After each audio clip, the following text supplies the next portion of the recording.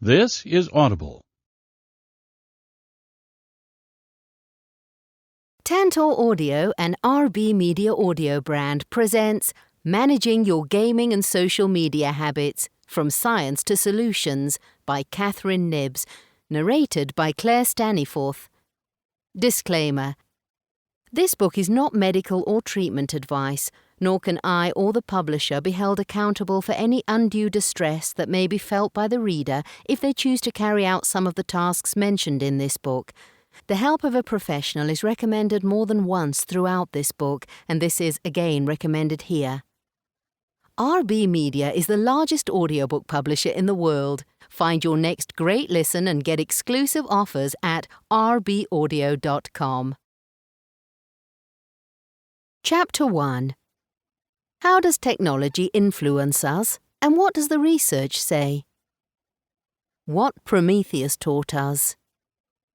If you have a curious mind, or listen to stories, or watch films, you may have heard of the Greek god Prometheus, not the Alien franchise film in this case. It is said he stole fire from the gods and gave it to humans, and for this was tortured for all eternity. A bit much if you ask me, but gods really know how to enforce the wrath and smiting for sure. And so perhaps we overly honour this technology for everything it can and does give us. But like fire, ultimately how we progress as a species and utilise its power will determine our fate. Fire was not our first technology, but we often look to this as the giver and taker of life, enabling us to cook, softer foods for our palate, and bring us light when the sun sets, way before the invention of electricity and filament bulbs. As we mastered fire, the production of new and further tools was made possible by mixing and melting metals and/or chemicals, and fire is still one of the most important elements of our lives to date. But what is technology when I write about it here in this book? And why do you even need to know about this concept as you are learning about social media and gaming, and the understanding of how you use social media and gaming, and the impact this can have on your mental health? Why is this important? Techne and technology. How this changes us and our behaviour. There are as many ways to look at technology as there are disciplines that do so, such as computing, engineering, psychology, sociology, marketing, business, economics, and the health industries, to name a few. It is likely that all around the world, some element of technology is in daily use for and within that geographical location. It's also used both similarly and differently in those locations. For example, there are not many Silicon Valley-type buildings in the Aboriginal communities, I suspect, yet the technology created at Silicon Valley is most certainly in use in remote settings such as these. Technology is the force of change for progress, and also the facilitator, contributor, and tool with which our behaviour changes, and we as a species utilise, embrace, and harness these tools, which the philosopher Heidegger referred to as techne. This term was used to suggest that these tools are not a means to an end, but an extension of our thinking and being. The technology becomes part of who we are and who we become, and so the use of these social media and gaming spaces is indeed changing the way we operate in the world, and how those changes impact us over a longer period is not fully known. What is both exciting and worrying is the speed at which we are moving through this technological revolution, and Heidegger warns of the dangers of such technology progress, and at the time of submission of this writing, the introduction of artificial intelligence models into the world are already nearly a year old. If we look at one of the seminal papers and approaches top this technology, we can see that the work of Kranzberg is still one of the most cited phrases by tech entrepreneurs. Technology is neither good nor bad nor neutral, and this is reiterated by Hare in her book with a similar title. The ethics of this topic, including AI and cyber ethics, leaves us with much work to do, and I have much more to say on this in chapters elsewhere, as they are complex issues and require depth of conversation from many in the space of tech, well-being, child safety and policies. Computing technologies. In this book, I am focusing the conversation on technology that is underpinned by computing as a paradigm, and this means that I am really referring to the things that have evolved to be now called screens. Perhaps those devices you hold in your hand, have in your house, and use to connect to the internet. Before we get to the handheld and desktop devices that are so common in so many spaces that are part of your life, let us take a quick trip down memory lane to consider why this technology is becoming so ubiquitous in our daily lives and how it is changing us. The approach to technology is broad in its approach, taking a broad, zoomed-out meta-lens, not the company formerly known as Facebook, but a wide-angle approach to the inclusion of this technology into our lives and how, let's say, reliant we become on it. For example, fire has been replaced in some ways by electricity to cook food, but is still the principle of energy behind the cooking of that food, which is not possible without heat. To understand some of the influences, I will be referring to literature, some research, some common knowledge, some of my previous writings, and perhaps some films, videos, and podcasts, so that you can understand the process, the subtle adaptations and integrations of technology into your life and how you may no longer even notice this until it is pointed out. For example, in my earlier books, I briefly discussed the kinds of terminology we use, thanks to a researcher called Prensky, to describe to those of us who are new to technology, known as digital immigrants, and those who have grown up with it, digital natives. Now, I talk about the kitchen appliance being native, for example, the kettle native, and why this language is unhelpful for those of us who have been working with computers for a long time, and who might present chronologically as an immigrant, but are natives in the truest sense of this word. And what terrible language this technology, immigrant or native is, because it assumes a them and us position, and can inflect a hierarchy when there doesn't need to be one. This is often the language used by adults, claiming they can't and don't understand technology, when we have phrases like silver surfer and technophobe too. I'm sure that the older engineers of, let's say, the high-end universities wouldn't refer to themselves as immigrants at all. They would likely say they invented the world in which the immigrants and natives now live. Some of the first-generation Silicon Valley tech engineers have even stated they invented some of these spaces, and therefore how can they be an immigrant to their own designed world? And as a cheeky reflection here, are they saying they have what is called a God complex?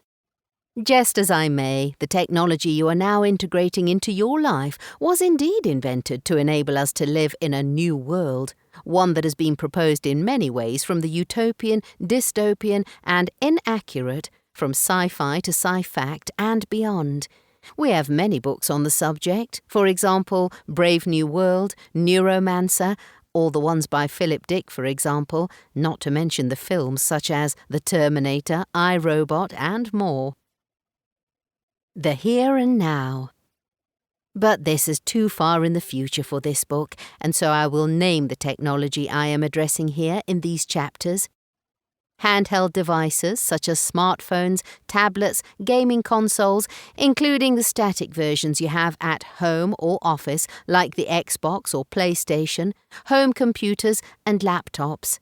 And later in the book, some of the newer forms like VR headsets and augmented reality glasses, and also the haptic technology you can wear and interact with, such as sound vests and gloves.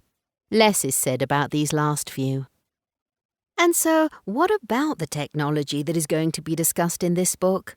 What of it, and what about how it has changed and is changing us? What is it that we measure through research for us to be able to make these bold claims that it has changed us and is continuing to do so? This book is going to be primarily looking at social media spaces and gaming, and how you can learn to manage these to maintain your mental health and emotional well-being, whatever that really means in practice. To do this, I will have to explain about social media and the types of platforms that exist. But first, substances, alcohol and sex, why etymology, typology and lexicology are key. Which just means the terms we use and where they emerged from in the research and studies. The first point of the book is to get to grips with some of the language used in the research that I have been reading. I want to make it abundantly clear that the research quoted throughout this book is very much like the literature on drugs, sex and alcohol. So, let's frame this in a bullet point list with questions I would like you to ask yourself when you see these terms in mainstream media, on the news, in articles and research studies, or when someone uses the word with you. You might just want to take notes on this section for your records or to share with others when they use the same terms. Question these words when you see them in the following way. For example, the word substances often means drugs, but are we talking about prescription medication, ones you can buy in a pharmacy, or illegal substances? When we use this word, there are so many differences in what a drug is or does to a person, their brain, and how it interacts with their biology. For example, cannabis is very different from heroin. Oxycontin is very different to paracetamol, Bonjela, or penicillin, but they are all drugs. It is the same with alcohol in the way we broad brush the chemical. It is in differing volumes and percentages in differing drinks. However, with this drug, we know the biological impact it has because we can legally administer small amounts within a study, which we could not do with heroin, for example. However, the sociological and psychological behaviours, impacts and problems can be vast, from overconsumption or poisoning to regular use, binges or infrequent tipples at Christmas, for example. It is often said, by whom exactly I might ask, that the dose is the poison. However, I know from clinical experience that low doses have been known to medically harm some people, and some cultures cannot tolerate alcohol even in low doses. So the units with which we write about this stuff are mixed intercultural, personal and sociological thinking, drinking and behaviours, as well as their biological impact. And sex? Well, there are so many styles, kinks, positions, genders, frequencies, religious framings or not, and so on, that describing these acts takes on many forms and languages and is difficult to pinpoint when someone says they are, for example, an addict of this behaviour. What do they really mean? Also, addiction is a concept I argue against in the domains of technology, gaming and social media, and you will see much of this here in this book, but also my previous writings. So I'll leave this here as a question for now. I hope you are seeing where this book's framing is set. What do we mean by technology? Does this mean the device itself, the software that makes it run, the type of device, the influence it has on society as a whole? What do we mean by this term, and why is this infrequently described accurately in the research literature when it is being studied? Why is this term interchangeable with so many others? How do we measure what someone does with this? For more information on the way to think about this being a tool and a medium, do read my earlier books. Social media. Which kind? Does this mean email and messenger systems like WhatsApp, or is this Facebook, Reddit, Snap or TikTok? Because they all work, interact and engage with users and provide different content styles to the user of these platforms. For example, video is not the same as text. And what is the person doing on these sites, and how do they use it to socialize? Screen time. I go to great lengths to discuss this in my book, Children, Technology and Healthy Development, so we'll succinctly ask, which screen? What type of screen? What is being watched or engaged with on said screen? And how is this distinguished in the research? How is it described and measured? Not all screens are equal, and not all behaviour on and through those screens is equal either. That was diplomatic. Platforms. What do we mean by this? A social network platform or a discussion board? An application on the phone or the actual company? Do we mean the piece of software or how we get to the space we want, for example, the use of the Steam platform to play the game Hello? Again, the language is vague, yet so common in our lives that we think we all know what we are talking about when we use this word. Media. As in social, now using interactive media as another term emerging in this space. If we think about media studies, we tend to think of television programs, films and such, and here the same broad thinking has been applied. What do we mean by this term when it comes to social media? Are we talking about still images like photos and memes, or are these moving images like GIFs or videos? Do we mean media on smartphones, in VR or on TV? Online media or otherwise, school learning materials, YouTube videos or cinematic films? This term also gets confounded by the fact that we used to call videotapes the media cassette that we inserted into the VCR, and so is this media also the media? Confused? Let's continue, as I'm not there yet in challenging the lexical network of terminology and spaces we are researching and using in our day-to-day language. Gaming. What kind of gaming? Virtual reality, role-playing, playing games alone or with friends? Games on handheld devices versus the online forms through a console? Or do we mean gaming to mean a particular style on a specific piece of technology? For example, what about the arcade games found in service stations and/or theme parks, or at the seaside, for example? Do we still count this among our newer tech-related terms? After all, this is the OG of gaming. OG is a term to denote the original gangster, meaning the old person or invention, etc. Gamers. What do we mean by this? Someone who might be playing games at the worldwide competition level, or the mum who is playing Tetris at 3 a.m. whilst her child is sick and she tends to them. Someone who plays games for more than an hour, a day, or week. Or someone who uses this title to describe themselves. Violent video games. Again, what does the violence refer to? The squashing of a large monkey, Donkey Kong, pushing small beans out of the way to win the race, Fall Guys, first-person shooters, Lego Star Wars, boxing, sport games, or games that simulate illegal activities such as driving into a building or over a person, or the shooting of aliens in the sky such as Space Invaders. What kind of violence? How is it represented, for example? Little blood versus lots of it? A cartoon format or realistic? What about the games like Whack-A-Mole that you can buy in shops? Is this a violent form of game that has been replicated in the video game world? Violent, fun, or both? What do we mean by these terms in the literature? I can say that many of the studies use many of these terms without defining accurately what they mean, and this is the issue with an approach to research, epistemology, and how we speak to the subjective nature of these issues, phenomenology, and it is complicated, as you can see. Have you ever asked someone what they mean by gardening? Do they all reply with the same actions or process, and do they name the same plants, vegetation, or environment?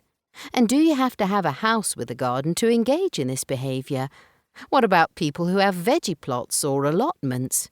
How would you measure this term unless you specified it meant the act of gardening by the planting of daffodil bulbs only? You would have a small sample of gardeners, and it would be very specific to daffodils, and so assumptions about carrot growers or tree surgery would be vastly different behaviours and may not even be described as gardening. You can see there are so many questions when we consider these words and phrases. They are not objective, and so when it comes to measuring them, it is difficult to do so, unless we describe exactly and specifically what we mean by them. And this brings the object of the study into such a small and unique area that we could not generalize to the population of humans, gender, age group, etc., and yet this is often exactly what is being done in this domain of research. For example, Compare the following approaches to a study remit.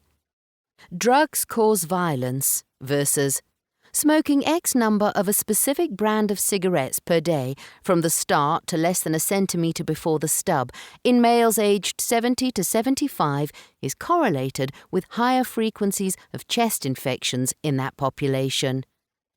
It would be bad science to then say all smokers XYZ. It would be bad science to say all smokers XYZ.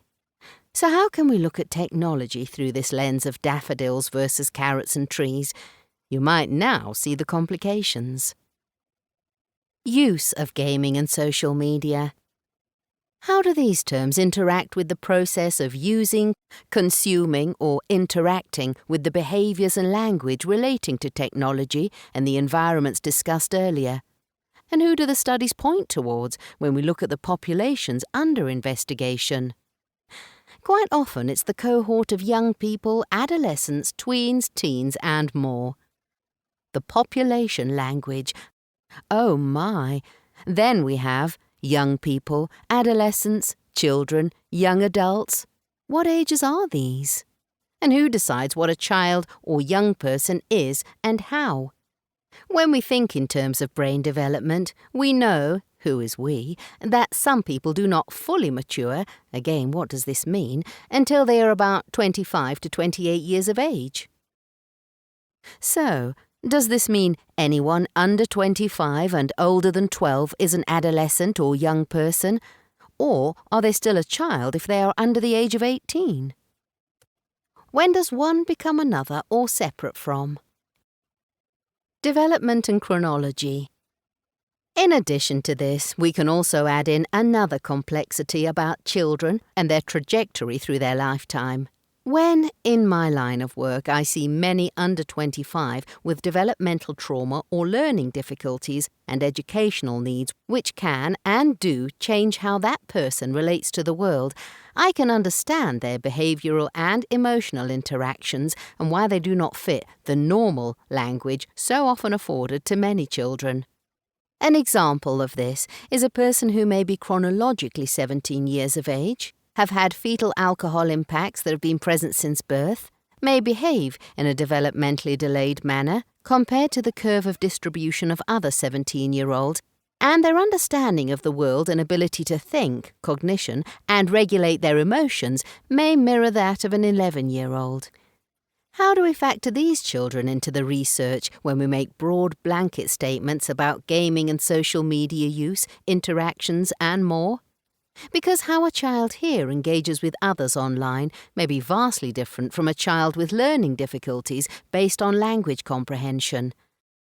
And what about differences in culture, race, or economic status, where social media isn't even a thing yet due to lack of internet access? How do we compare the natives of 27 years' worth of use to the new visitors to the space who may also be chronologically the same age? The whole world is not online yet, and given that much of the research has been taking place in the UK, US, India, Africa or China, what about the other countries and people? Technology and how we cope. Often, researchers are comparing the child with social media actions with an outcome behaviour or diagnosis such as self-harm, depression, suicide, addiction, or problematic behaviours. And again, I ask what these terms mean. How are they measured accurately, given depression in one child may look significantly different from another? How are these outcomes studied when we look at tiles such as these? Increase in depression, self-harm and suicide among US adolescents after 2012 and links to technology use. Possible mechanisms. Or, relationship of socials and behavioural characteristics to suicidality in community adolescents with self-harm, considering contagion and connection on social media. Or, suicide closeting and contagion, the role of the media. What do these studies actually study? How is it measured? What does it mean, and for whom? I am exhausted after writing this. I suspect you are now more confused than having clarity, and in the next few chapters I hope to explain these studies and how they impact your life. However, if you only listen to this summary chapter, this book is aiming to help you understand it is complicated, it is multifaceted, it is humaning in a world of technology, and we don't have the answers yet. And it's changing once again with the introduction of large language models and artificial intelligence. So even if we did understand humaning in a world of technology, it's about to change in ways we are not prepared for. So get ready to pivot. You need to make your own choices about your use of this technology as it fits you, your family, your situation, and your children at this time of your or their lives. A problem is only a problem if it is a problem. So, are you saying that all technology, gaming and social media are okay then, Kath? There are no ill effects, and we should not be worried, concerned, or take any action for ourselves or our children to manage our mental health and well-being in a world of technology? I am far from saying this here in this chapter or at all.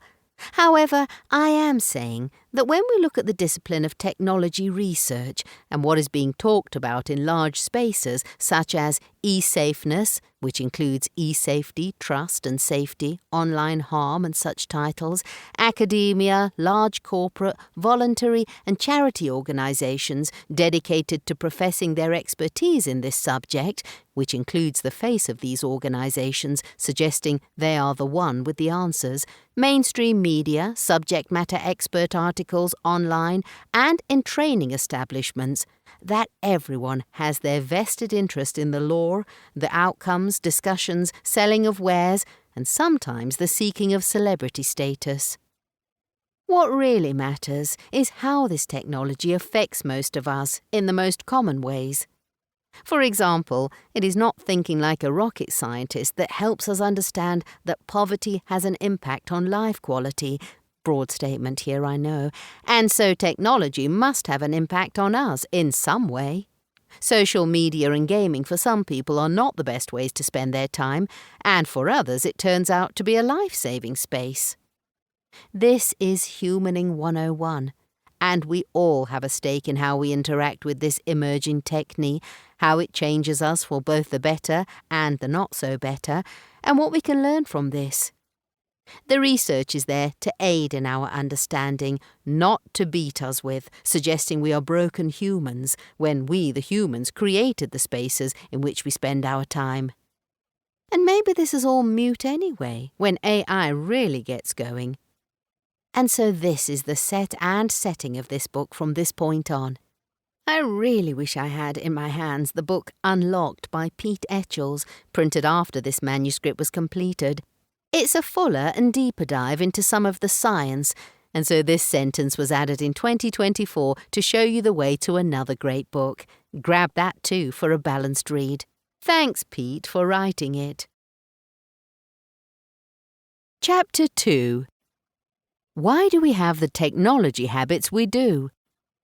How we are played. If I told you that you were a lab rat or a pigeon, how would you feel about that? If I told you this was true in some way, would you stop listening here? Or would you like to know how you became a lab rat and find a way to stop it?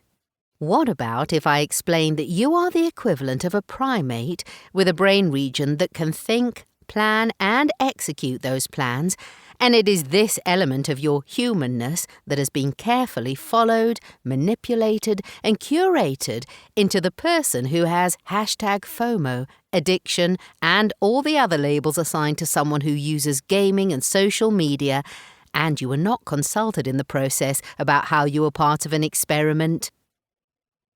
Do you feel that this is unfair? Here you find out that you have been manipulated by a system, discipline and set of people, services and big data that are now measuring your actions, reactions and behaviours, possibly rubbing their hands in glee at the money you might be making for them, and of course imagining how they will spend this on their next vacation, yacht or supercar at your expense.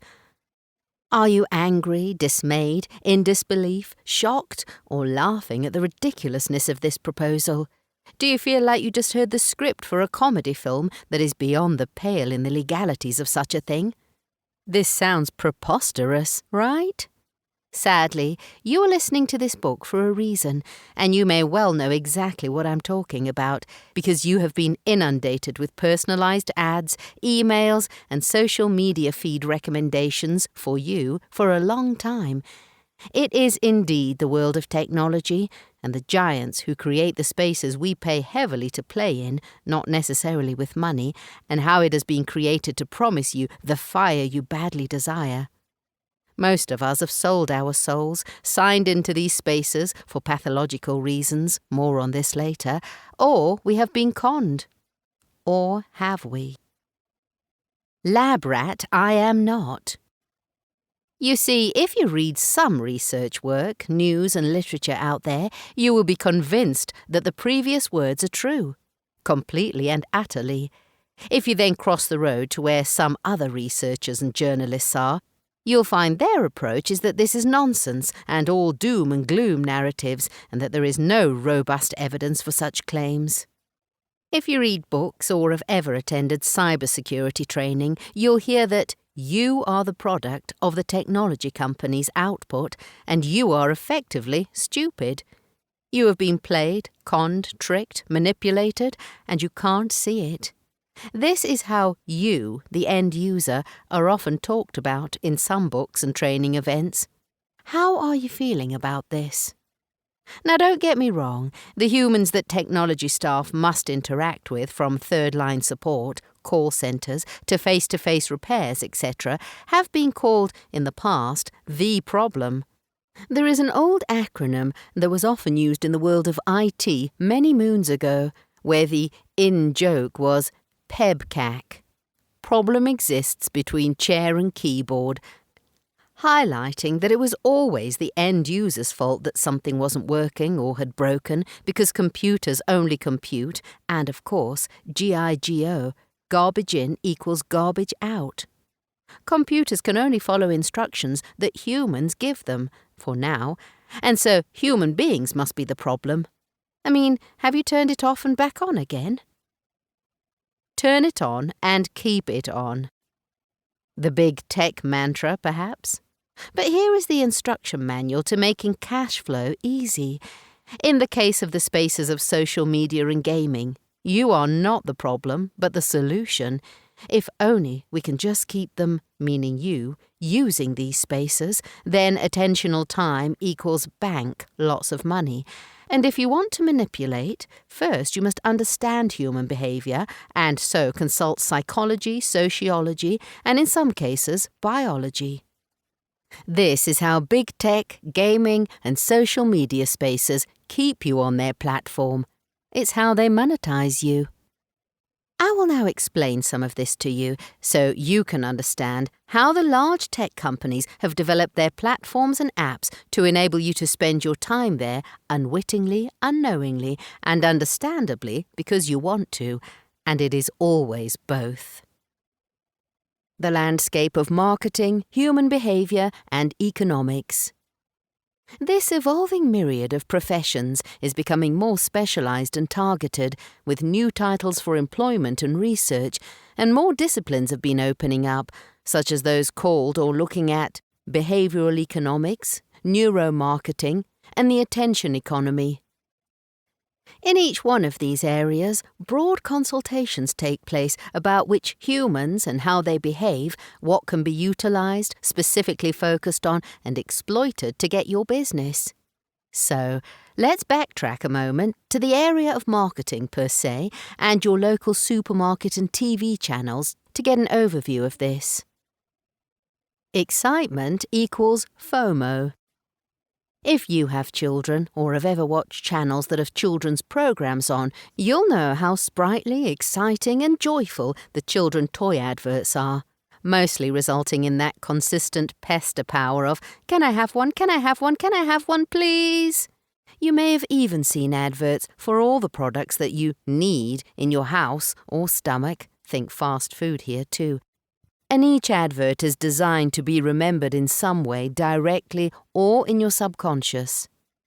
Each advert is created by a team of specialists who are looking to get their product into your memory by association in some way, so that the next time you are heading towards the local supermarket and you see their product, you make an often unconscious choice to buy it.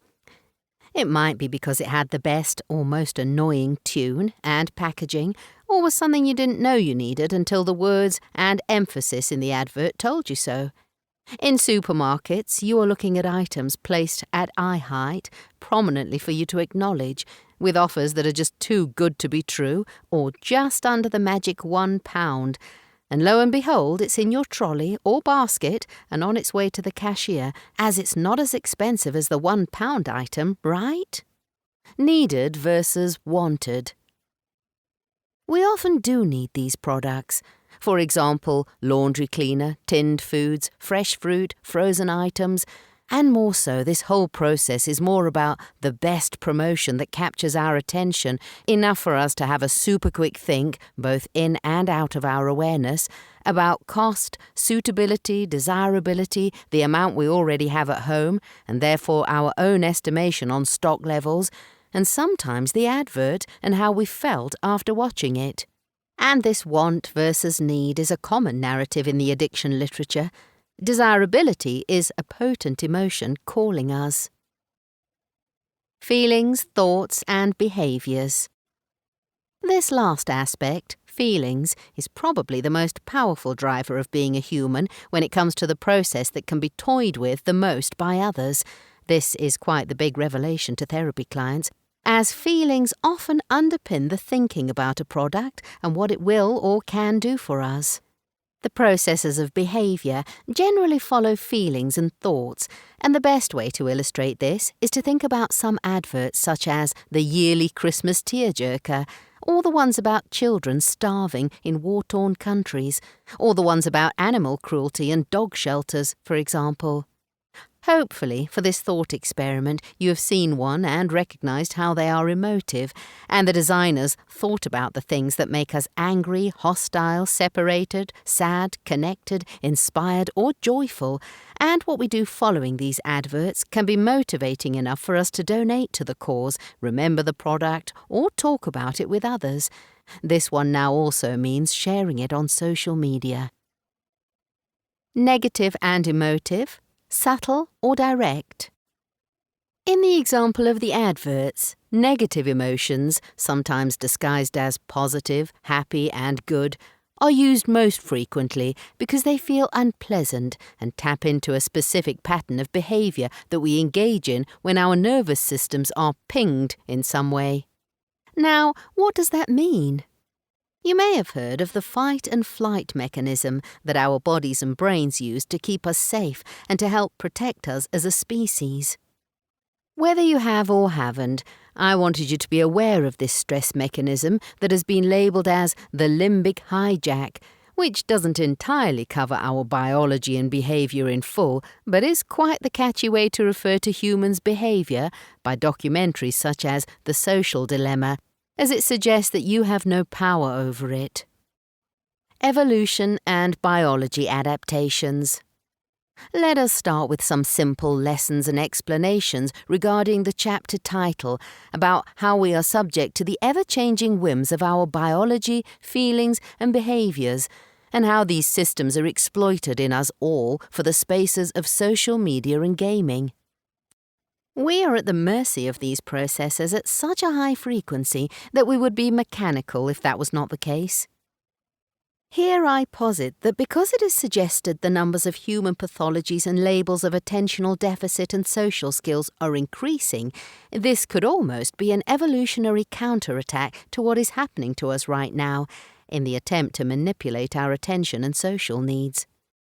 We fight attentional grabbing with attentional reductions and lack of empathy to combat the pull on our compassion and connection. Much more research is needed on this idea before I go off on a tangent regarding this.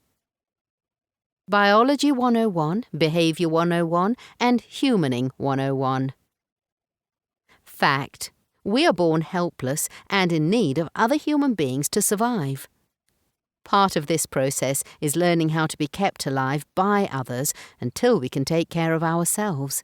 The infant communicates this through innate survival mechanisms such as the ability to cry about something that it is feeling. This is usually hunger, temperature, fear or anxiety about a bodily sensation such as wind or hiccups, and the desire to be close to another human for safety. Our survival needs are the priority, and we also need another human to meet those needs, whether they be feeding us, changing our nappy or diaper, or holding us whilst we fall asleep. Feelings are big and important, and we learn to adapt these feelings to the family in which we are raised. The long and the short of this is that we pay attention to our feelings first and foremost in many situations, and we often follow these feelings, which is where the exploitation takes place in relationships, friendships, and employment. Our nervous systems play a large part in this by providing us with the feeling of safety both inside our bodies, called neuroception, and between people, places, and things. We refer to these safety mechanisms as intrapersonal, in ourselves, and interpersonal, between us, and this process is what guides our flight, fight, freeze, and flop set of behaviours when we do not feel safe. This process is guided by the body and brain, initially taking place lower than the limbic system quoted earlier in the chapter. This follows a familiar pattern based on our histories and the perceived level of threat the nervous system and lower areas of the brain assign to the sensory information. For a more detailed explanation of this, see my previous books, my YouTube video of the polyvagal motorway of wellness, and the work of Stephen Porges and colleagues in the interpersonal neurobiological discipline for understanding stress and trauma. Tapping into stress mechanisms, default settings. This nervous system activation takes place out of our awareness most of the time, and we only tend to notice it when perhaps we feel anxious, notice our heartbeat racing, or the sensations of sweaty palms, for example. However, exactly what sensory information our brain attends to make sense of a perceived threat is too large to describe here, so a summary is provided. The brain listens to and decodes bodily signals or thoughts arising and creates a habituated stress response to save time next time. The limbic hijack that was mentioned earlier is the latter stage of this process and often results in a physical reaction to the said event. This behaviour can be a physical urge to flee, to fight, or stay very still, and in some cases this response is fragmentation of the moment. This is a last resort, so to speak, and takes place by us disconnecting, dissociating from the experience. This hierarchy of habituated and well-practiced behaviours is, if you like, chosen as the one with the highest chance of survival and can often become the default setting for stress responses. It is out of our noticing because that would take too much brain time to process, and so we have those knee-jerk reactions without fully understanding why in some cases. Why is this important here for the mechanics of social media and gaming? If this suggests reductionistic biology and we don't get to choose how we respond to a stimulus, then it doesn't sound much like free will, does it? And perhaps in the truest sense of the word, it is not a choice we make with full consent. This system and process are so easy to play with by big tech because stress or fear is the one reaction we rely on the most to survive. Hence, the manipulation of these circuits keeps us on the platform through negative news, polarized ideology, and what we see and read that evokes the stress response. Prompts, pings and pushes, nudges and rewards. In marketing, some problems are proposed to us so that we engage with the product or service and tap into the same circuitry discussed previously. One example is that we ought to desire something because of X, Y, or Z.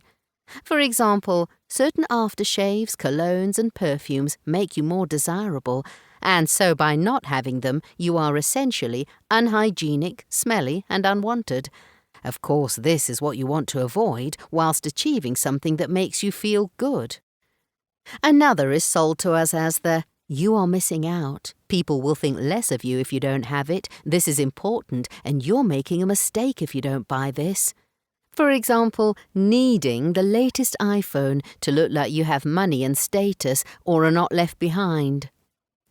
The advertising is aimed at you not having an item to increase your likelihood of wanting to have that item, to relieve that feeling, the deficit of not havingness. It's aimed at your weaknesses of feeling a failure, incomplete, useless, to prevent humiliation or shame, to let you imagine the future where you have conquered this.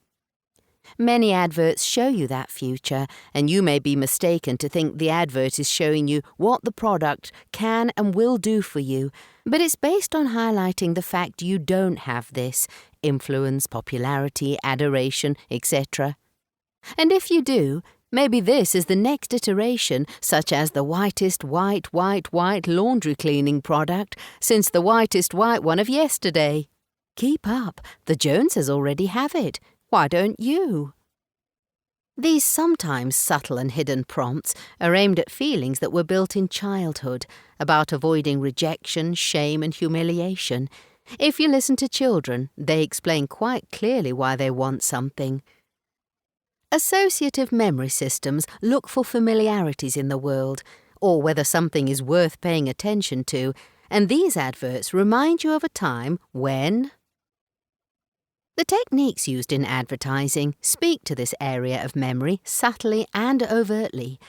Unless you find you are consciously singing the latest tune to an advert because it happens to be by a band you like, for example, then it's likely it bypassed your awareness and became another one of those laughable, annoying or weird earworm adverts that you find popping into your head when you see a product in the supermarket aisles, or even singing it before the advert has played it fully. Subtle works, but so does the type of advert that tells you directly that you need this, you must have it, get it quick, you don't have time to wait, and the sales end soon. If you buy now, you can have a discount, a freebie, or some other "that's not all" technique uses in sales. These tricks are taken right out of the books on psychology and human behavior. Attention economics, as it is called nowadays, utilizes work from a prominent name in psychology, and others, of why we do what we do. William James proposed two things of importance here. 1. Bodies react physiologically, and behavior follows this. That is, we hear something unknown, and then we run. We decided afterwards that we must have felt fear or been scared. We put what Deb Dana calls story follows state to understand the event. Our story to ourselves explains what occurred in the state we were or are in. In the case of adverts, the story follows the feelings created by the advert material and content.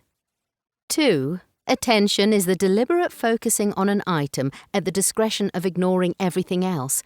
That is, we learn to listen to a specific singular voice, like our mother, when noise elsewhere may be loud. Babies learn to do this very quickly. And so adverts can be loud, colour, noise or speed, for example, jingly or quiet to pique interest and engage our listening systems. And this attentional focus now means we pay direct and specific attending focus to the content at the expense of something else. Have you ever tried to talk to a child who's watching a mesmerizing advert? And so, if the advertisers can get you to feel something physically, shouting at the start of the advert, think the Sillet Bang adverts for example, then they can drive your focus to the immediate message at hand, which you now pay attention to whether you want to or not, and it only needs to be for a short time. And by the time you decide the advert is naff, it's already landed in those levels in your brain you cannot communicate with directly. B.J. Fogg and Behavioral Economics. Furthermore, there is even a university degree aimed at educating you in behavioral economics at a discipline primarily based on the theories of behavioral psychology, mostly famous for dogs, pigeons and rats.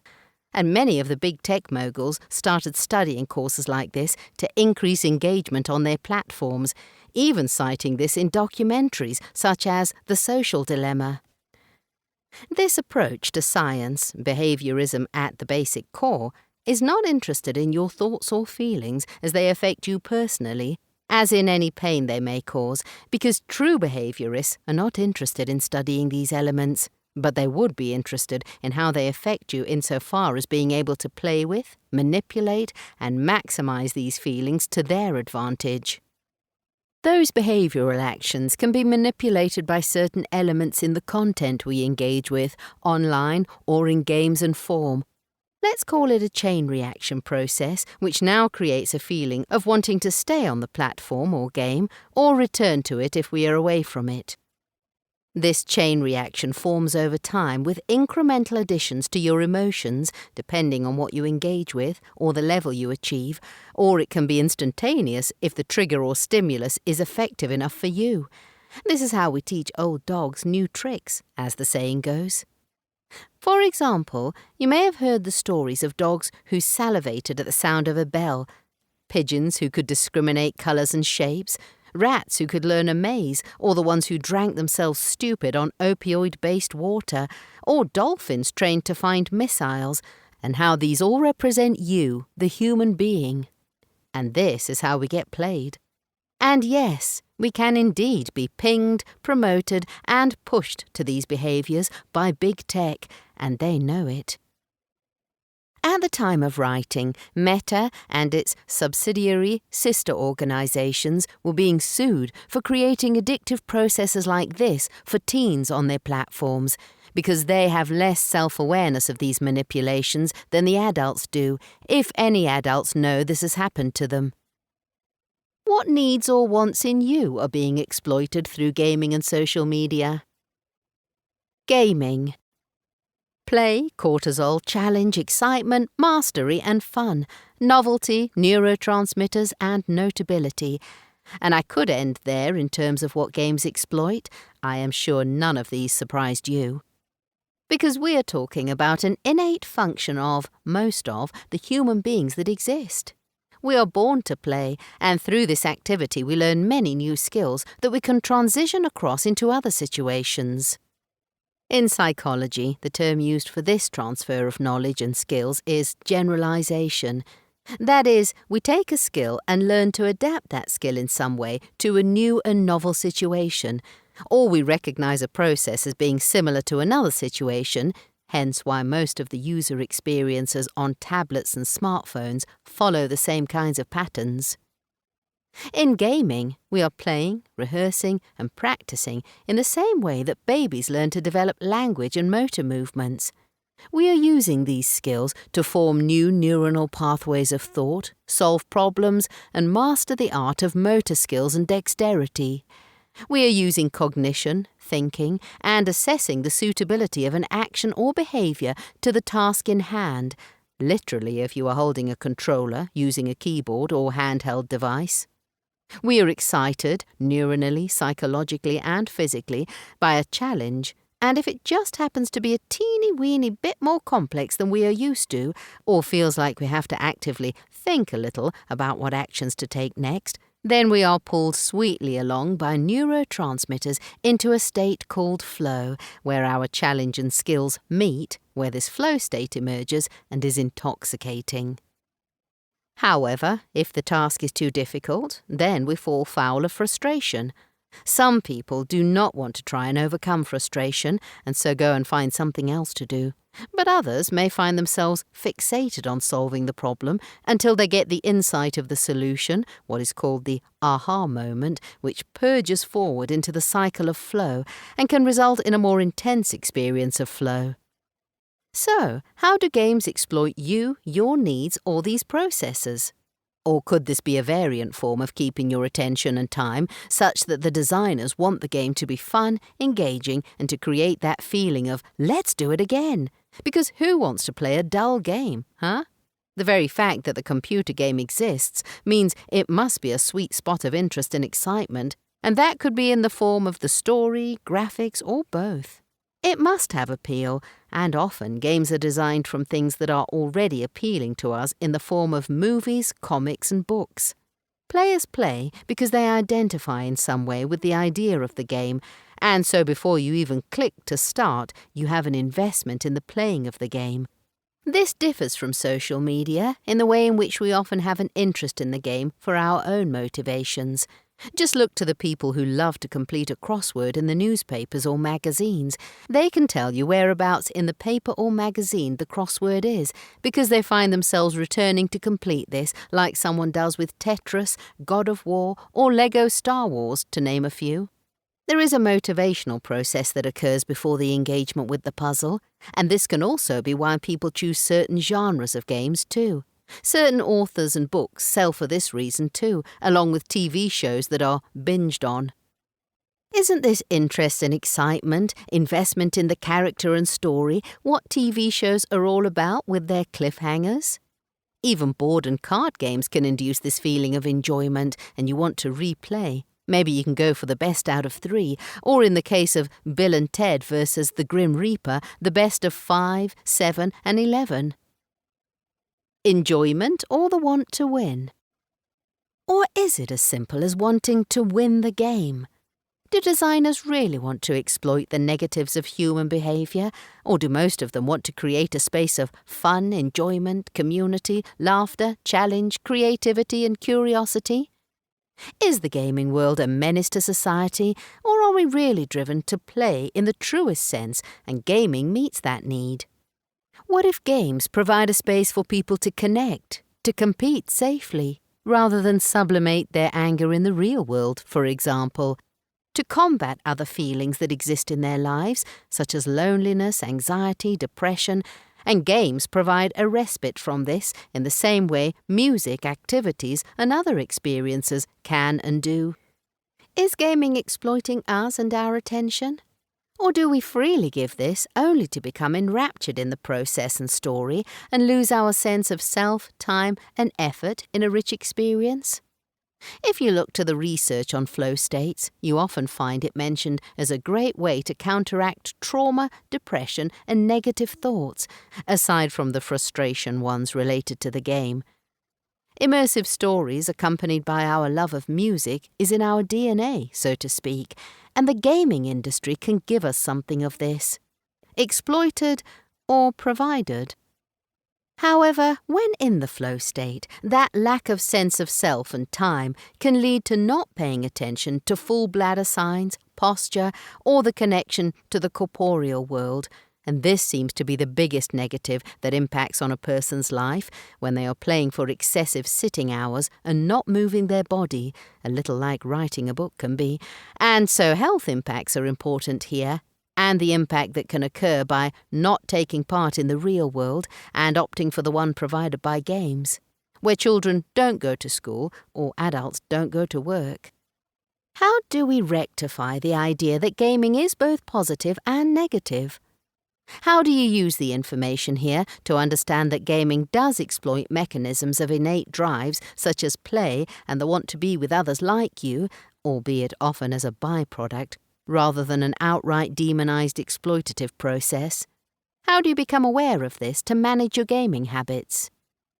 Gaming can meet lots of primary needs, and therefore this will require some considered thinking about the time you spend gaming, how you want to integrate this into your life and schedules, and how this gaming time can be used for and against children as a punitive reward and/or punishment.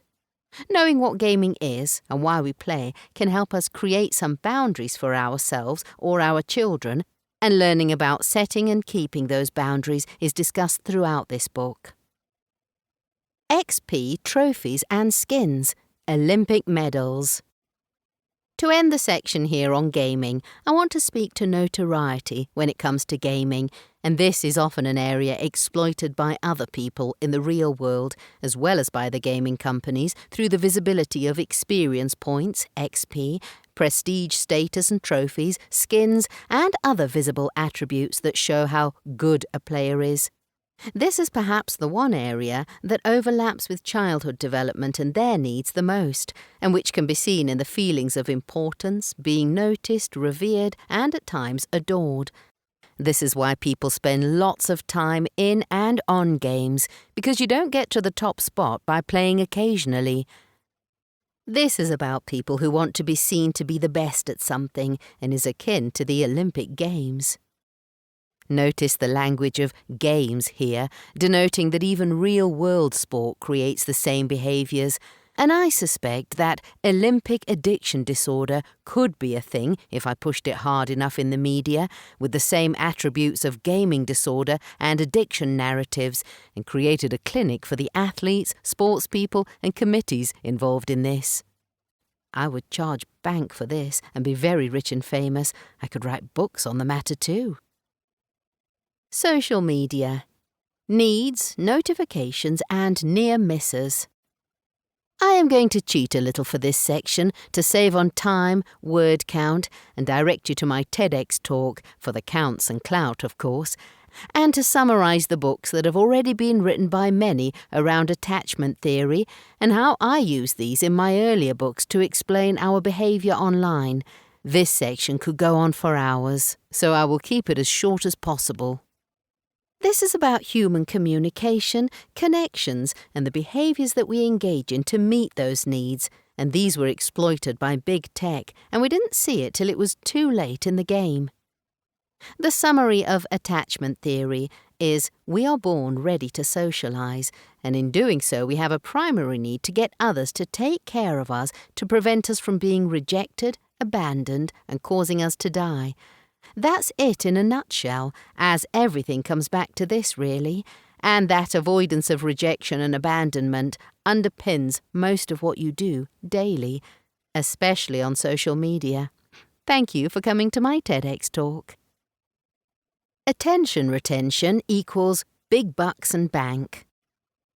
Big tech uses attention economics. However, if you understand this process of attachment, you can see that attention needing is this process in its most basic and simple form. This is discussed in more detail in the Help chapters 5 and 6 to give you insight into why you do what you do on these platforms. Those notifications, icons or sounds are alarms that tap into these needs. This has been called The Race to the Bottom of the Limbic System by Tristan Harris when he speaks out on this matter, but he tends to frame it as attentional processes of what is called incognitive psychology, attending to a particular thing, which is actually a mix of cortical function as well as limbic system processes, but it sounds catchy, doesn't it? Race to the bottom of your brain. Our biosurvival circuitry is deeply rooted, deeply needed, and deeply exploited. The book Children, Technology and Healthy Development explains in detail the neuroscience and attachment of these processes and how social media taps into these to keep us using their platforms. Polyvagal processes. Our nervous systems are the communication pathways of these needs moving from the brainstem to the body and back again. I explain these pathways as being like a car on the motorway, where middle lane driving gives us choices about how we respond to the world, which includes the things we interact with or see on social media. We can either mobilise our attention and energy to engage with these posts and people, or we can mobilise away from, and this looks like we move into the other lanes and back again with our free will and choice. However, like cars on the motorway, we can be pushed from the middle lane into the outer lanes by a near miss or push of other vehicles, our underlying history patterns, and it is understanding why we are drawn to react in this way that can help us understand our behaviours online. Jiminy Cricket. Science has shown over many years of studies and theories that we are in relation to other people, interpersonal, even when we are not with them physically. For example, think about that nagging voice you hear when you're about to make a not-so-great decision. It's the Jiminy Cricket voice in your head. We are in relation to and with the person when we see something they have texted or written online, and you probably read it in their voice if you know them, or your own voice if you don't. The same applies to video content, but slightly differently. This is called a parasocial relationship, and we are often caught up in the same mechanism of attachment here, albeit at a slower pace in comparison to a conversation taking place between you, even if you can type fast. The exploitative process that the big tech engages us with is the feeling of being connected to others, or wanting to be, and that feeling of not being connected, the one called fear of missing out. These mechanisms can be pushed and pulled with those notification pings, and it is the social validation or verification feeling that we seek that keeps us coming back. This validation is the one that we know so well when we are those babies, and the adults around us delight in our presence, or not, and this early experience can set the stage for how and why we seek others in this space, and why we might engage in certain behaviours with them, arguing, liking, commenting, sharing, and so on. It's all about seeking deep connection, and often not finding that in the social media space. How do I change this? Keep listening. Chapter 3. Gaming and mental health. What's the science or research here? Not all games are equal. I'm going to describe the kinds of computer video games that we will be looking at when we think about this kind of research. What do we mean by gaming, gamer, computer games, video games, mobile games, immersive technology games, tabletop games, hybrid games, puzzle games, and more? Typology and definitions. Physical environments, platforms. Computer games are created to allow the person to play a game on a home computer. This took off in the late 1980s when arcade games were copied into a format that could be played at home using a keyboard and joystick. The graphics at the start of computer gaming were simple 8-bit, as the processors in the computers were quite small. Nowadays they are almost as good as a cinema production, using high-end graphics cards and a computer with super-quick processors. Video games are as described earlier, and were created as a term to describe games as early as the 1970s, such as Pong, that could be played on a television screen via a console or computer. Mobile games describes a game which might be described as a video game or computer game that can take place via a mobile internet-ready device, such as a smartphone or tablet. Immersive technology games are ones played within an immersive environment, such as VR, virtual reality, XR, extended reality, AR, augmented reality, and MX, mixed reality. These are not all based inside headsets, but can overlap with the shared or blended category listed later. Arcade simulation games might be found at fairgrounds and arcades, and might be akin to a life-size plastic replica of a motorbike, for example, where the game involves racing a motorbike, or perhaps a plastic replica rifle where a shooting game takes place. These are likely to be found in arcade settings more than within a home, depending on the amount of money one has or not. Shared or blended interactive games, such as the Wii or Kinect, which involve both a computer or video game system utilizing a camera to blend what the person is doing in a physical space with what's occurring in the game. Both the Wii and Kinect are in retirement in most homes, I believe. Added to this are games that blend board games with a short film or set of choices used via a remote control to give players direction for the board game, and these are not as popular as the ones noted earlier. Omitted from this list. I did not mention educational games that might be utilised within educational learning environments such as schools, colleges or universities. When we think about this area of gaming research, they may not be included in the same way that home gaming is. The reason for this is not exactly clear. Typology and definitions. Genres of games. When we think of gaming as being similar in terminology to music, we are looking at many genres. Given the list, which includes a myriad of gaming environments, we would also need to consider the typology of the game or genre that a person might be playing or is under the study remit. Often when we see gaming studies in mainstream media, they refer to the violent video game category. Even this labelling brings about some issues of meaning and type. To set the scene, the following list applies to the typology of gaming. This new lingo may seem like a list of acronyms, as often they are shortened to this. Heading back to the very first type of computer game that appeared in people's homes in the 1970s, I don't know how to correctly classify Pong, as this was a game that resembled tennis, but played with two straight lines as the bats or rockets, and a ball where the pixels made it almost spherical. I thought it quite apt to place it here, but outside of the list given next. Genre or type of game. Platform games, 2D, are early arcade games such as Spaceship Asteroid, Alien Space Invaders, Street Fighter, Pac-Man, Kong, Jet Set Willy, and the early Mario games, and ones in which the graphics are 2D and movements of the figure occur using arrows or a joystick, enabling the user to play a fairly simplistic format.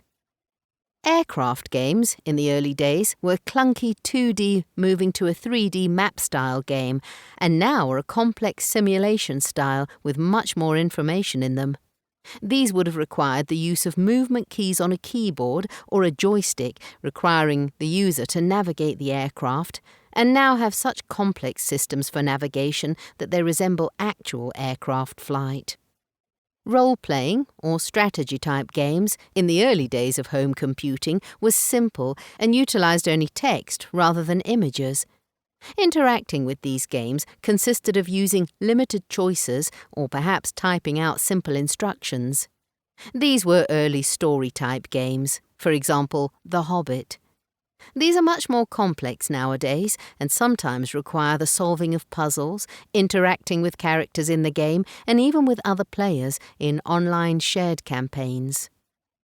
Action games may well include a fighting style, Street Fighter, as named previously, or those in which there is a battle to be won as part of the story, which can include alien, war, combat, film-based storylines, Star Wars for example, driving and competitive aspects.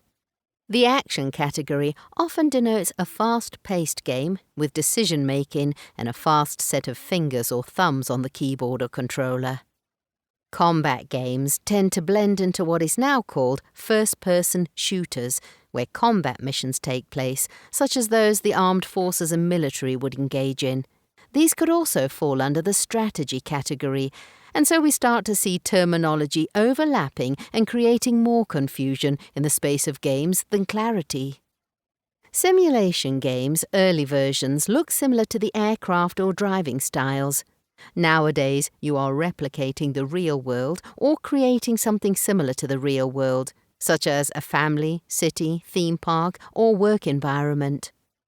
Puzzle games are similar to the role-playing games discussed a moment ago. However, these may also include mazes, puzzles such as images of locks with number combinations to solve, and perhaps even maps with clues hidden in plain sight. These also form part of the platform, role-playing, and strategy game genres as the gamer decodes what the clues mean to move through the game. Card-type games or board games such as Solitaire, which might be the most famous game that people recognize. There may have been variations on simple board games like backgammon or chess, and it can be difficult to classify whether these would also be simulation games, computer games, hybrid board games, or pub games. Shoot-'em-up games such as Doom, Halo, and Call of Duty, or Space Invaders. Doom, a computer game from the 1990s, might well now be classified in a different genre and perhaps called a first-person shooter. These may now be called action, strategy, battle, first-person shooter, simulation, emulation, or imagination. Who knows? The common language of genres in the 21st century. There will be some repetition here. FPS, first-person shooter, is a game where you take the perspective of somebody with a weapon, and as the game suggests, you are involved in shooting that weapon. Often this is a rifle or pistol. These games tend to be the most proactively researched because of the links that are suggested by politicians and mainstream media as having a link with people who engage in utilizing these weapons in corporeal settings, often called shooters in the US. Sadly, these real-world events have taken place within school settings, churches, or open-air events, This specific genre is the one most often referred to as the violent video type, discussed in the news by parents and teachers or mainstream media. When we think about the link between playing a game and a person's mental health during and after playing a game, speculation exists about what that may or may not lead to in terms of carrying out violence in the real world. RPG, role-playing games, may include optional games where a person can carry out a lone version of the story called a campaign by themselves. The lone player interacts with the computer throughout the game, creating a story and journey with levels and spaces where puzzles may need to be resolved to progress. These games may also be played with one or lots of other players from anywhere around the world in what is called massive multiplayer online role-playing games. MMORPGs. Furthermore, these role-playing games can include other types of games within them. For example, in the game The Witcher, there is a card-playing game called Gwent that you play with a generated character. You can also engage in, usually predetermined, limited conversations with computer-generated figures called non-player characters, NPCs. This is about to change, though, as at the time of writing, I have seen AI-generated characters no longer being classified as an NPC because they can take part in an emerging conversation. You will interact with the character in the same way you would interact with a real-life person. However, the character must have some parameters with which to pass on the information needed for the game. Strategy games are a form of puzzle-solving, strategic maneuver, or detective-type games, which also look like role-playing games. These can look like puzzle games with an interactive element, and some may include tactical decisions for a team you're in charge of. Think of the board game Risk. Or you're in a walk-through, varying leveled game where each environment requires a different strategy and set of skills.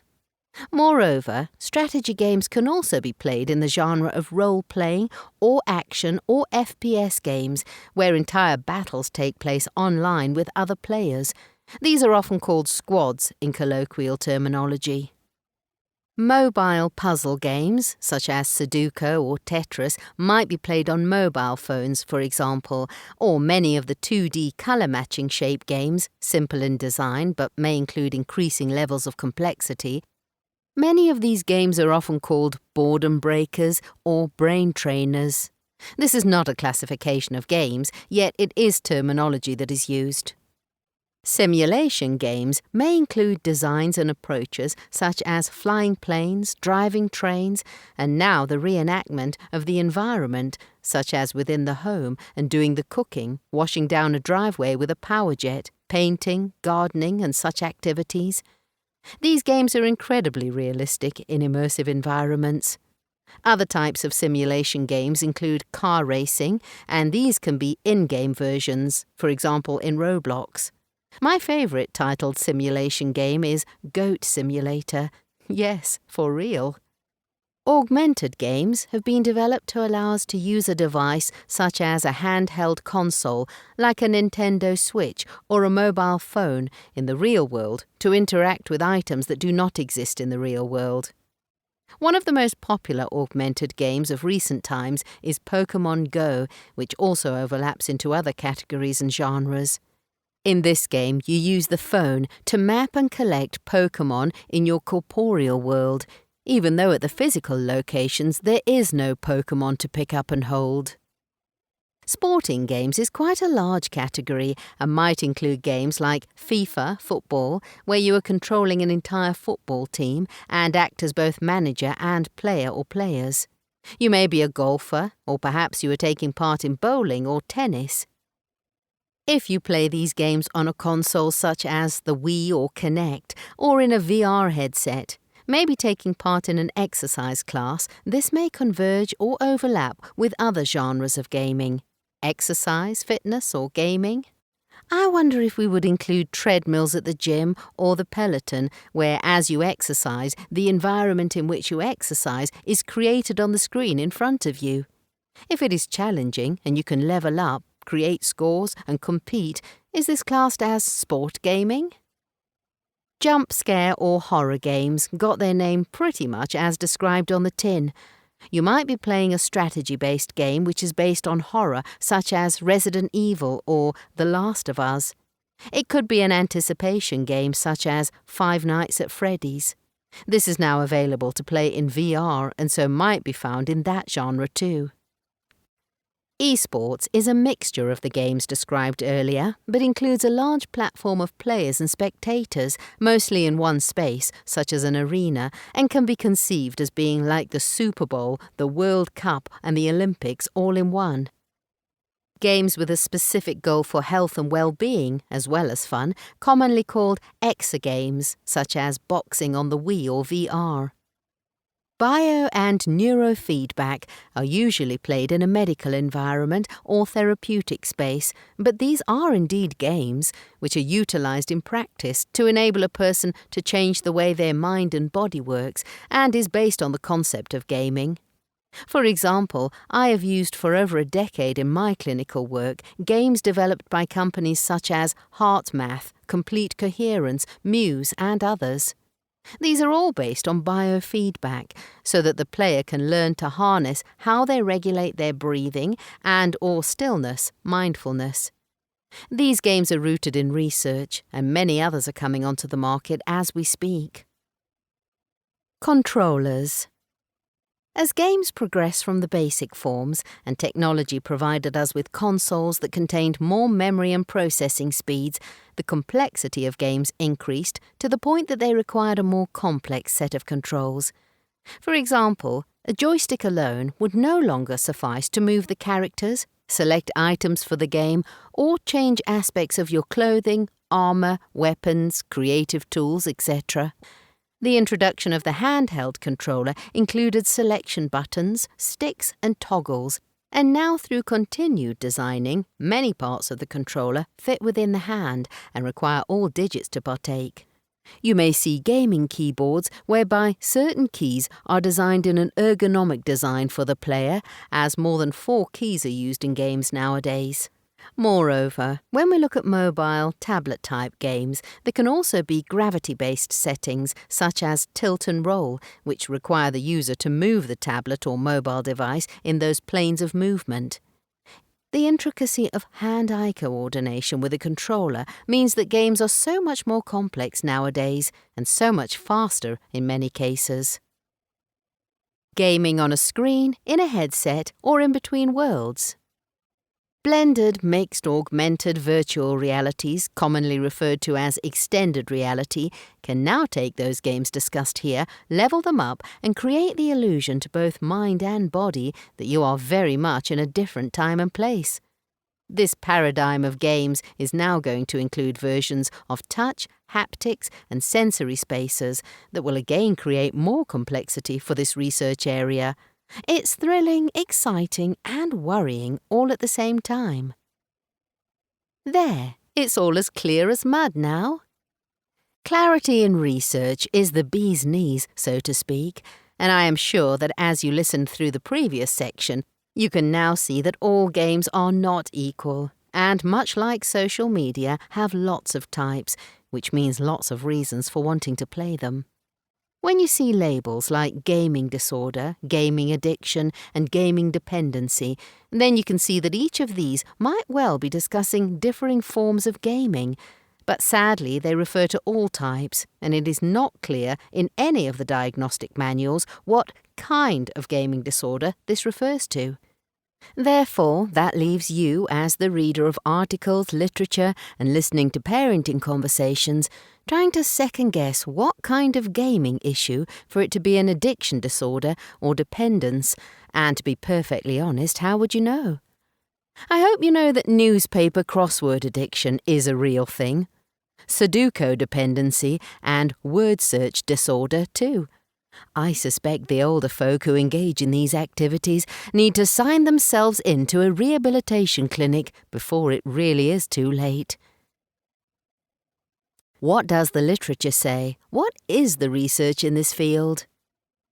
Even when we see headlines or research study titles like "Violent video games cause XYZ," This can be littered with confusing terminology, descriptions and definitions.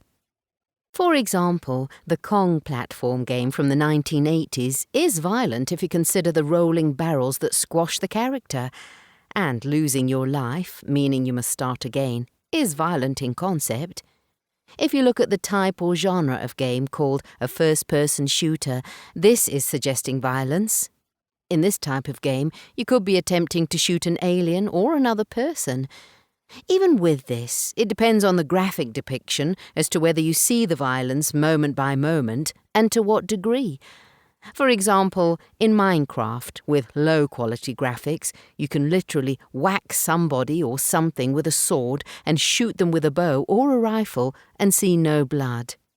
Yet if you look at games like Call of Duty or other sniper-based games with high-end graphics, you will see much more realistic endings. How does this level of violence or graphic depiction have an impact? Or is it the frequency with which the game is played? For a brilliant, in-depth conversation around violent video games, look to the work written by Chris Ferguson and Pat Markey, for example, their book Mortal Kombat, and the work of Andrew Schabelsky and Weinstein within the Oxford Internet Institute. Expressed violence, but not enacted. Violence can be an expression of power and does not always accompany anger. When working in a therapeutic setting, I often use a sand tray, that is, actual sand in a tray, and I ask the children or adults I work with, many of whom have suffered traumas, to go and select some figures to place in the sand tray to tell a story. Quite often those moments of play within the sand tray are like a reenactment of a battle, with dragons and knights, pirates, people with swords, apex animals that kill and so on. Not once have I ever diagnosed a child or adult with violent sand tray play disorder. When I look at the literature that surrounds sand play work, depth psychotherapy and play therapy, this idea of fantasy and violence makes up much of the expressive parts of the psyche. It can be a way a child gains mastery over a situation or retells a story of difficult things within their life. Therefore, the use of violent video games could also allow a child or adult to create an environment where destruction and death take place safely, as no real person is harmed, unless the controller is thrown or lands on a person or animal. If I look at the literature around violent video games, some suggest there is a causal link of violence in games producing violence in the real world, in the same way watching violent TV or film does. If I follow this line of thinking, then perhaps I should rethink the way that children play in both the sand and with the games I use in therapy, because this would point to a link that violent play in therapy causes violent children. I cannot find research supporting this claim, and I don't think this sounds sensible at all. And some of these children play violent games more in therapy than they do gaming at home. It doesn't make sense to say it is only violent computer games that result in that outcome. A tool with two outcomes. Is that not the mindset of the individual? Cigarettes are often called a multi-purpose tool when you hear how they can both be a relaxant and a stimulant. No other substance has this magic power. This contradictory statement is the same thinking that is applied to violent computer games when we say that violence creates violence. And yet, in a therapeutic space, metaphorical violence reduces violence. How can it be both? It sounds like the cigarette example, where it is the user who decides what the outcome of the intervention is. For example, it helps me relieve my stress and get it all out. Arcade game addiction. My question to end this thinking here is, where is the literature showing that arcade gaming produced violent humans, apart from the anecdotal evidence of people fighting to get on the machines? Time in the location was limited by opening hours. Is the VVG debate so prevalent because it transitioned into a home, onto a TV or computer, that the violence in the human playing them was more visible? Or is it because of the violence surrounding the family feuds about coming off the game, which I discuss at length in my earlier book? The Old Video Game Debate, The Literature, Well-Being and Mental Health. The varying forms of video games debates have been eloquently described by several contributors within the space of digital media studies for some years now. I would suggest reading through the excellent recent book that revisits the video game debate for the second time, edited by Coert and Quandt. To give a summary of the book and the kinds of research that exist, I will give a small synopsis of the chapters because I am limited here by word count, but also I want you to read that book. The chapters look at the research in depth around each of these topics. This book, on the other hand, is a gentle introduction to whether gaming affects mental health or not, and how this may or may not affect yours, and leaves you, the listener, to investigate gaming research fully in your own time, if you should wish to do so. Lack of exercise, the impact of gaming? Initially, in this section, I'll consider the issue of lack of movement and exercise in the population of gamers, another nebulous term.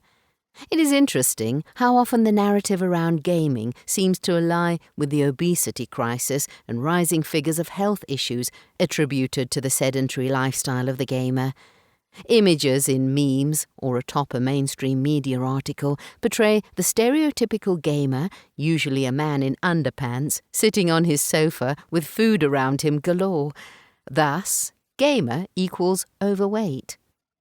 By now you are probably thinking, wait, what about exercise sporting games, as you mentioned? And therein lies that dichotomy problem of what kind of gaming equates to what kind of health-related issue. I wrote about this in my first book about hikikomori, but even that is not enough of a literature base to say that gaming will result in health issues. That seems to be the exercise and health industries driving this mantra and narrative.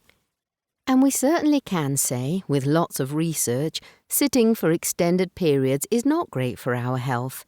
And exercise can be a great tool for mental health, though this needs to be paired with a good diet, and that appears in depth in my book. Esports, exercise and extended sitting hours. One of the biggest areas of gaming for extended periods would be esports, so it is said. There is a chapter by Orme addressing this, and the reason I'm tying these approaches together is because the domain of esports requires practice for gaming competitions, in the same way footballers and tennis players practice for their matches. This might require extended times of gaming, and this may mean more sedentary time for the player. What is known about exercise and mental health together is not discussed in detail within the chapter. Therefore, when we think about esports, you might have an image in your head of a young person sitting at their console or computer for hours and hours and not partaking in outdoor play, which is what you will likely see reported on social media by news outlets and by some studies and literature in this area. Mental health and how exercise and diet can help is a very big area of discussion outside of this book and Orme's chapter. What has been discussed by Orme in the chapter on esports regarding exercise is limited to games that are called exergames rather than exercise levels of gamers. Perhaps the misnomer between high-end mobile body movements in a gym, park or playground as being proper exercise versus other forms such as exergames causes some of the confusion here when we talk about esports, as many people think it is a physical sport-type game only. Again, it depends on the type of game being played at highly competitive levels and what this may involve. For example, Rocket League competitions play sitting down with a controller. High stress equals high allostatic load or body budget. What I can certainly say is that high-stress, highly competitive environments require a lot of body energy, allostatic load. What Lisa Feldman Barrett calls the body budget. And perhaps this is why many of the young people who partake in esports and elongated sessions of gaming that might be streamed live tend to be sponsored by companies promoting whey protein or caffeine-related productivity tonics, for example Red Bull, and its connection with the high-stakes, high-reward sports communities. If you consider the amount of concentration required for extended periods of gaming, you would not be surprised to find that the highest consumer of that energy is the brain, which is required throughout the gaming process. Therefore, sustainable energy is often required in this domain, and there are plenty of providers of such drinks and snacks to oblige. However, this is no replacement for real-world activity that is functional and requires the whole body. A further consideration here is when we think about Formula One drivers. They can also be seated for an extended period whilst engaging in minimal movements compared to, say, somebody who's rowing in a canoe or boat. And yet we know that Formula One drivers have a super high level of attentional focus on a seemingly repetitive task.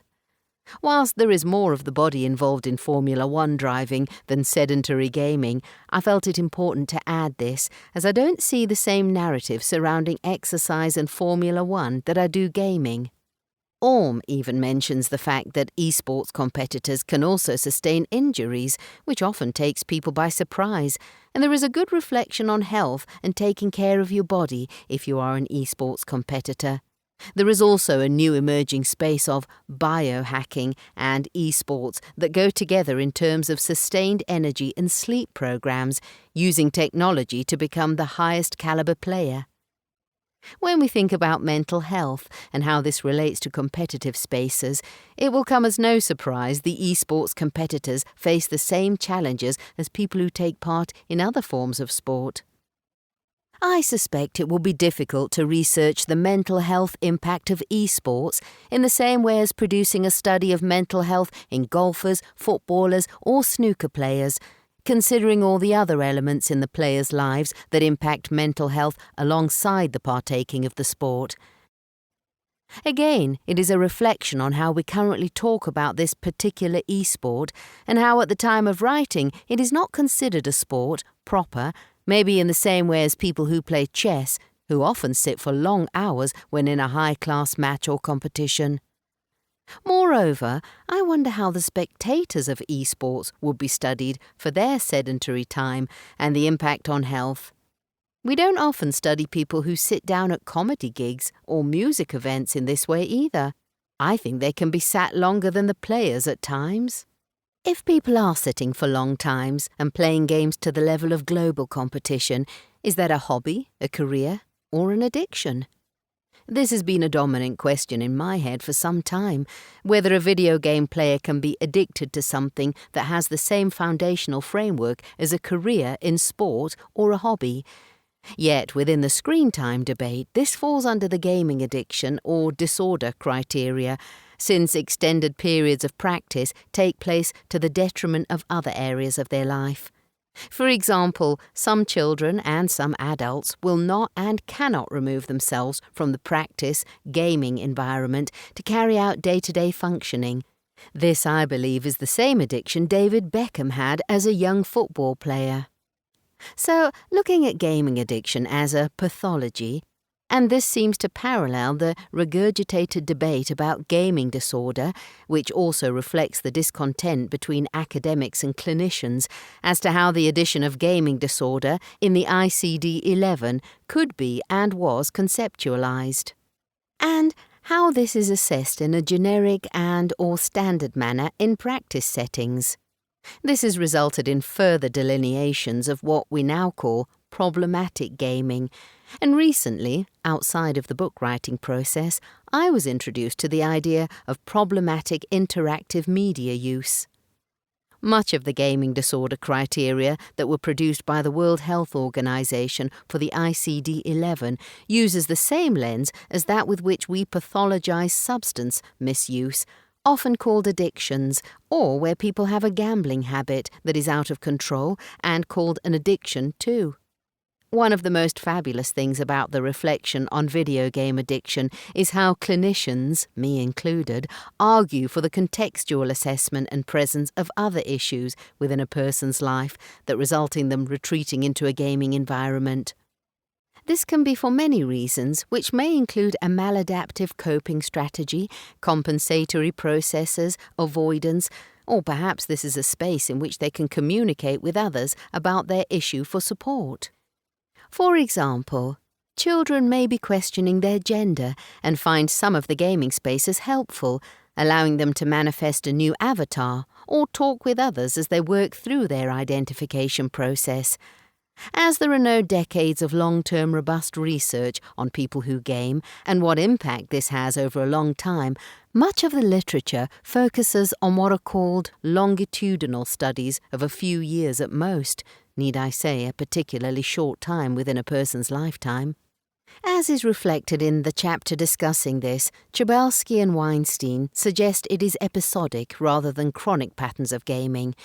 We do not have gamers who have displayed these patterns for decades in the same way gambling or substance misuse appears. Unlike the alcoholic, who progressively drinks more over time, gaming does not work like this generally.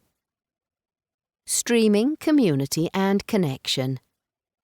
An important reflection that appears in this chapter is the idea of a community space such as streaming live on Twitch or YouTube, and spaces like Discord where people can congregate to discuss their favourite game or fandom about the game or anything in general. People may find that they are required to play games for an extended time for a particular number of days in a row, for example to raise funds during the holiday season.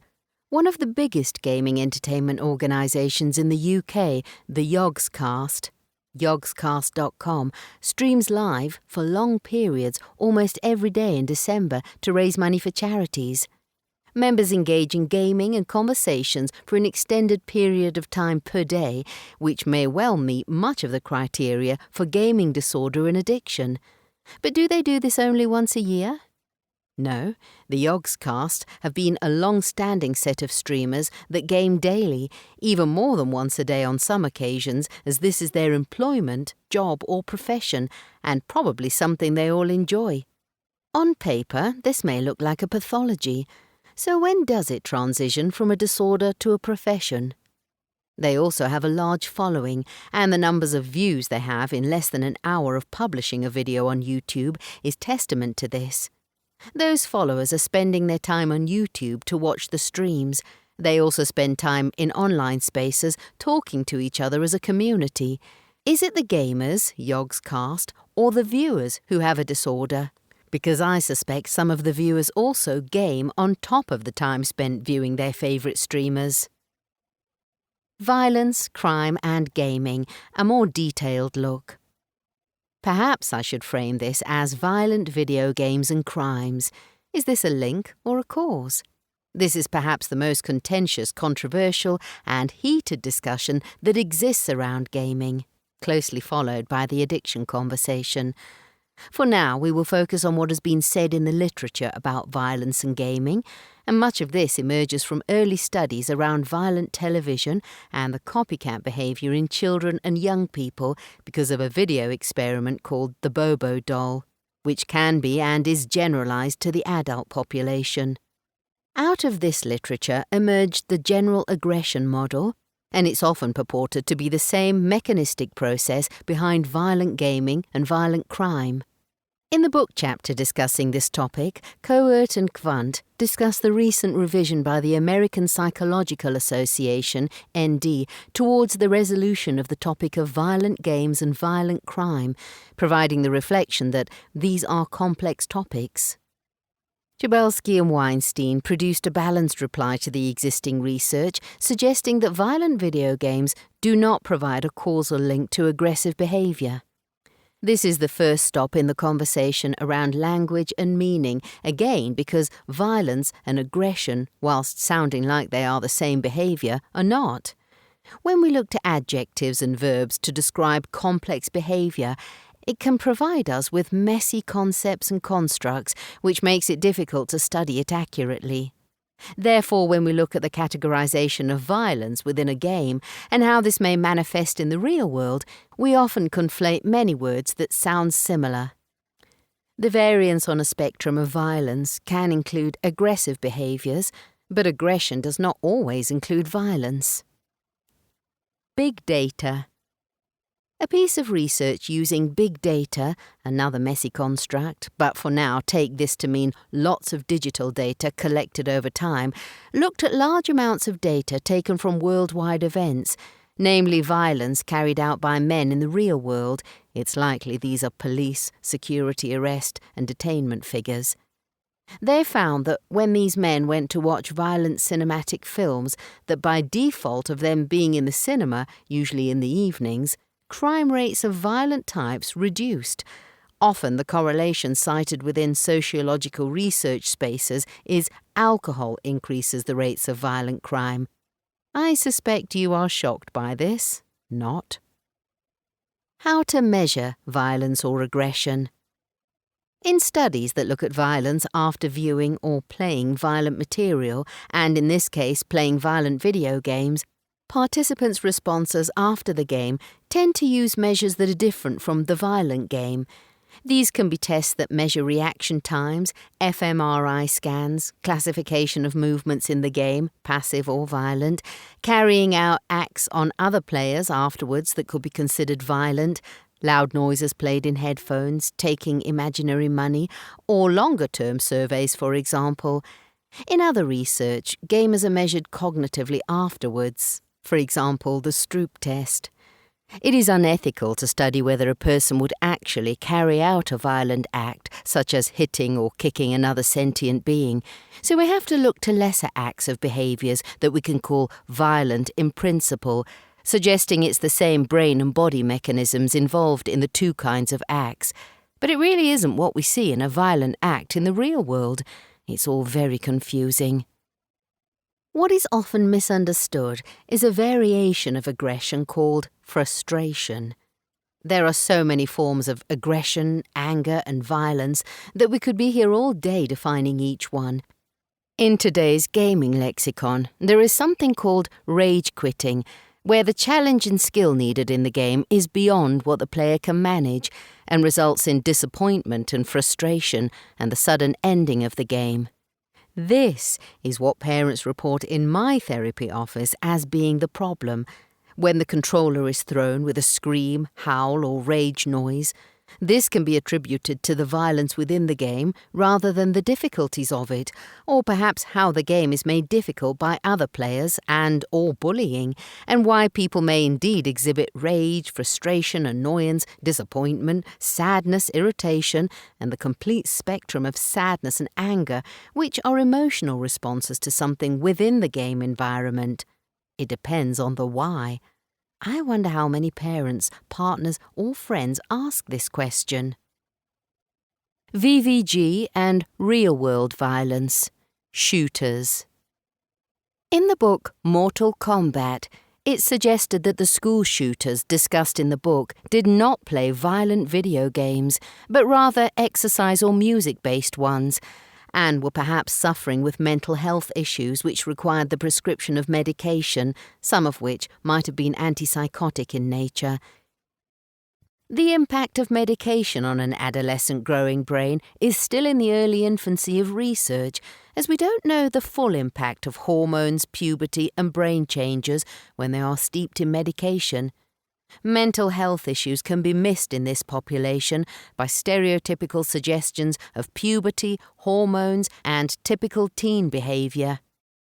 Mental health issues in young people do not always look the same. Some may disguise them, and of course we do not have enough trauma-informed education systems around the world to identify childhood trauma, as this is so often the foundation of many issues in mental health, psychopathy, and school shooters.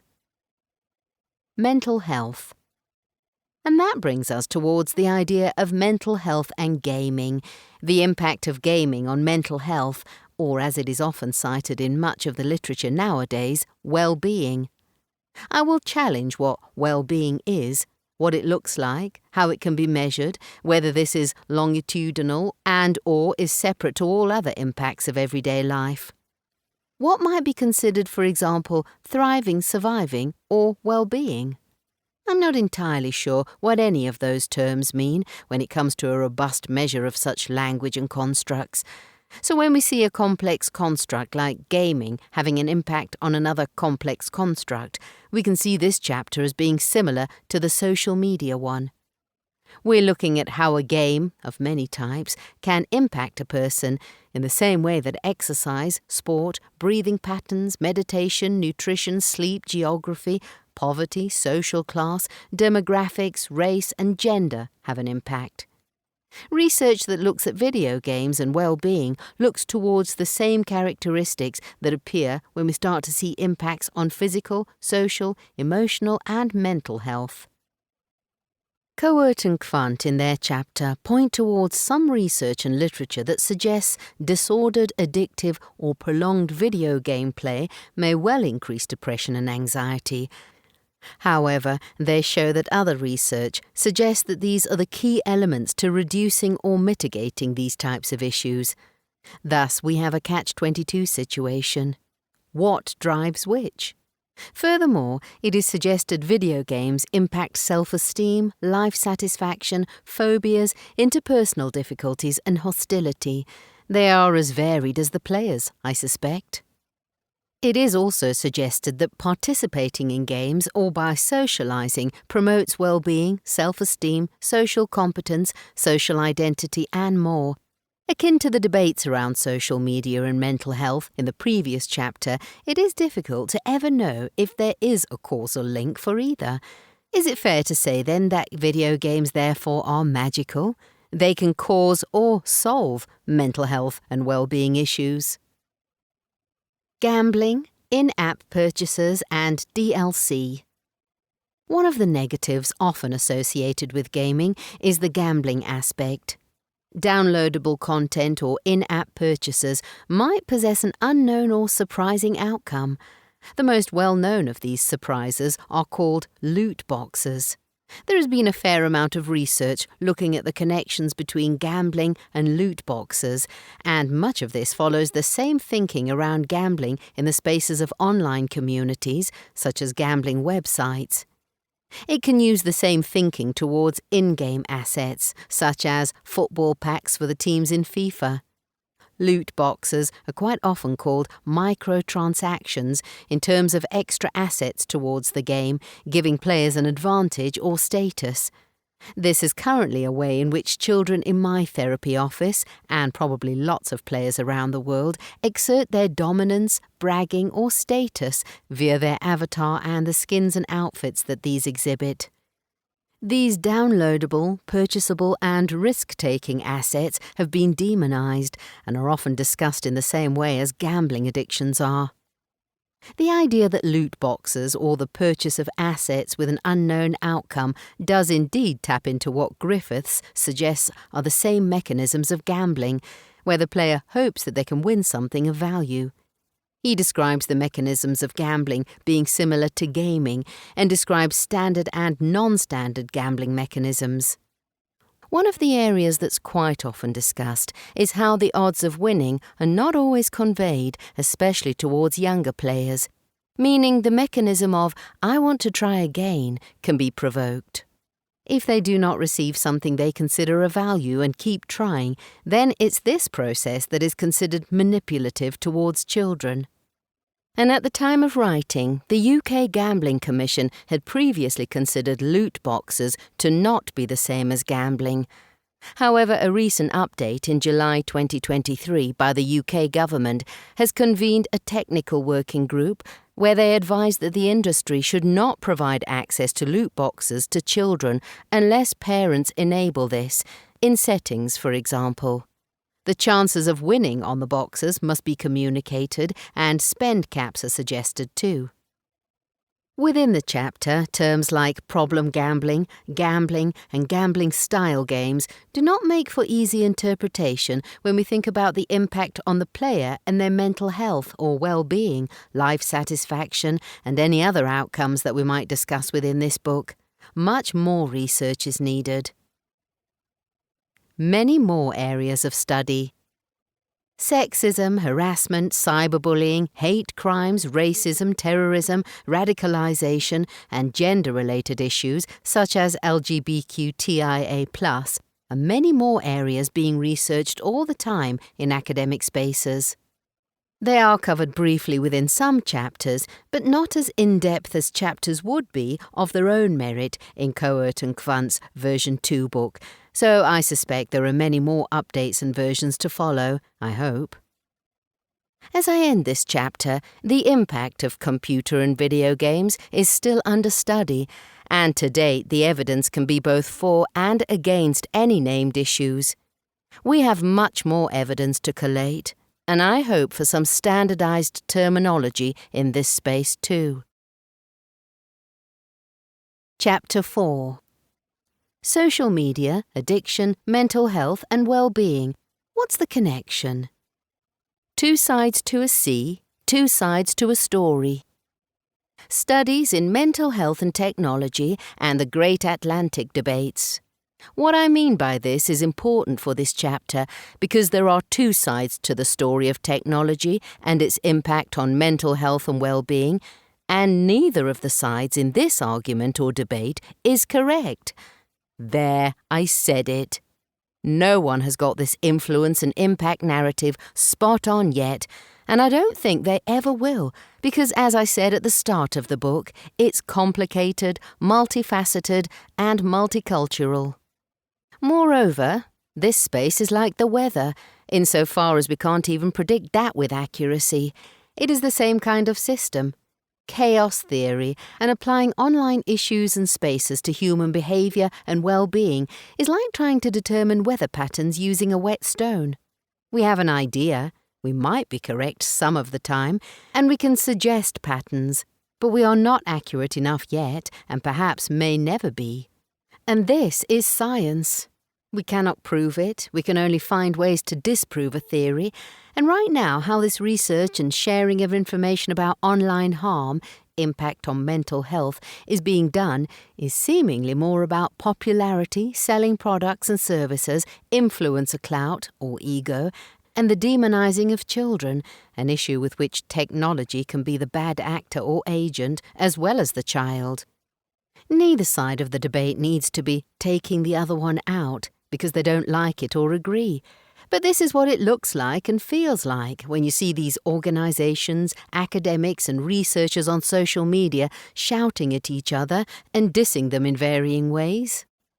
From big organizations wanting to create a treatment plan and films to be championed, to others wanting to be the best academics in the field and perhaps gain the assurance that they matter, are, and their metaphorical parents are proud of them.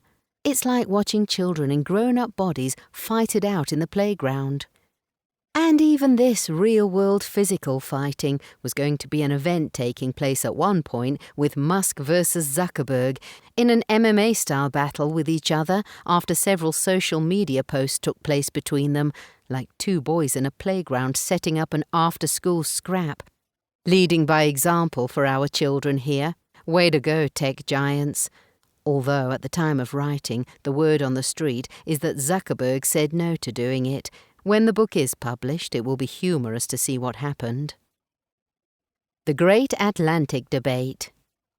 The reason I call it the Great Atlantic Debate is because of the research I will now talk about and who or where this is being developed, shouted about and shouted at, so to speak. It's an age-old battle of intelligence, refutation of others' work, and the production of new ways of thinking about the topic, #science. Both sides have validity, and both sides seem to have a vested interest in being the correct truth. So I will discuss this here and remain neutral to the sides and keep out of the many complex analyses used in research, unless you are partial to algorithmic maths and statistics, in which case fill your boots in the reading of the studies. This work has not been easy to read at times, because whilst I trained in basic research methods as part of my academic studies, I am a qualitative talky person, clinician and academic researcher. Rather than bore you with the minutiae of the research I read for this chapter, I will be summarising it so we can get to grips with it here, minus the calculations. And herein lies the caveat of, I might have missed some important elements out of the findings and studies. I'm neither a calculator nor a prof in stats. So please bear that in mind, as I am sure the analyst haters are going to hate that bit if it is true. I'm not using the lingo of the analysts, as here I am hoping to explain to the public the research in a non-babble format. Fingers crossed I can do that accurately enough. I find the online space of those sharing research findings an interesting place, where people who often have PhDs come down heavy on those who do not have a specialist degree and in understanding results and measures such as chi-squared, ANOVAs and regressive analyses, for example. The pomposity and hierarchy of research knowledge can often be on display like a peacock in mating season.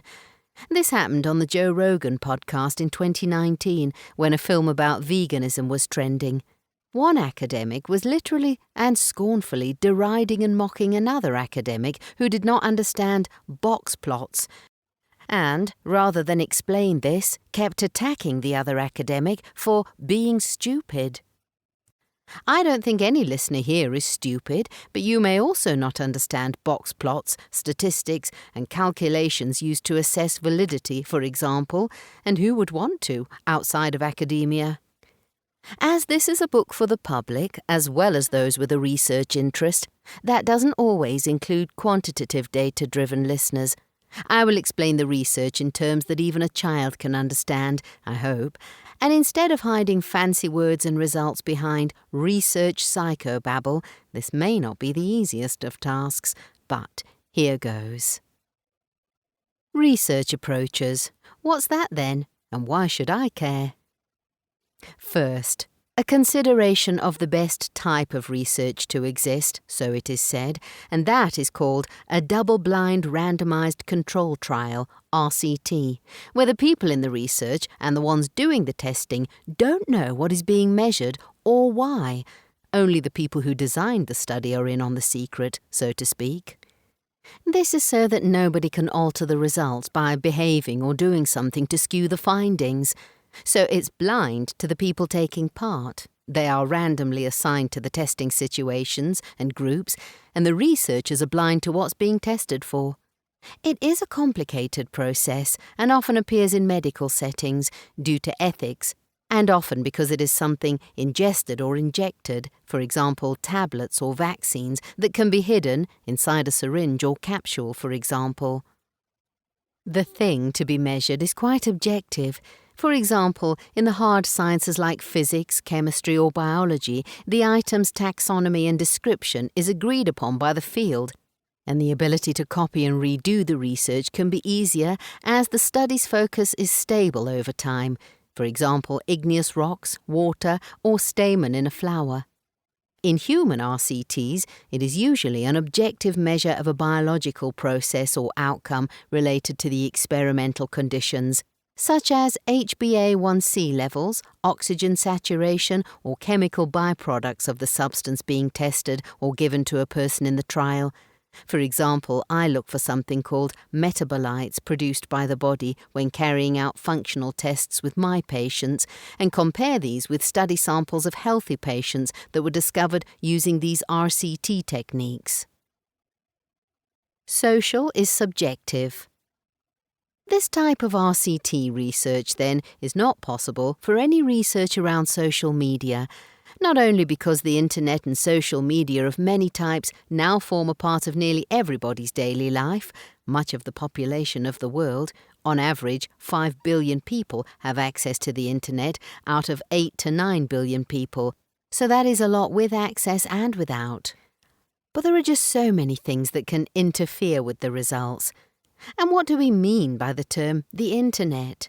The field of academics here cannot agree on this definition, nor technology, nor social media, nor platform, nor app, nor device, and on and on. How do we measure something that is described differently around the world, and even within disciplines? And so with this chapter taking a somewhat mirrored approach to the introductory chapters, there are so many types of social media apps, platforms, and processes that we cannot single one type out alone to measure. Moreover, to show the impact of the introduction of this tech, we would have to find approximately 3 billion people without internet connections before they were supplied with the internet or social media, and then limit what they could access so that we could measure that specific behaviour unique to the introduction of social media, whilst ensuring nothing else skewed the results. It is just not going to happen. It was also a similar issue with the invention of the television. It might have been easier to conduct this kind of study because the numbers of TVs present in houses was smaller to begin with, the content was limited, regulated, and broadcast for a specific amount of time. But TVs being present in homes did spark off some very interesting pieces of research about aggression and media, which are still cited today to create the link between violent media and aggressive acts later in life. This is often the reason why violent video games get the blame here, too, alongside racial stereotypes, often cited in the news when there is a massacre or catastrophic event involving weapons.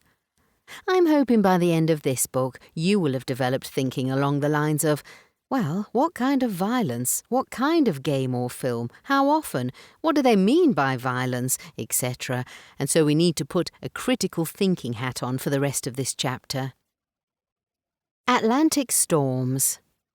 What we know about water and tornadoes is that together they are not a great combination. And the space of whether social media is good for us or not and how it impacts mental health can feel a little like a storm has been whipped up with plenty of water and wind from many experts, resulting in a cacophony of noise, disaster, and some hope. I feel that the UK and the US are colliding on this topic, mirroring hurricane season. The debris from the tornado is confusion and lots of expert advice about these places and spaces, apps and mental health, well-being and not so well-being. And it is my job here to try and filter out the extraneous rubble and noise and present you with the objective data and results as best I can. I am still storm chasing as I write this book, and sometimes I get swept up in the wind, and I don't have clear answers either, so I will provide you with the evidence for you to make up your own mind. If at the end of the book you want to err on the side of addiction, behaviours being a disorder, or a pickle that we are in, as I see it, an emergent behaviour of humans facilitated by tech spanning nearly 30 years with no guidance from the wise old folk of the village, hence the mess we are in, so be it. I would hope that the thinking behind the thinking can be, in the words of a mindful approach to life, a way to not get caught up in the wind and swept along with it, grab a Brollian boat and maybe some snacks, as I have no idea which way the weather will blow for the next decade or so on this topic, and we have yet to include the immersive spaces which are not being discussed yet. The studies of what exactly? The predicament of being able to read lots of studies and see a standard familiar lexicon was fraught from the outset. There is no standard language used by all the studies in the same way, beginning with some questions I pose here for you to think about when I throw into the mix right from the outset. Was and is email included in the studies about social media use and interactions? Does or did it include video calls? And if so, how was this differentiated between work meetings or work-related, or is it just when they are being used for calls with family and friends?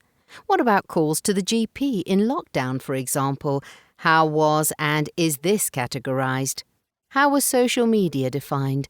What if some people don't use all of the spaces and platforms, apps or software, but only a few?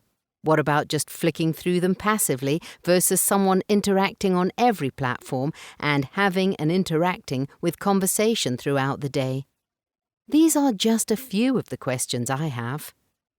These parameters were not always clear in the results or the study itself, and this was and is still in much of the literature ill-defined in the studies and books I read on this topic almost every week, and I am a culprit of using this language too at times. What if the app being studied is in isolation? For example, the 2014 app Yo. This doesn't exist anymore, but all you could do before the update was send the word yo to someone. so it is a great example of being able to study the app's intention and use. Can we really generalize all apps and behavior? Elbows, kittens, or breaths? Here is a thought experiment. How often do you touch your elbow per day? Think about cute kittens, or how many breaths do you take when at work versus at home? Could you accurately measure these things without either accidentally or purposefully doing more or less of them, or even missing some of them when counting? I'm sure someone smart will answer here they would get a measuring tool for the breath counts. And what about if you had to fill out a report on your count scores?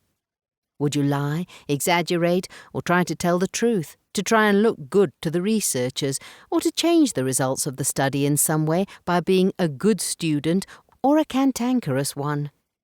When I read the studies, these were the questions I thought about, and more, and how the participants answered the research questions, or what their motivation or intent might be. When it comes to being a human, we tend to lie through lack of insight, not wanting to feel shame, wanting to brag and show off, deny or diminish a bad behaviour to avoid judgment. For example, GPs might be given answers much lower than the actual units of alcohol someone drinks because of shame and judgment. And how would researchers measure your truth-telling, or be able to make inferences about why you touch your elbow, why your breathing rate changes, and whether you really do think about kittens, or not, or just say you do? Complicated? Yep, it is. And so I say again, so is social media research. But patterns of behaviour and self-reported answers are usually the best we can get for these kinds of studies. When we look at past research, we must think about how the answers were given in that era. For example, the first studies about sexual behaviours were based on studies carried out in the 1950s. It's only later that people felt freer to tell more or all. Does this mean the 1950s studies are rubbish? No, but it does tell us that things change over time, perhaps due to changing patterns of opinions and acceptance of certain things. The field of social media research is relatively new, but as the field moves so fast, we are often chasing the new platforms and adaptations, for example, the introduction of infinite scroll or algorithmic feeds. We can't compare apples to oranges, but in this field we often consider all fruit equal, which is a bit silly, really. The history and the setting of the scene. Let's start with the approach that got us talking about this mental health and well-being link with technology. The early research, based in the US, was connecting dots from long-held survey data about the population of the country to post-invention of the iPhone. According to those studies, it has taken some of the largest sample sizes of people in the US, reporting on a yearly survey, and behaviours concerning technology in that period before and after 2007, when the iPhone was available. Some surveys studied by the researchers were national and regarding a person's health or numbers of hospital admissions, school attendance figures, and so on. The researchers in this field are mostly social psychologists, looking at the collective behaviours of populations over time. For example, how many self-harm admissions were there at emergency departments in the year X compared to Y? Or what changing, emerging or missing behaviours, statistics or crimes were showing up in education, health and policing, for example? Based on these studies, two professors, Jean Twenge and Jonathan Haidt, have made a major name for themselves in this space with articles and books such as Has the iPhone Destroyed a Generation? And The Coddling of the American Mind. You might be thinking, wow, those are quite the phrases to garner attention, and you'd be right. This language is provocative and can prime readers as to what they might read in these books and articles.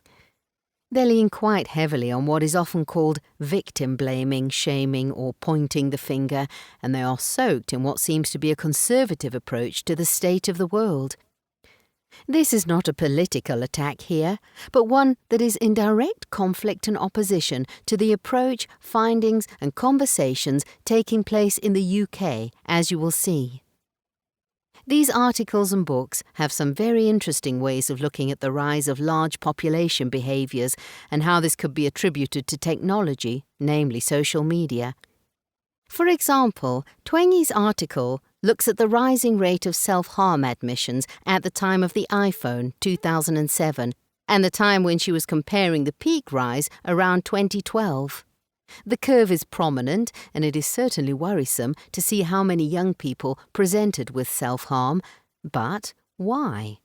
The bit that is missing from the article and the hospital records, because it doesn't get recorded at the emergency department, is the why of self-harm. The story of the why and the presenting narrative is deemed irrelevant in most cases. The numbers tend to matter more here, sadly. So, all we have to look at and try to understand is what correlates with this behaviour. Lo and behold, it's the introduction of the iPhone and social media, as Twenge suggests. The self-harm is because of comparisons young girls are making about themselves online with other girls. But this information is not collected anywhere in the admissions surveys and is perhaps a theoretical proposition, with some evidence of girls reporting this, but I can't find this to corroborate. Now, this comparison overwhelm is not an idea or supposition that lacks support or credence, given the amount of research that has begun to appear citing social media or cyberbullying as a cause of self-harm or suicidal thinking in young people.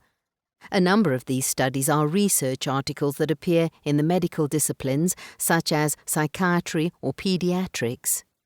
Also, some of the research in this area was and is carried out by Twenge herself, which is not a bad thing, but something to note.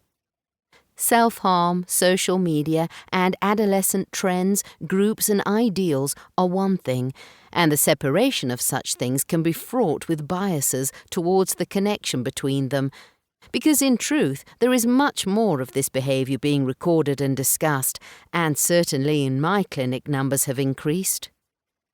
I am more inclined to listen and lean into the story of why, which I seem to hear more often, rather than comparisons to body ideals on social media or cyberbullying.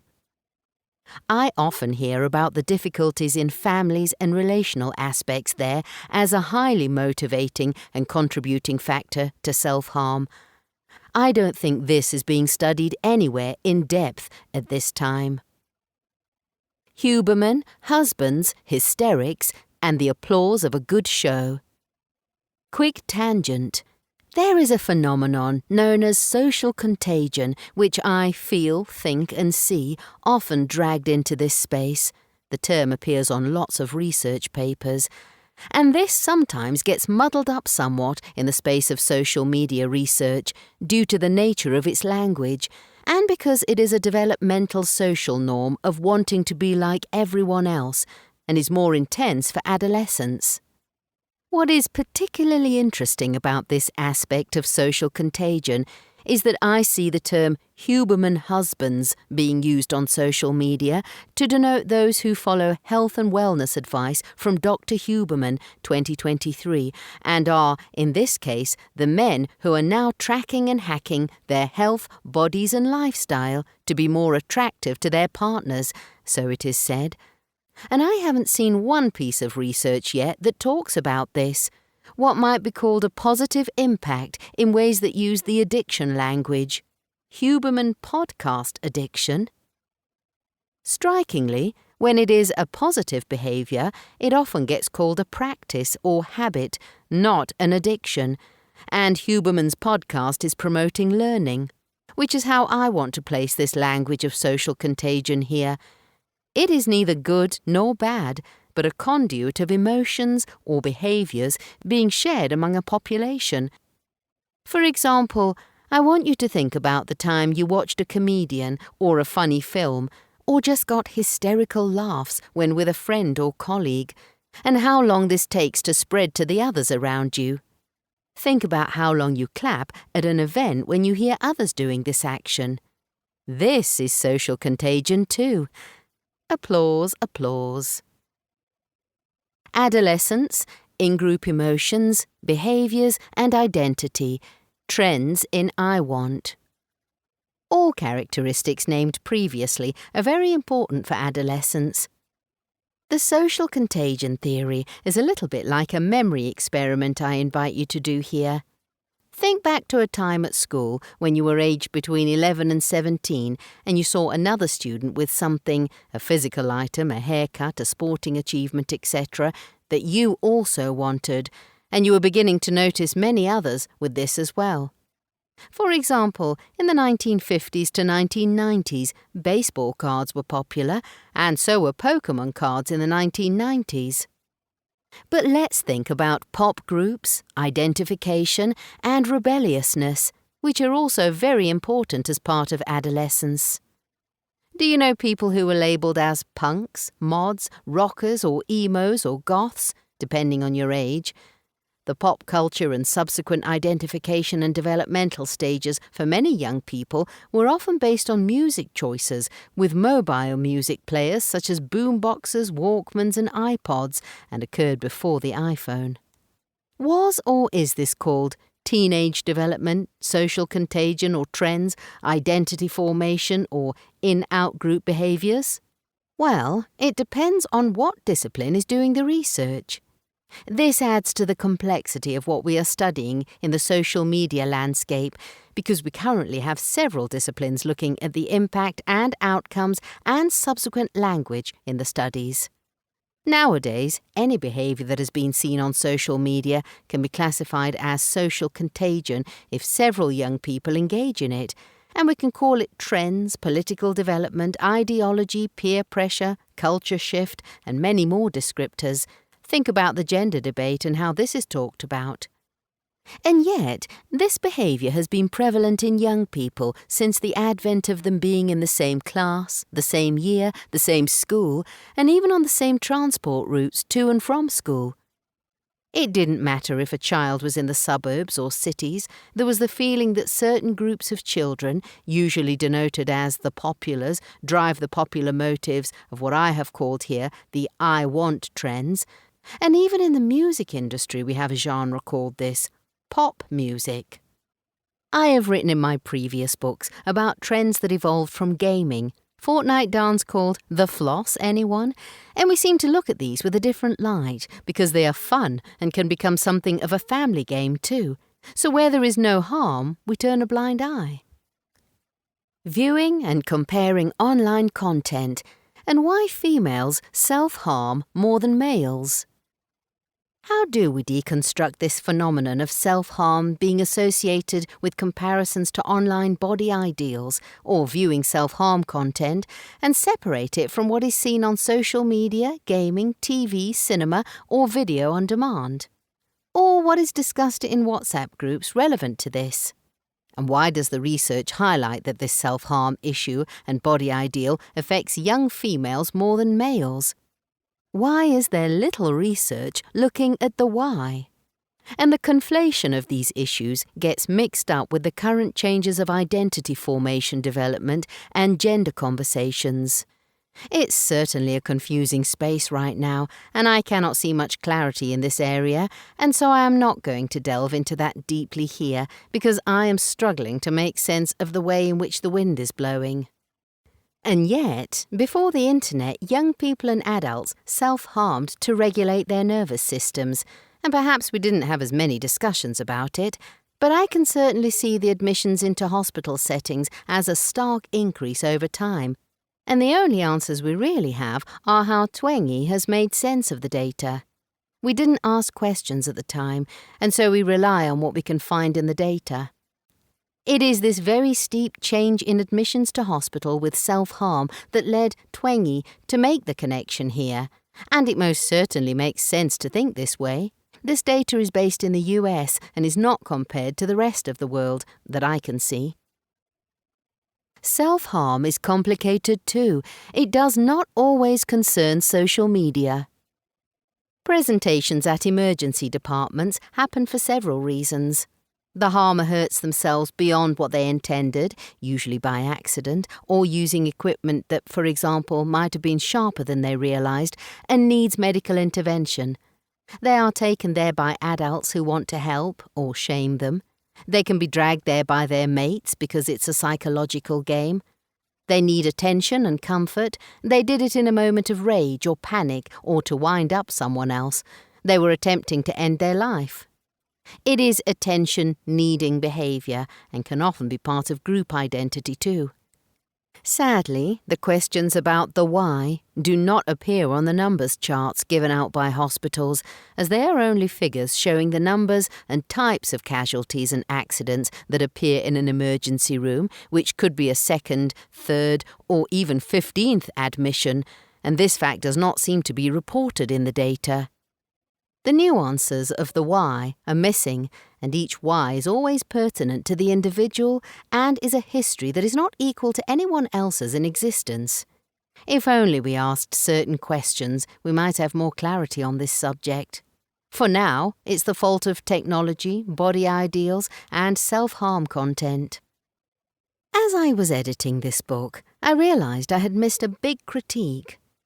That there is likely exponentially much more self-harm content, body-based images online, and influencers now compared to a decade ago, but I haven't seen an increasing spike or surge in the behaviours attributed in the 2017 article. There are no increasing rises in self-harm being reported around the world. So the correlation originally suggested that young girls were seeing this content, comparing themselves by exposure to X numbers of images in 2007 to 2012, and then attending hospital for self-harm related to these images and the internal comparisons they were making.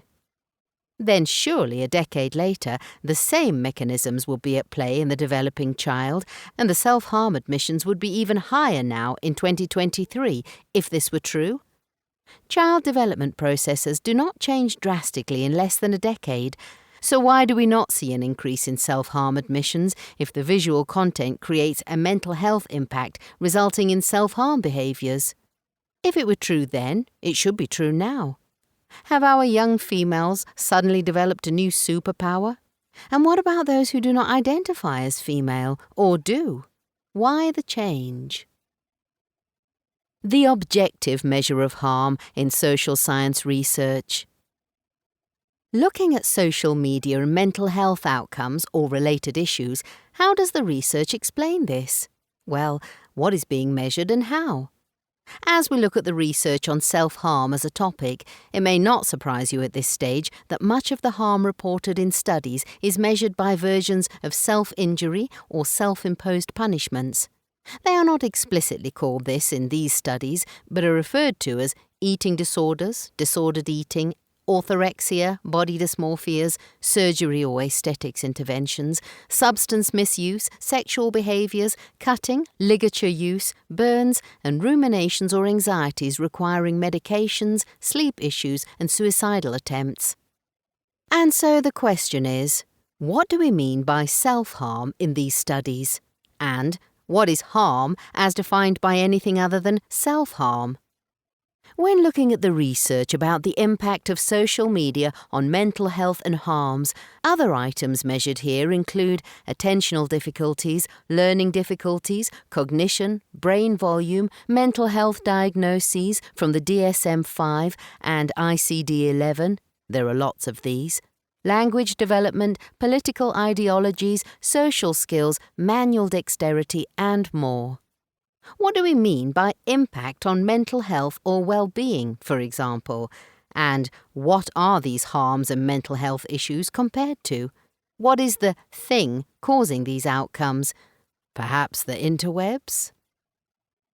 More lexicon equals more factors and more reasons.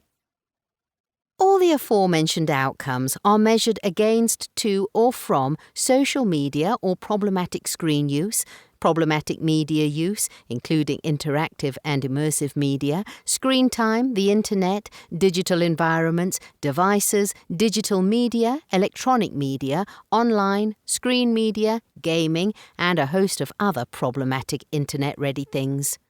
Hundreds of factors compared with hundreds of other factors that could result in thousands of factors. If I were a betting person, I would put my chances on the lottery, where I feel there would be more certainty in the outcome. If you feel that the space of social media and mental health research is complicated, now consider what kinds of children and young people exist in the world and what factors may impact all the random chance factors I have just mentioned. For example, in these studies, are we comparing biology, race, gender, age, socioeconomic status, geographical location, intelligence, disability, learning difficulties, and so on? There is not one definition, measure, or outcome that is used in this research space consistently by researchers. I often see technology being compared to drugs, and again I ask, what kind of drug? Who for? What setting? What method of use? How often? What strength? Or even what is their DNA makeup in respect of these drugs? And so on. In maths and physics, the idea that we can predict weather is as close as we can really get to the truth of social media and mental health impacts. We are mostly guessing that it will be sunny, windy, or wet, and AI meteorology does far better than a human, and yet we will and do have to make daily and hourly updates, in our heads or using weather apps, as new changes occur and new emerging properties give us scattered showers with a chance of sunshine and a breeze blowing Mary Poppins your way. So let's go to the top. The urgent public health issue of our time? The Surgeon General in the US, Murthy 2023, also looked at this urgent public health issue of the effects of social media on youth mental health. He discussed this in May 2023 in an advisory document about the impact of social media on youth mental health, and this document says it has not been fully evaluated due to the lack of evidence as to whether social media is sufficiently safe. What does this mean? The Surgeon General suggests that evidence indicates that there can be a profound risk to mental health, but this is not explained as to how. Aside from the suggestion there are indicators, again, what does this mean?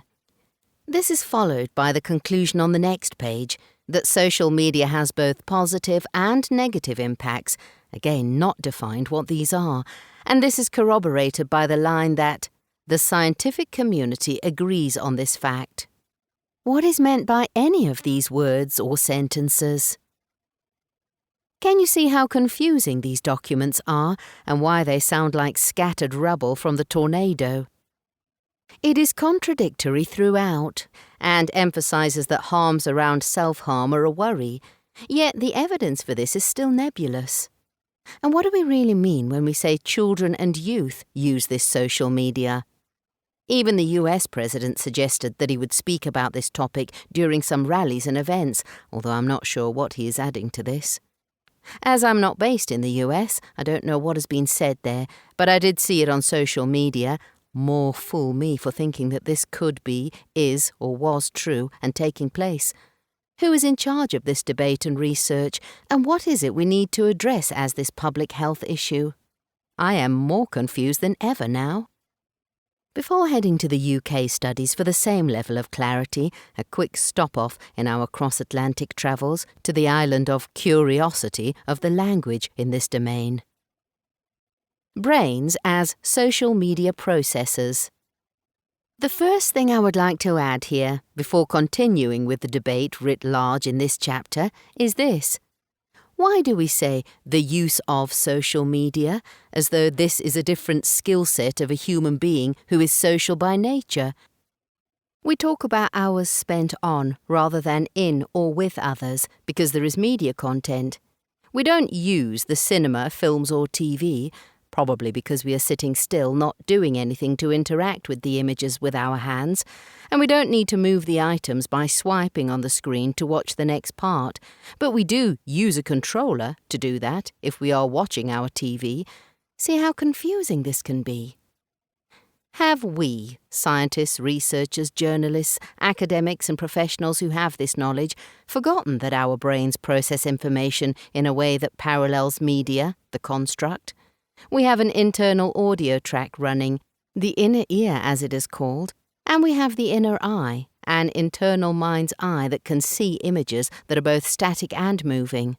We are media processors, And so when we look at an image in the world, on paper or via a screen, our brain does a miraculous operation in working memory to understand the elements of that image, which will include the associative connections to similar images, colours, and perhaps even sound, etc., and the information we have already encountered in the world for things we have already seen and understood, memories and more.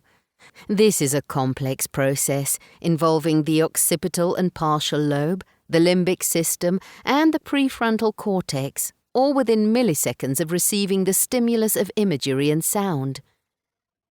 Why has the space of social media become so very muddled in our language of brain operations? And why do we refer to this as using it? Because our thumbs or fingers are engaged in the process of holding equipment in our hands? Is it because those hand-thumb movements imply use, like a computer? As I was typing this, I was literally sub-vocalizing the words I want to get my fingers to type, just like I would think about what I want to say in words in my head before speaking. I know I'm using a keyboard to communicate because I am typing to do that. So, how would you study my keyboard use and ability to communicate if you could not see the process inside my head? And how would you report this in research? Furthermore, I suspect the word use is common because we, the adults, used the telephone, the kettle, and so on, and so we think of the internet and devices this way and forget social media is a process of engagement based on and through our social pathways. We are in it as soon as we touch the screen. This touching of the screen, to be with, has missed the complexity of socializing and is seen as a function and use. Yet, in the world of infant and parent, child and adult relationships, we constantly touch the person we are having communication with, both physically and metaphorically. Language is fun, isn't it? Especially in this field. Land ahoy! The approach of Blighty. Surely the winds are different here. Potatoes and horse riding. Back to the research and what is occurring over in the country I am writing from. Studying the UK's approach to social media and its impact on mental health is often carried out by cyber psychologists, and much of this can be seen in the department of the Oxford Internet Institute. oii.ox.ac.uk/. Here you will find the creme de la creme of researchers with a prestigious reputation and findings in the domain of social media and mental health that are counter to the US research mentioned. This counter-argument was the one that won me over initially, mentioned at the start of this book, as it supported my, at the time, desperately wanted, bias. The mainstream media ran with some of this research using the comparison made in one study, reporting potatoes as being more dangerous than social media. This is not quite what was said in the research, however it is now talked about in this way and will likely be known as the potato research from now on. The UK has its own history of research comparisons that get taken way out of context. For example, other pieces of research reported in a similar way gave us the "horses are more dangerous than drugs" headline. In the space of drugs/substance studies, Professor Nutt used a comparison of MDMA to horse riding accidents, head injuries, and subsequent deaths.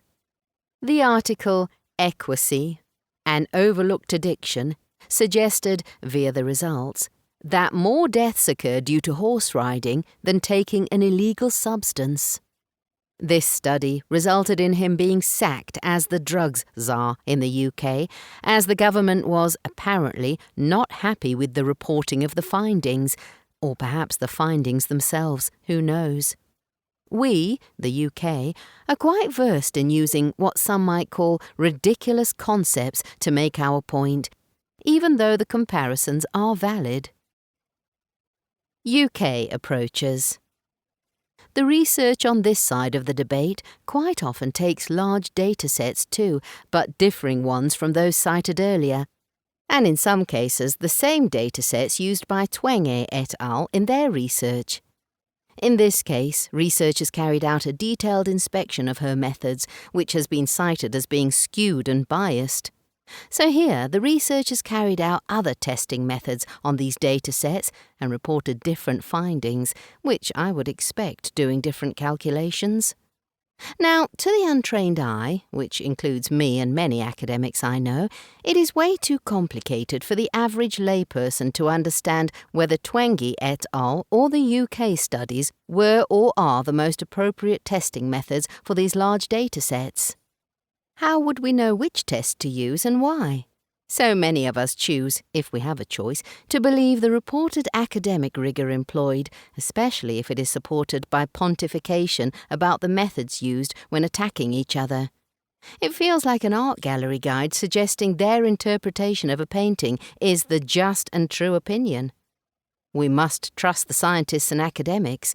This can be difficult when results are reported in language we don't use ourselves or necessarily understand. If we revisit the types of studies that these are, or not, they are not randomized control trials in most cases. They are comparing concepts, survey data, and something numerical, and report this to us with vigour. And so the impression I see being shared for the public reader of these reports is that they diligently carried out the experiments and studies and are telling us the truth. We bow to the expert. But they are fighting, so whose side are we on? We look to science and researchers to tell us they read the results and these are the truthful findings. However, giving you this information here, after reading many of these studies, left me with a brain ache at a large amount of jargon, psychobabble, and complex processes that I had to decode. Many of the public readers here, who are parents, who are busy people and don't have time for deep research readings, tend to opt for, just tell me what it says, Doc, and do not question or have time to learn the intricacy of economics, statistics, and analysis. Read the hieroglyphs, Kath, and tell me what it says. But look, we have brain scans, pictures, and #facts. More recently, the debate has pushed more sciencey ways of proving correctness and truth by using the approaches of brain scans, developmental tasks, attentional tasks, and more. A quick tangent, again. It is often the case that when the public sees an image of a brain scan, they are likely to believe what is being talked about because we revere the lab coat figure of authority and knowledge. See the early experiments by Milgram, Ash, and Zimbardo if you want to understand this compliance and fascination with adherence to science, authority, and more. Moreover, the space of surgery, neuroscience, and medicine has over many years posited that the people who work with brains must be the cleverest because it's such a complex organ, in the same way we revere scientists or astrophysicists. Whenever images of brains appear next to the study findings, we bow to this very quickly because we often cannot read the images, but they look magical. And we take the word of the person describing the complex, intelligent, and the way too complicated for you images and findings. Tangent. Brains are the most complicated organ in existence, and we know literally a smidgen about them. Brains tell us very little about who we are overall in the grand scheme of things. We think we know what it means when we see something happening in the brain, or not, and then we find out we know less than we thought because someone somewhere is an anomaly in this space and their brain doesn't do what that person did or does. And we have to rethink our approach, but often we don't. We, humans and scientists, are obsessed with finding the cause or brain area specific to human behaviour, thoughts or processes. But in reality, we don't know that much, really. We certainly understand a lot, for sure, but still, it's not enough. And I use brain science to teach and understand that, in general, this area is considered to be involved in X, Y, or Z. But I know there is someone out there who doesn't even have this area of the brain and still can and does do what all other humans do. So let's go lightly with the brain area scans, meaning we understand all of this, especially in this field, shall we? Let's take it that they are likely involved with, likely to give rise to, and likely can be measured to understand something, but that is not the definitive answer to the why or cause of human behaviour. And if we really understood the brain and its workings, we ought to have solved by now what mental health is and how to help. Maturity, development and adolescence. Why brain science isn't the standard of all standards. The big help here is that we have concepts and some great findings over time with an understanding that helps us, for example, talk about how children become adults and what might be going on as they mature and move through puberty. Neuroscience findings help us explain how something can affect a person in general. Science has used the concept of the maturing brain in adolescence and the idea that the brain changes a lot through the ages of 12 to 25, because there are lots of studies that say it is, in general, mostly within this time frame. But we don't know exactly when a brain starts to mature and move into adolescence, nor do we have the crossing over the finish timeline of becoming an adult either. Some children will start earlier, and some adults will finish later. We haven't got portable brain scanning devices on children from the moment they are born through to adulthood, and how would we measure this anyway? Who decides what a mature brain looks like, or is, has, or does? But we do say a mature brain. So how can we say with authority that this type of approach, neuroscience, meets a particular standard for research? Are there normal brains, useless term, and not so normal? Are there late or early developers, to and through adolescence, and how do their brains differ exactly? And how, who, what, and where is this authority, even in the discipline of neuroscience? Even this discipline argues about concepts and outcomes depending on the way it is measured and analysed. I propose that this will be a difficult task to find the clear-cut, irrefutable evidence, and yet here I am using it in daily practice, which irks my cognitive deconstruction of the science here. And so, back to the matter in hand. Why is this relevant to the research on social media? I am seeing research increasingly appearing in the domain of social media and mental health that has brain science language in the title or in the approach used in the study to cite expertise and fact and possibly dominate with a high form of science as discussed earlier. And what is being studied here exactly? The answer is mostly self-reported answers by the participants about their social media use, and then a brain scan to confirm or compare something. To what? My question is, what is the baseline being compared against? Even if it is an individual being compared to themselves, maybe a month or year ago, how exactly do you remove the extraneous variables of life, such as those taking place between scans and stages of adolescence, such as food eaten, beverages consumed, air breathed, exercise, toxins, pollution, stress, medication, geography, poverty or affluence, books read, TV watched, comics or games, jokes heard or told, and museums, art galleries and cities visited, etc.? If the word on the street is true, that neuroplasticity is a thing, which is the word used to describe the brain changes taking place in response to experience, then just by the very fact that you are alive means that your brain is changing. By the end of this book, you will have a brain that possibly looks different from the one that started listening to it. How is all this stuff being communicated to the public, and why is the brain science stuff so popular in proving that brains change in response to something? Why does this feel like The Wizard of Oz? Why is there no long-form documentary showing how the brain changes in response to time spent in social media and what the participant was doing there? And how can we truly see the impact of something like social media that changes probably quicker than brains do? Once the measuring tech catches up, portable brain scanners, which currently are terrible looking, we can have those real-time films and studies and the extraneous variables accounted for and the definitions and behaviours standardised and knowledge of what is accurately happening in the brain. Then we're all sorted, and then we will have our answers. It might be AI that supersedes us here. In the meantime, let's look to some harms identified back on the other side of the sea through some more studies. US. a ledger of harms? I mentioned several companies that are at the forefront of the conversation about technology and its need to be humane. 2 organisations are leading this narrative, both evolved in the US and have used several high-profile people and platforms such as Netflix to create a documentary about the state of play in the world of technology companies.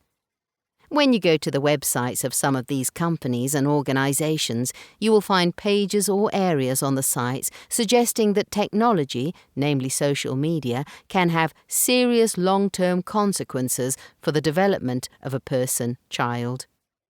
To understand this, let's break this down a little, starting with the language. The word serious creates a fear about what tech is doing to the child. The developmental harms under scrutiny, on the page labelled as a ledger of harms, are in research terms minimal over a minimal number of years, 2014 to 2020, humantech.com/. In the world of science, we require many studies to make large claims. The section on developmental harms has 12 peer-reviewed studies over a period of 6 years. This is tiny. Comparably, studies in nutrition, for example, for one food such as broccoli had over 1,000 cited peer-reviewed studies for 1 year alone, when I conducted a simple search using a broad parameters. This search was simple, not using specifics to filter or search all journals across the world, for example. So why is broccoli more important than children's development or mental health concerning social media impacts? Note, I am sure I would not, and do not, cite studies and theories in my work if I did not have a discipline of years of robust research to rely upon that has been pulled to pieces by other researchers and replicated many times to show this is a good study and reliable outcome. That would be irresponsible as a clinician, researcher and tutor. So why are we doing this around technology and mental health or children's development? Why the rush to believe in one study, one method, or one organisation? We are in the early stages of this research, and we need many disciplines to come together so we can take an overall viewpoint. Unless, of course, we are media outlets selling our product or services, or to become famous and chase the clout. Developmental or incidental? As a developmental psychotherapist, everything I do with my clients is about their development in varying domains of their life, from the physical to mental, emotional, social, language, and psychological, and some other domains that I have specific training in outside of normal routes of therapy training. Yet the studies cited on this Ledger of Harms section of the web page are so varied about what those developmental harms are, ledger.humantech.com/.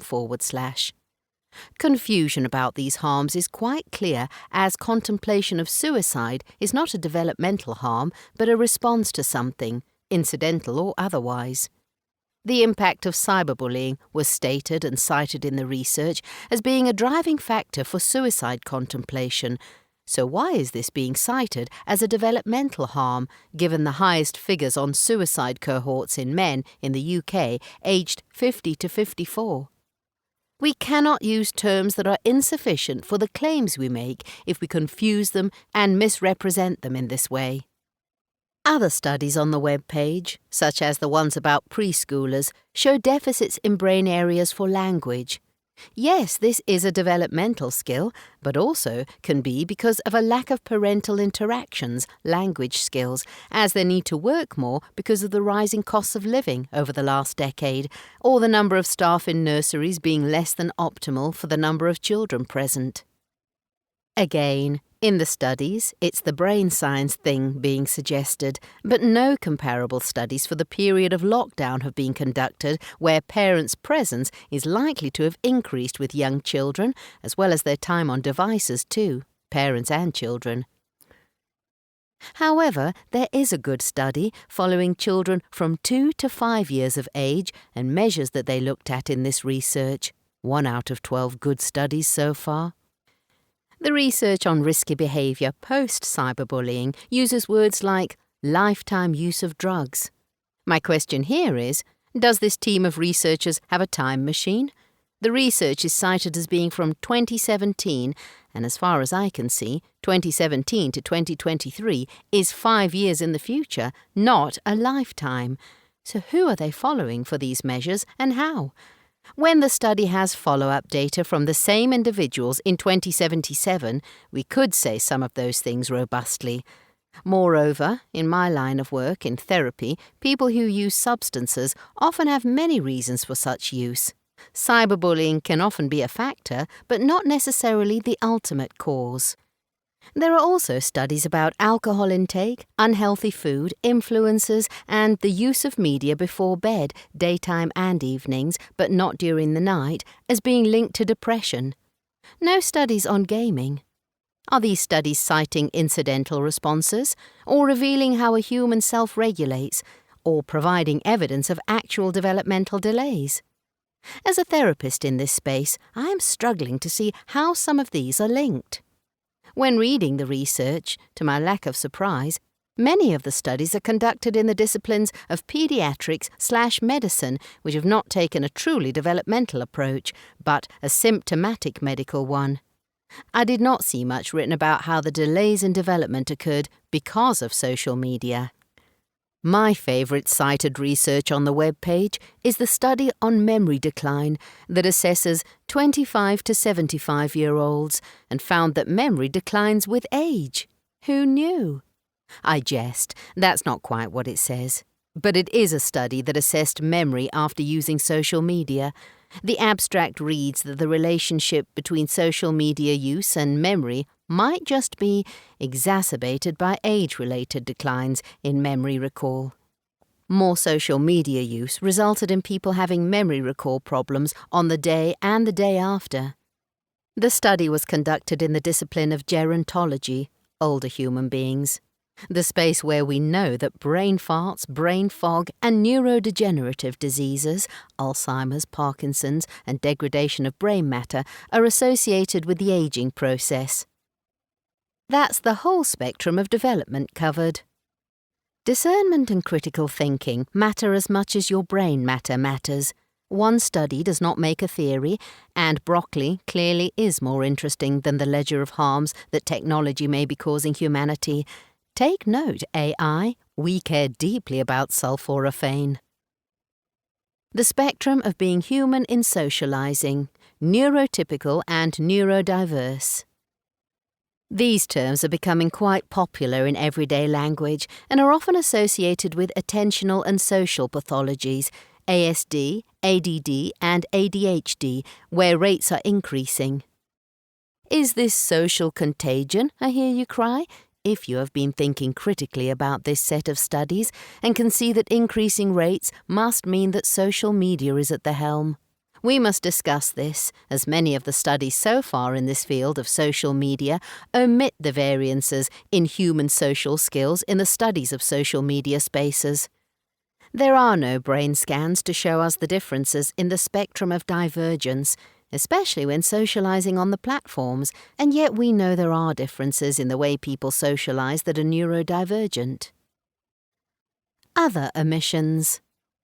Moreover, the space of gender identity and development is also said to be increasing, with many genders being named, and this is blamed on social media contagion.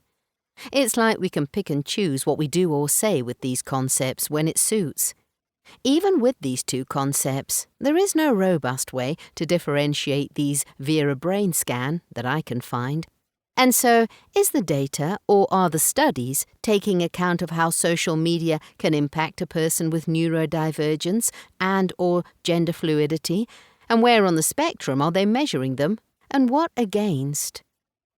So, it's the survey-type data that will help us the most here. Furthermore, neurodiversity is also a spectrum and is different for every single child and adult I work with, and this takes us back to that comparison of apples and oranges in Spain and Australia in autumn and spring. We must get better at inclusive research. There is some emerging that can help us identify areas of change or interest, and we must share this research in ways that the public can easily understand. We must also include lots of the factors that might seem moot at this point. broad thinking here is going to mean lots of data points, and that requires the big tech companies to help. That might have been a moot point. Diversity in the studies. Why UK versus US shows variance. Much of the research in the UK has found counter-arguments to the US, and because some of the researchers are in slightly differing fields, using differing types of data, with differing sets of people, I would expect to find differing types of studies and results. We must do better at working together. More studies around the world, please. Lastly, I would like to see some research on populations that have technology and maybe use it in different ways. What about those who do not have individualized cultures, like those who appear in much of this research? I wonder how populations such as Aboriginals, Himba might compare. But this research is not all bad. I am critical in this chapter to make a point. As I was writing this chapter, I kept thinking that listeners would be throwing the bathwater out and never taking research seriously if nothing can ever be proven. This word only applies to dough anyway. The section here introduces the idea of critical thinking in the space we call the social sciences. Until we have more data from the big tech companies with which to follow the breadcrumbs, we are pretty much reliant on the public telling us what they can do, can't do, don't want to do, totally don't want to do, lie about, and exaggerate in surveys, and find a way somehow to compare this to a baseline. It is absolutely clear that the human race is changing with this technology, and sadly, by the time this book is out, the world of AGI may be upon us, which is going to create another pivot for sure. ChatGPT-4 and Grok are already streets ahead in the space. How social media impacts us is a difficult space to ignore, and to get quick enough results is hard. The platforms and places children can go change rapidly. What and how they communicate, what happens there and how that can help or harm is just as fast too. But children's development has not really changed over time.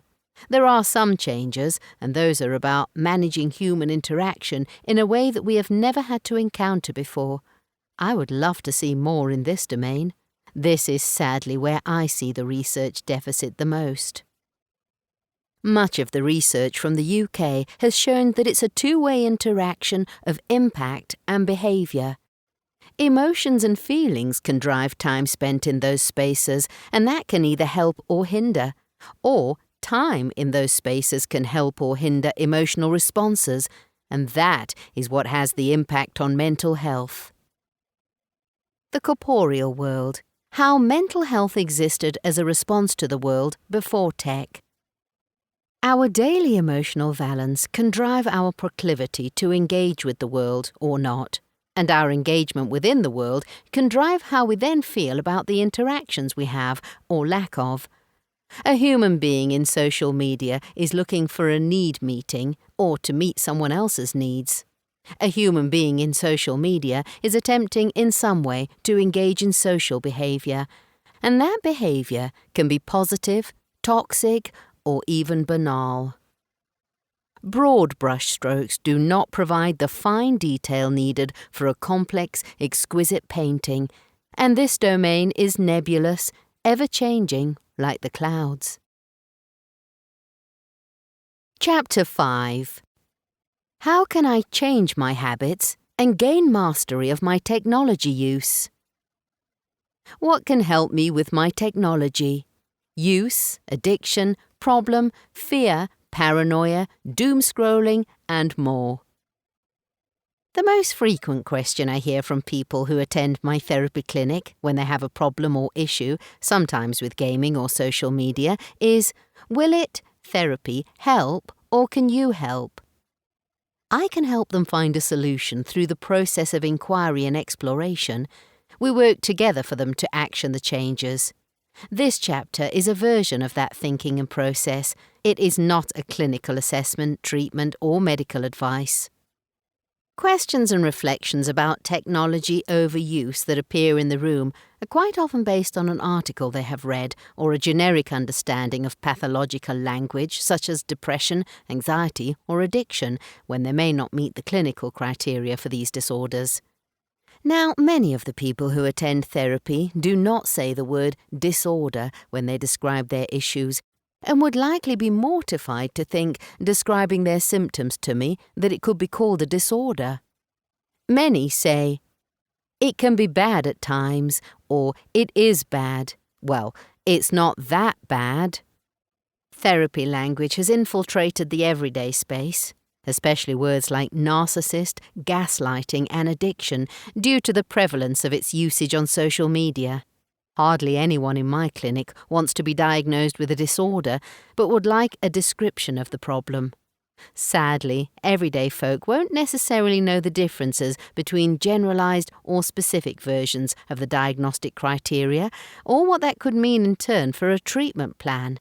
Many do not carry the DMS-5 or ICD-11 in their pocket.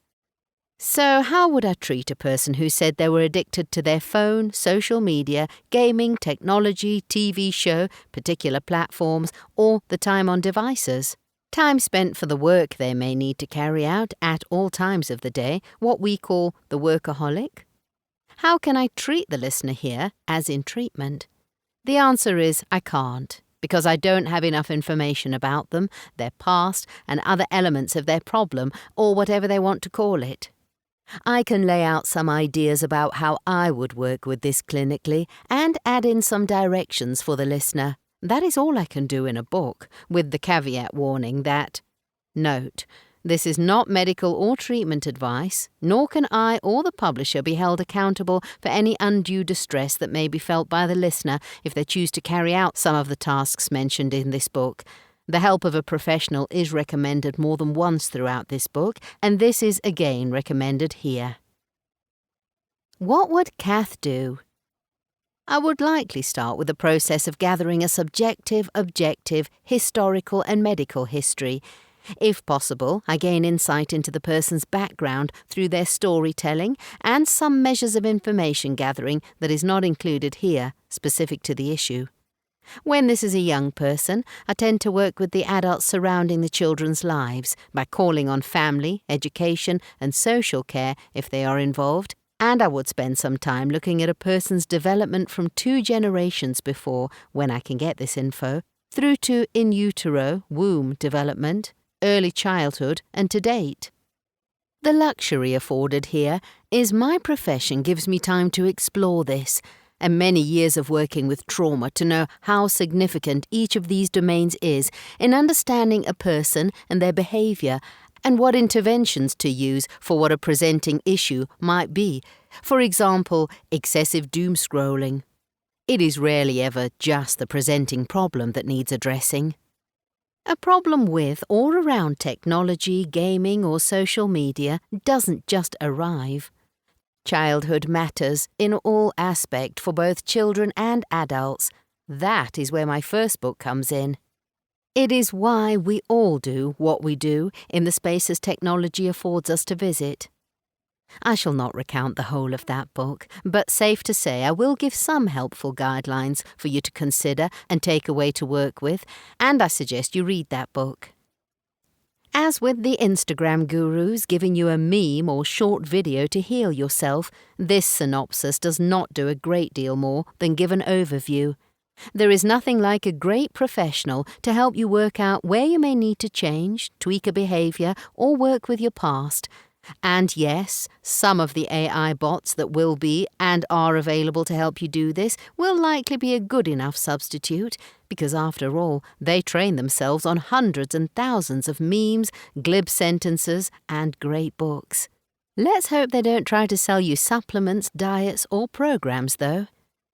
Everything they assimilate and decode is based on years of internet data provided by those using the space, and of course, copyright doesn't seem to matter here either. In fact, in ChatGPT's early days, I asked a question about cyber trauma, and it gave me my last 10 years' work summed up in a few sentences. I've been blogging, vlogging and podcasting for a very long time on this subject matter, so it was rather funny to see how this product summarised my work back to me, although truthfully, I am not sure how I feel about it yet. So, what do we get from, in or through our devices? I gave a TEDx talk on why and how and when we engage in behaviours in and through our devices. We often use our phones, computers, consoles or devices to meet a need. This need likely has its roots in childhood that were not fully met. What Bowlby would have called deprivation, the other end of this spectrum is privation. Now, parents do not, necessarily overall, mean to deprive their children of many things, even those who look to the outside world as cruel, punishing, and do deprive their children purposefully. It is often a belief that this is a way to educate and train their child. Super Nanny is an advocate of this model and way of thinking. Or is it an unintended consequence of poverty and trauma? Nevertheless, some parents unknowingly deprive their children of the most basic needs of presence, attunement, think resonating tuning forks here, attachment, and co-regulation. To make this simple, we need our parents to notice us, when we are tiny through to today, even if we are 75, for example, and to attend to our sounds, facial cues, words, and body language. We need them to revel and marvel at our existence and not place any motives or conditions to receive this love, care and attention. In my book, I quote Dan Siegel's 4 S's here, which are, we need to be safe, seen, soothed and secure. Well, it turns out not one of us gets all this all the time, and so we find ourselves continuously seeking this from other people we meet along the lifespan in varying ways. This is what it is to be human. Addicted to having needs? So when I hear questions like, am I addicted? Or, I am told I am addicted to, I tend to take a moment. What does the person want to hear? What do they need to hear? And what need needs to be met? Those needs of ours are the ones exploited by the technology spaces. What's the cure? I wonder if you are frustrated that I haven't given a 10-step cure yet. There isn't one, sadly, although there are things that you can do to work out what is being exploited in you or others, and this gives you the power to make choices. That is your game changer. So, let's look at some of the needs that people have. You might find there's a number here that you identify with. Love. There are 6 types. Eros, Ludos, Storge, Agape, Mania, Pragma. Empathy, not sympathy or pity. Undivided attention. Friendship. Self, worth, esteem, meaning, identity or image. Connection and community. Safety, psychological, physical and emotional. Autonomy, play or fun. Authenticity, goals, aspirations and purpose. And other characteristics you might see listed by Maslow's hierarchy, but I prefer the Kaufman sailboat metaphor as it's a continuation towards self-transcendence. If these needs are not fully met because the people in your life cannot meet them, for any number of reasons, or you choose not to let them in, so to speak, then the tech companies have the upper hand. And this is where the following awareness exercises and subsequent choices can help you slow, stop, or prevent those excessive, difficult, or problematic to you behaviours. Constant scrolling, looking for something that can't be named? Could it be a need? Why can't I stop? Because tech companies don't want you to. I wondered when writing this book whether people would come straight to this chapter to help them manage their use of technology, social media or gaming.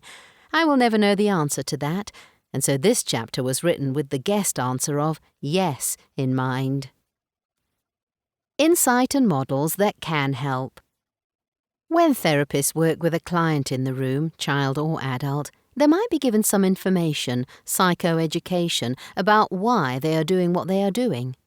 For example, they may be given some neuroscience findings, some theory about human behavior, or a discussion about how many other people have been in a situation like them.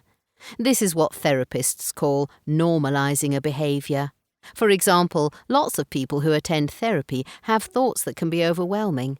And many people who do not attend therapy can have these types of thoughts too. I might share with my clients that people in general can find times in their lives when thoughts become dominant, they cannot switch off from them, and they ruminate a lot. This might be explained and explored using the framework of mindfulness and how watching our thoughts can help us see them as being like clouds passing by. Some people might want to delve deeply into the why, and others ask, how do I make it stop, and don't want any background knowledge. Both approaches are offered here, as much as we can know why we do what we do, and some tips for being able to lower, reduce, or control your tech use. And no, I won't be advising a detox camp or abstinence, unless you want to. I would like to offer solutions backed up by lots of theory and interventions from the trauma space. I don't believe social media or gaming warrants a detox protocol like substance detox clinics offer, because you can't avoid these spaces for the rest of your life, and you would never see this model used for eating disorders. We know abstinence kills. That would be like saying, abstain from human interaction. And we know that does kill people. It's even got its own label, loneliness. If you skipped the science chapter, then step 1 of insight is, you are the equivalent of a lab rat as far as most of the tech companies are concerned, and they have so much insight into your behaviors, wants and needs that you never stood a chance, till now. Exploitation, shame, and the behaviors that follow. Many of my clients have been exploited in some way, shape or form, as they are either children, have been in unhealthy relationships, or have traumas that involve deceit, exploitation, and coercion. If we quickly go back to the list of needs, what happens when we do not have those needs met are usually some, if not all, of the following emotions: shame, loneliness, despair, distress, depression and/or anxiety, anger, fury, rage, frustration, annoyance, irritation, etc., helplessness, hopelessness, sadness, confusion, emptiness, disappointment, and more. And what does a person do when they feel these emotions? Mostly, in this case, for this chapter, they reach for their device to find someone or something to help alleviate those feelings. And that is when the vulnerability can be exploited to its maximum. A behavioral action is intended to soothe the emotion, and often it can lead to a circular process with an accompanying thought gremlin confirming the feeling. The person is looking for the pain they feel to go away. Often we seek this through a behavior that we engage in to distract us from the emotional thoughts. CBT, DBT, or NLP is the cure. Whilst not my primary therapeutic modes, and so I may be seen as smirking at these models, this system of cognitive behavioral therapy, CBT, dialectical behavioral therapy, DBT, or neuro-linguistic programming, NLP, can help some people with the breaking of the cycle mentioned. These are often models used in primary healthcare settings, and often they are short-term interventions. Feelings, thoughts and behaviours are quite often drawn as a circle, or whatever shape is used, of being a human. We have needs in each of these domains, and each one drives the others. If you can break the cycle, you can often change the outcome of one or two of the other domains because they need each other to work and reinforce the process. However, what often happens for the people I work with who previously tried these modes of therapy intervention is this is a temporary fix, or they find themselves repeating the cycles months or years after. I am often told that it was helpful, but it didn't quite hit the spot, and there's still a feeling lurking that I can't quite get to or resolve. It would depend on the practitioner and the problem, but childhood trauma often needs an entirely different approach, and insight isn't quite the be-all to the end goal. A phrase that might sound familiar to you if ever you have known someone trying to quit a habit, behavior, or addiction is, "I found myself thinking I could manage it." They, CBT, DBT, NLP, are helpful for some people, so this is not a bad rap, but it might not get to the core of what we are discussing in this chapter, which is the often deeply hidden but known feeling of shame. I failed. I am bad. What is this thing you are trying to manage? It is said by many the pop psychologists that recurring behaviors, addictions, are because the thing, nicotine, alcohol, drugs, etc., has a hold over a person and they don't understand the power in the substance. They can't help themselves. It's a disease. It's in their DNA. It's hereditary. It's inevitable, and so on. But what if it was that they didn't understand the driving force behind the behavior? Even if they did know what the driving mechanism was, just knowing about something rarely stops the behavior. This is why I want to emphasize here that the insight I spoke of earlier is one piece in the puzzle, and you need the corners, the sides, and the middle. Puzzle pieces and awareness. Let's start the puzzle with the corners, as most puzzles are four-sided. This is because this metaphor only works for that shape, I suppose. This is beginning with the identifiable parts. And this often means describing behaviors that a person engages in, because lots of the people, including children in my clinic, have issues with naming emotions or the thoughts that surround the behaviors, so only anecdotal evidence here. When clients do name a thought, it can be the start of a longer chain of thoughts. When you follow the breadcrumbs, it leads to a need and the emotion that sits with it. To give you an example, Margaret often complains about the amount of work she has. She finds saying no to people difficult and as a result ends up with lots of stress because of the things she keeps taking on, especially when she is busy. In a systematic flow here, you can follow the simple interpretation, very simple, and doesn't account for all needs, behaviours, emotions and thoughts. Margaret says, "I didn't say no to making the cake. Insert whatever behaviour you want here, such as working overtime, playing taxi, staying up late, going to the opera. Which means, I was worried about offending them as they have an important job and are my boss. Because I don't want them to be angry with me. Because when I was little, under 7, this feeling, anger towards me, meant that I had done something wrong and would be sent to my bedroom.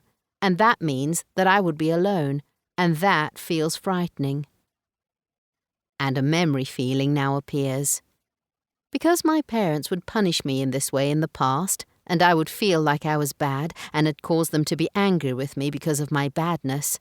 So I can't say no, and that protects me from feeling afraid, lonely, scared, bad, shame, avoids conflict, which I don't like, and I feel in control, sort of. But really, I am feeling powerless and angry, and I want to have a say in what I do or don't do. So I will take that anger and use it in a way I can control, which is to complain, a lot. And I feel terrible for moaning and whining at you, the person I shouted at, etc. This is shame, rejection, and is often what happens to young children. They often don't get a say in much of their lives. This badness may not be true as a fact, but the child feels it is so, and so it is. I wonder if this rings true for some of you hearing this. B equals cause.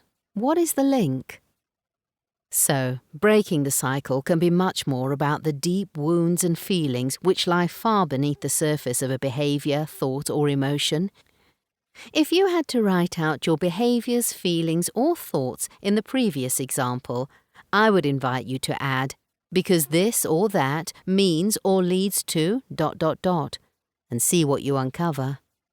You might not be surprised that at the end of the exercise you have written something like, I am bad, I am unworthy, I am lonely, I have no one, I am worthless, I am useless, I am angry, I am powerless, I am overwhelmed, I am disappointed, I am distressed, I am ... It's likely to be one of those feelings discussed earlier when a need goes unmet. You will likely have heard or remembered sentences uttered by adults in your past. The truth of the matter is, these are quite often the opinion of someone else, not a true fact. That's an opinion of someone else, not a fact, but boy do they feel like a truth. Needs lead to ... If you are not getting a need met by someone in the real world, say your boss, your teacher, your partner, or whomever, then you will go looking for that need to be met elsewhere. The feeling you have is likely tied to your childhood at some point, and that can mean it is often a feeling that you are so familiar with that it is supersonic at presenting itself in your life, or PAM. So when it appears, you are unbelievably quick to do something about it, and you beat the sound speed record in taking action. Quick, pick up the phone and find someone or something to ease the pain. This process is much deeper than many of the substance dependencies people have, because this is a primal action and behavior to get a need met, not the picking up of the phone, obviously, but the intent behind it. This is not an addiction. This is about human beings wanting, yearning, and literally having a hunger for connection to another human being. This is why putting the phone down is an arbitrary measure for a short while, and why many of my clients cannot detox from being human. The clue has always been in the title of social media, and gaming has many of the same facets when it is cooperative, shared and online, because you are connected often in some way to others in this process. See my previous writings for an in-depth explanation on this. Communication and the need it meets. Think about how many calls, during the week or weekend, you have watched your parents or any adults receive from an elderly person, such as your grandma. You might well see the dependence on the adult, your parents for example. The calls? Well, they can be about peripheral issues, such as who was at the gardening centre today, what the weather was like on Sunday, what colour shoes Margaret or Philip wore in church, who is getting married, who has died, and so on and so on. How would you describe Grandma? Would you use the word addicted to phone calls? Or might you say lonely? Might you say anxious, worried? Or would you even say needy? So why is this form of communication and contact seen in this way and not through a lens of addiction? Babies are born to be social. If they didn't, they would die through the process of rejection and abandonment. If you can't connect with other human beings, you will literally starve. And this is why, in transactional analysis, it is called a hunger, because it must be satisfied. You cannot take extended fasts from your connection hunger. You cannot detox from something that satiates, which can be nourishing if it is the right food group. But you can detox from the toxicity of unhealthy relationships and the behaviours that go along with this. Most importantly for this part of the book, what can you do to help you with your social media and gaming diet? There is a likely helpful metaphor of a diet here, and this is why a colleague, Jocelyn Brewer, uses the framing of digital nutrition, which is the time you spend on, doing and interacting with technology and comparing it to the level of nutrition it provides. Detox from poisons? If we look at the food metaphor and consider what's poisonous to all humans and only poisonous to some, we can think in the following way. What can be ingested or imbibed and what cannot be tolerated? What is toxic? In this section, I invite you to think about the content rather than the time when we consider what is toxic and what you could detox from in this respect.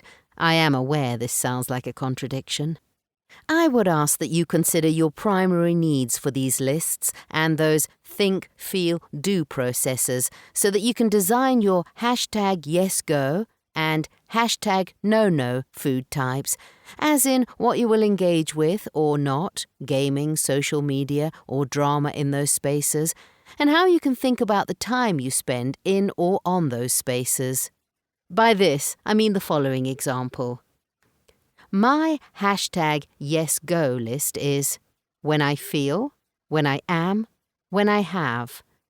And for each of these, I might write out something like, when I feel, in a good mood, happy, secure, safe. When I am, at home, after meetings, have no time demands from others, for example, be online at X time, not eating whilst. When I have, time, at least 30 minutes to play with, my battery level, over 40%, when I have nothing to urgently buy, a spending cap. And my hashtag no list is when I feel angry, tired, bored, frustrated, lonely, sad, pitiful for myself, wanting to distract away from a person, post-argument with them, or to avoid an uncomfortable conversation. When I am in school, class, meetings, on the bus, with a partner or child, out for dinner. When I have no money or just been paid, when I want something, called retail therapy, I just saw an advert for something, no patience, little time, between appointments, just before going into the doctor's surgery, and so on. Hopefully you get the idea. Your list will be specific to you, and you may even have some other categories. Hardly any of the ideas on this list are surprising to me, and I break a number on my hashtag no list when I consciously chose to, or I forget because I forgot to do the check-in with myself first. This can be a big learning curve for many of us, because what we are often doing is turning on the console, PC, or opening the phone without doing a little self-check-in to see if any of the aforementioned criteria is present or not. Self-check-in as a habit. How do you get to be aware of your phone pickups, your console or keyboard clicks, and immersion into the space of technology, games, social media, news, banking, drawing, reading, sports updates, health apps, timers, and whatever else there is on your device? Keep listening to find out. Helpful steps in using the same tricks big tech has in its arsenal. Create an image or icon to tell yourself to check in that you display on the case, locked screen, screensaver, covering the camera, or on button. You would need to print a small image or icon to do this, and use this like a safety check sign that you may need to change every day or week or hour, depending upon how quickly you begin to ignore it. This is why pushes and pings only work for a short time if we don't make them a part of daily practice. The suggestions are 21, 30, or even 90 days, depending on whose work you read. Now, you might not know this new habit-forming time for you, but you need to have a different mindset towards it. For example, think about the alarm clock snooze process. Many people set an alarm to ignore it. So you have to make this an active choice, what is called a nudge in behavioral economics. You have to be smart at letting yourself know that this image is the one that means to do a check-in. You might have your list written down somewhere and in your pocket or on the desk or next to the console. Once you have got the hang of this, you might change your image icon or the order in which you do the check-in, because there's nothing like stale or irrelevant content to make you quickly skip or ignore something. Think how many adverts you skip past on YouTube for this reason. Brains love novelty, so keep it as exciting as you can with this topic. Another analogy or way to play with this here is the diet of going to the gym, and why people who go to do workouts often mix up their routines for this reason. It takes time to see change, and motivation is key. You may need to set yourself reminders about how you are doing, and go easy on the fails. Reps more than sets here to start. When you can satisfy the hashtag no and hashtag yes go, you will find that you are now moving into the territory of intentional behaviours. This can feel more like you're in control, and perhaps you will notice the kinds of things you seek out online, engage with, scroll past, hover on when in the spaces of social media. In gaming, you might find that you have patterns of types of games for certain reasons, particular people you want to play with, and more. Timing and times. Most of us have a device routine. We might not have noticed it fully, but we have found a pattern that works for our morning, daytime, nighttime, and weekend schedules. You might just be smiling a little because you know this already. So, let's explore timings and behaviours, as most of them will be predictable, somewhat. Again, I invite you to an exercise to help you see the patterns. Rather than writing, I go on my phone after breakfast. I am going to ask you that for 1 week you notice your behaviours a little more closely, and this next bit is important. It is important to write your noticing patterns using pen or pencil and paper because of how the brain works when you use this method. Typing it up won't get to the gremlins in the machine adequately or fast enough, and it is they who need to hear this.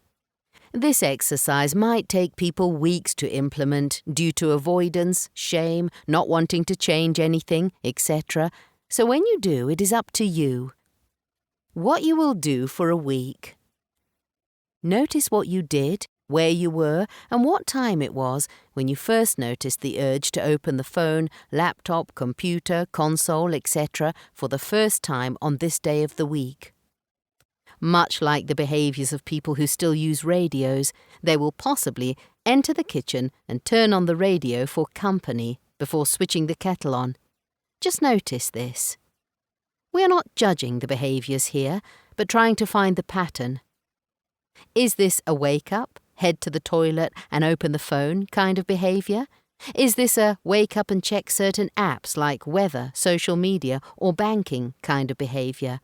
Or is this an after I have eaten breakfast behaviour or a before I leave the house one? Write this down for each day of the week and weekend. And do this during the day, evening and night time, noting what time, location and anything else you want to, such as thoughts or feelings for each engagement in social media and or gaming where you can. How you design your diary is up to you, and there are plenty of food or activity types online that you could print out and write on, or you could make your own, which may be more impactful. When you don't, do. Self-compassion. At this stage, I want to interject with a tiny reflection for you. You are doing the best you can in the world, and with the tools that you have. Insight can feel overwhelming, shameful, and shocking at times. Go easy on yourself, especially when I say it's likely that you will have missed behaviours or timings off the sheets, and so there may be more of them than you realise. This is why screen time hours can cause many people to argue with their phone, for example. Denial of our social media and gaming time is the easier road to travel. This is an awareness-building exercise, and it can really suck to see you are beholden to your device or games and previously thought you were in control. This can be a defining moment for you, perhaps. If you want to delve deeply into your behaviours and make permanent changes, then you will need to work with a professional. At this stage, it's okay that you are not Miss Marple or Poirot in being able to put all the clues together just yet. And you're not in therapy, but taking a quick steps process from a book. It might work for you, and maybe you need to call that professional. Interrupts, self-talk, check-ins, and days when it doesn't work. The way in which CBT helps people and is part of this book is by using that framework, starting with the awareness raising and noticing the pattern to interrupt the pattern. This is often completed for some by forming a new behaviour, a modification of the previous behaviour, or as many of my clients say, a new habit. Notice it's not called an addiction when it moves in the other direction. Sometimes people are given a helpful phrase that they can say to themselves to notice and deflect an old pattern. For example, do I really want to eat that slice of cake? I've eaten one today, and in order to reach my goal of X, weight, size, then I need to XYZ instead, or whatever the goal is. It looks easy on paper, doesn't it? I am suggesting here is, if this worked as easily as it was for me to type it out, everyone would succeed at dieting, giving up alcohol or cigarettes. The fact is, many of us fail, fall short, relapse, and end up eating the darn slice or slices of cake. This is why this part here is to notice that there will be days when you fail to action, notice, or do the diary. Like mindfulness mantras, the noticing is also the noticing. And then you can make choices about whether you do the thing or don't do the thing. Internal sabotage, the gremlin the tech companies fed and watered. Noticing is just that. So the next part of this helpful advice is how the #no-no list and your behaviours are linked. This is what I would work with in therapy with a client. How and when they started to notice they were spending a lot of time doing the game, social media, or whatever it is. It didn't happen overnight, and the slow, dripping tap needed fixing at the outset when you first noticed a leak. But like many people the world over, it didn't feel so bad until it did. There may not be a rock bottom for you, but an uncomfortableness and a want to stop. There is always some awareness of what we are doing that we don't want to, but we don't always have the tools. What you might be struggling with is the why you are doing something that you don't particularly like, or that hampers your day, or feels like it's wasted time, or is irrelevant, or is frustrating that I did it again. Stopping a need, stopping a dislike. The why someone does this, for example, spends too much time on ... is twofold. Exploitation of a need, of yours, by big tech, and you being a human with needs. So really, it's the competition between who can meet the need first, or with most appeal.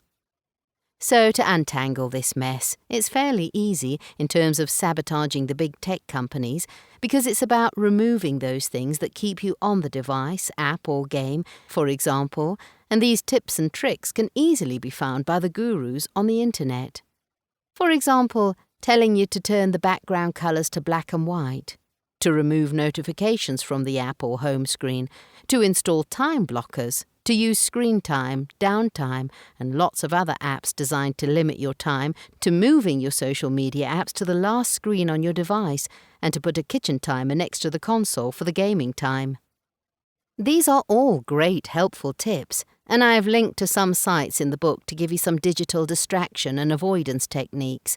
Moreover, these distraction techniques are often about reducing the attention that you give to things, such as notifications, polarized debates, images and videos recommended to you. This is the attention economy battle that tech wins almost every time. However, if it was this easy, that is, turning notifications or colours off, then we would all be a little less dependent on these apps and platforms. Seeing as this is not the case, this is clearly not the solution, but it's a good start and one I recommend in practice. Attention to yourself. The other side of the coin will require you to go into the bushes and fight your own Darth Vader, who turns out to be you, yourself no less. What a fab scene from Star Wars to illustrate the battles we have with ourselves. Grab your lightsaber and do, or do not. But remember, there is no try, according to the little green guy, Yoda. Let's start by considering who you might be and what vulnerabilities you may have that those big tech companies are exploiting. Thinking about this, you might wonder what kind of question I am asking here. How do I know what all my vulnerabilities are? Perhaps I could name my personality type. I could even take a test online to find out, and that might not be a bad thing. Vulnerabilities, though, well, that's a different matter. Aces that are far from ace. There is a piece of research conducted in the late 1990s that highlighted that many of the adults who were attending a medical facility had experiences in their childhood classified for a piece of research as being called adverse childhood experiences. These adversities tended to have one of two outcomes, whereby if you had a person in your life who could support you, who you could turn to, and who you could talk to, often the adversity wouldn't have a long-lasting impact, versus not having a person. However, this is not to say that just having one person would mean you're not affected by an adverse experience, but certainly being able to reach out to talk to, and to get support from one other person can often be an incredibly important part of being able to manage, cope. We need others to survive, and here you can see we need others to have good mental health, well-being, and well-doing. Sadly, what the ACE study has shown us is that many children do not have a person to lean on, to talk to, and to gain support from, and suffer from the consequences of the adversity alone, and perhaps for a very long time. Now, why am I mentioning the ACE study here? Well, it's what we call a starter for 10 in the space of understanding what happens to us as children and how we might behave as adults in the real world and online. The research isn't as robust and plentiful around ACEs and online behaviour, and this is why I do what I do, by writing about and teaching this. What I can say to you as you listen to this is those experiences as a child tend to form what we try to resolve, often in our adult life. What we seek is what we are missing. And that might require you to do a deep dive into the difficulties you faced in your childhood. This may be the point in the book where you seek the help of a professional to work with as you do these exercises and think about what is being exploited in you by big tech companies. You may have lots of feelings associated with both aspects. Most of the advice that exists in books like this or online aims to help you make peripheral and superficial changes to your daily behaviours to combat what you might read online as addictive social media or gaming behaviours. What I can't do in this book is what I can do in the therapy room, so what I say here is as superficial as a meme. To understand yourself, you really do need to work with a professional who can link innate drives, early childhood experiences, and online or gaming activities together. Hopefully they read books like this. The best I can do in a book is to provide the framework of noticing. I cannot explore the deep why with you via a book, nor should I or any other author do that. This is why we did the exercise on noticing and behaviours during the day, the week, and particularly around timing. It gives you the first insight and awareness. The following paragraphs can help you understand a little more, but they are only scratching the surface. Looking at your own needs, what you might call your desires and what you really want from people, and looking at how these areas overlap into those deep feelings that we brushed past earlier in the chapter, you might be identifying why you are seeking something online through social media and gaming.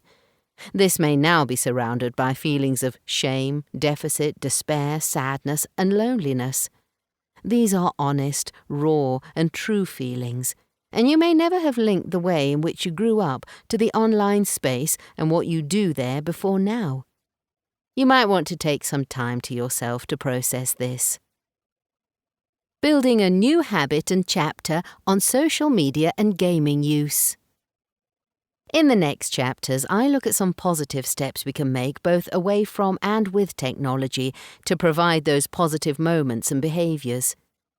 Scaffolding is often how we hold up a building whilst it's being created, removing it when it can stand alone.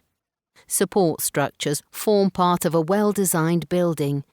Using that metaphor, what goes inside the building is individual as a you, but the structure can be quite generalised. The building itself will perhaps need a blueprint. Foundation first. It is said willpower is a finite resource, and this usually ebbs at the end of the day. And so my suggestion is to use social media and gaming before lunch to ensure that you can use your willpower like a superhero, because as the end of the day makes its way towards you, your willpower is lower, especially after you've had an arduous day's work. Yep, that's a crock, and it isn't going to work at all. So, what are the foundational aspects to managing your time with the content? Those exercises around noticing, timing, needs, early childhood experiences all sync together to produce a recipe for being in those spaces, perhaps longer than you anticipated. And so intentional use can be your lifeline here, only insofar as sticking to your plan, and this might mean that you set yourself a time limit or utilize other apps and technology to limit your time.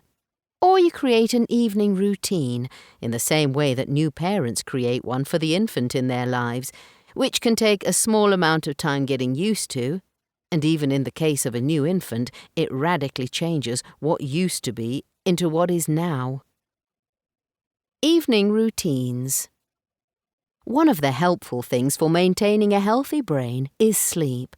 You probably didn't need to be told that. And you probably have said somewhere along the line that you need to sort your sleep schedule out because many people don't have good sleep hygiene, or say they don't. So, how can you create the best environment for a good night's sleep? Simplicity is always key, and one of the best ways in which you can create a routine or regime around sleep is to compare it with what a baby requires and what it feels like to go to bed rested.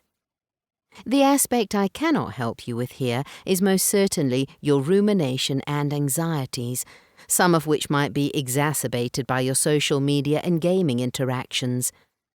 But I can certainly give some hints that you can utilize in your life that may start to change the way in which you approach your sleep routine. Darkness. This is going to depend on where you live and the kinds of daylight saving and seasonal changes that you are surrounded by. But it doesn't take a scientist to work out we sleep best when it's dark and when we're not too hot, hence why lots of hotels have air conditioning. The first thing to acknowledge in your environmental space is what kind of lighting you have for an evening, and can you invest in ways to reduce the brightness of the surrounding light via dimmer switches, coloured bulbs, or candles if you so wish. What is known about sleep hygiene is that light is an indicator to our circadian rhythm, and reducing this in an evening can help our brain settle for the night. If you know that bright lights can stimulate your level of wakefulness, then perhaps you can change the screen brightness on your device or monitor or television after sunset. You can also engage colour filters, and software can be purchased to change the level of lux, brightness, on your screen and to reduce glare and the deadly blue light. Perhaps your evening routine can include the use of methods, protocols, or habits such as gentle exercise, relaxation, so that you don't overstimulate your nervous system, and learning how to control your nervous system really is a game changer for sleep. Early childhood experiences can influence your nervous system, so gaining mastery in this is certainly the most recommended benefit for your sleep and your health. You might want to engage in mindful breathing or meditation and activities such as yoga nidra, now commonly called non-sleep deep rest, and a warm bath or sauna can also give a number of other benefits. Mostly this engages the temperature change required for sleep. Alarm clock or alarming? Many people I speak to, which includes children, use their device as an alarm clock, keeping it in the bedroom for this reason.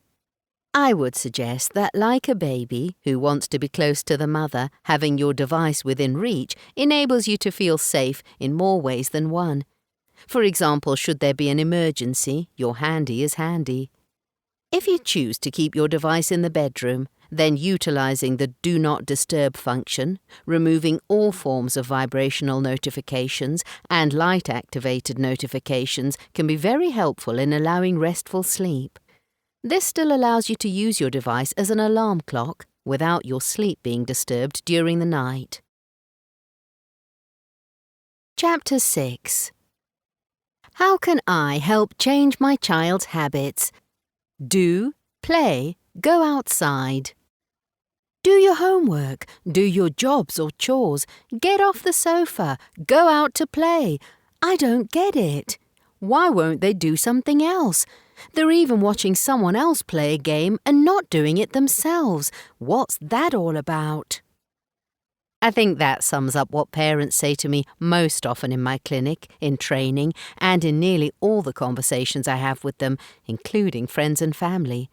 They say, or shout at their children, to do more in the real world, and usually follow this up with, "back in my day," and sometimes I hear, "we're the first generation to know before and after the internet, kids these days."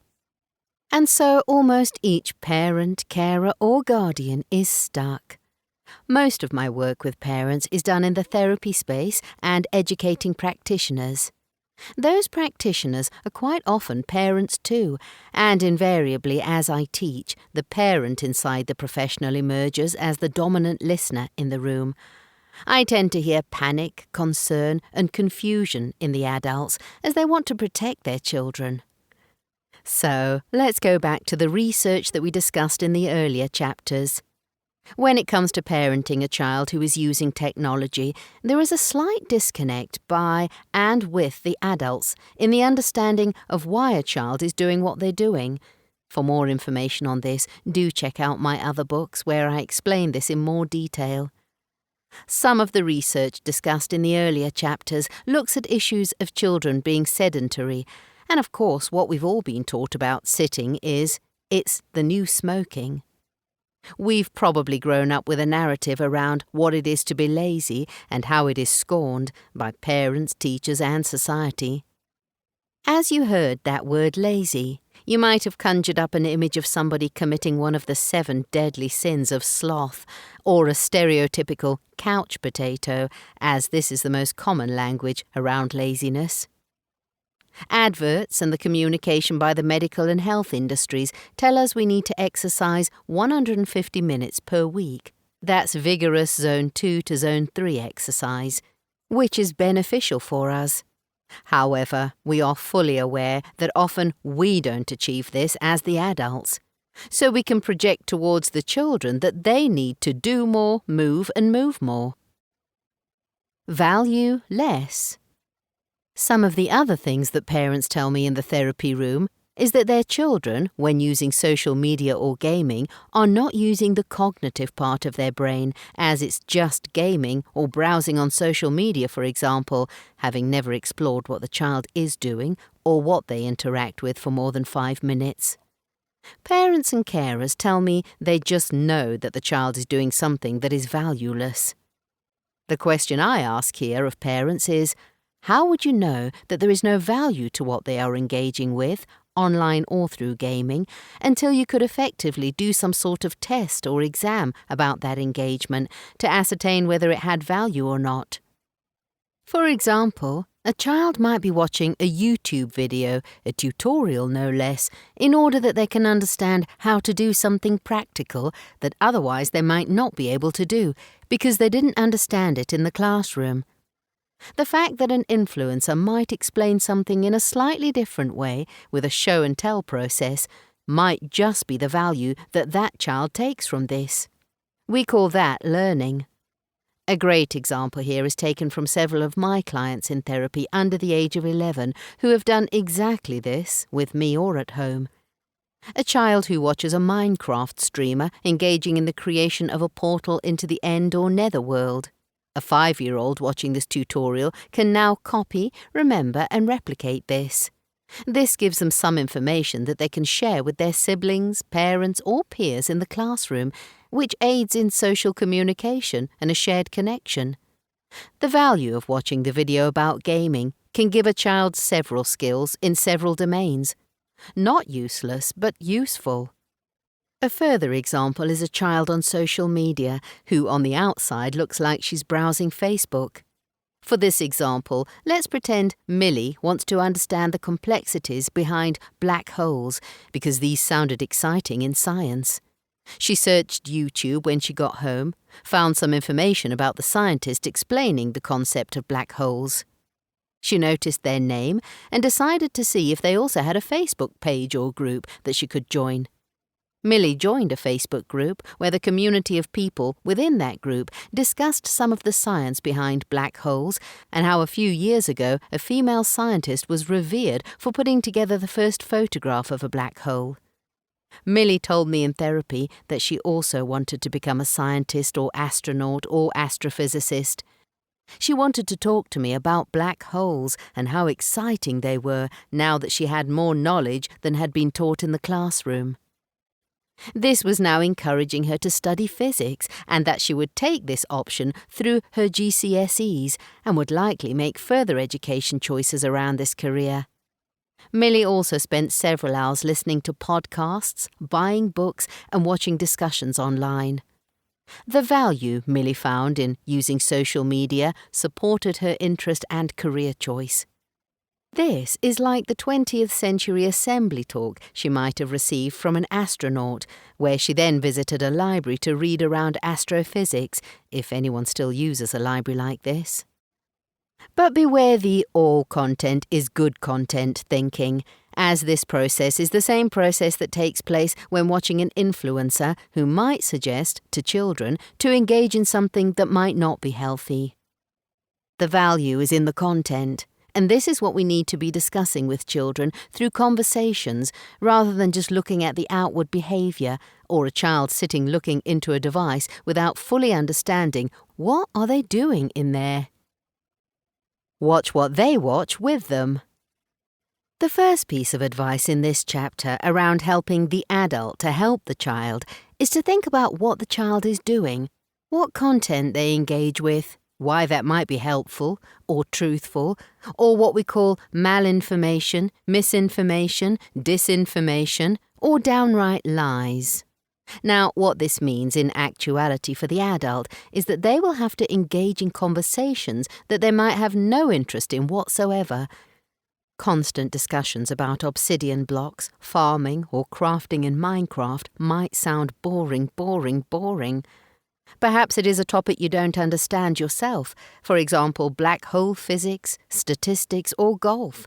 Perhaps parents feel they don't have the time to explore what a child is interested in or who, influencer, celebrity, or streamer, a child is interested in. To do this really does mean you, as the adult, would have to look at the same content that your child is looking at. I hear a few sighs at this prospect. Over the years, PewDiePie, KSI and Mr. Beast have all taught me something about why children watch them, and each influencer has literally driven me to mind-numbing moments for which I will never get my time back. But I needed to watch with the children to understand their reasons for watching. Now I get that parents and adults need to work and in their own time want to use social media or gaming for their own pleasure. To consider that you might now have to start engaging with the same content as your children means your 24-hour day just increased by another 6 hours. It sounds an impossibility. And yet, this is not so if we think about quality time with our children. I'm suggesting here the time you spend with your child must include sharing some of their online and gaming activities. Not all of it, all the time, of course, as no one has that amount of time. This can help you understand the engagement time needed to follow and keep up to date with the popular things, games, conversations, or trends that their friends are often interested in too. So how do we manage this? Parenting can be a very difficult job at times, and there's only so many times you can read the Gruffalo before you know it off by heart. Nursery rhymes that are possibly stuck at the back of your head might just be memories of when you had time to sit with your little one and sing the songs. Once children move into education, parents offload some of their duty to those who teach. Parents pass on that baton so that they can work and earn an income, so their child can have a device, which, let's face it, can be a suitable babysitter when we have no time. Acknowledging that we have, in the past, or do leave our children in front of devices in order that we can cook dinner, clean the dog, wash the car, or do the Zoom meetings, means that they engage in social spaces with other people that might meet their needs and frees up a little of our time. We are not monsters. but busy adults.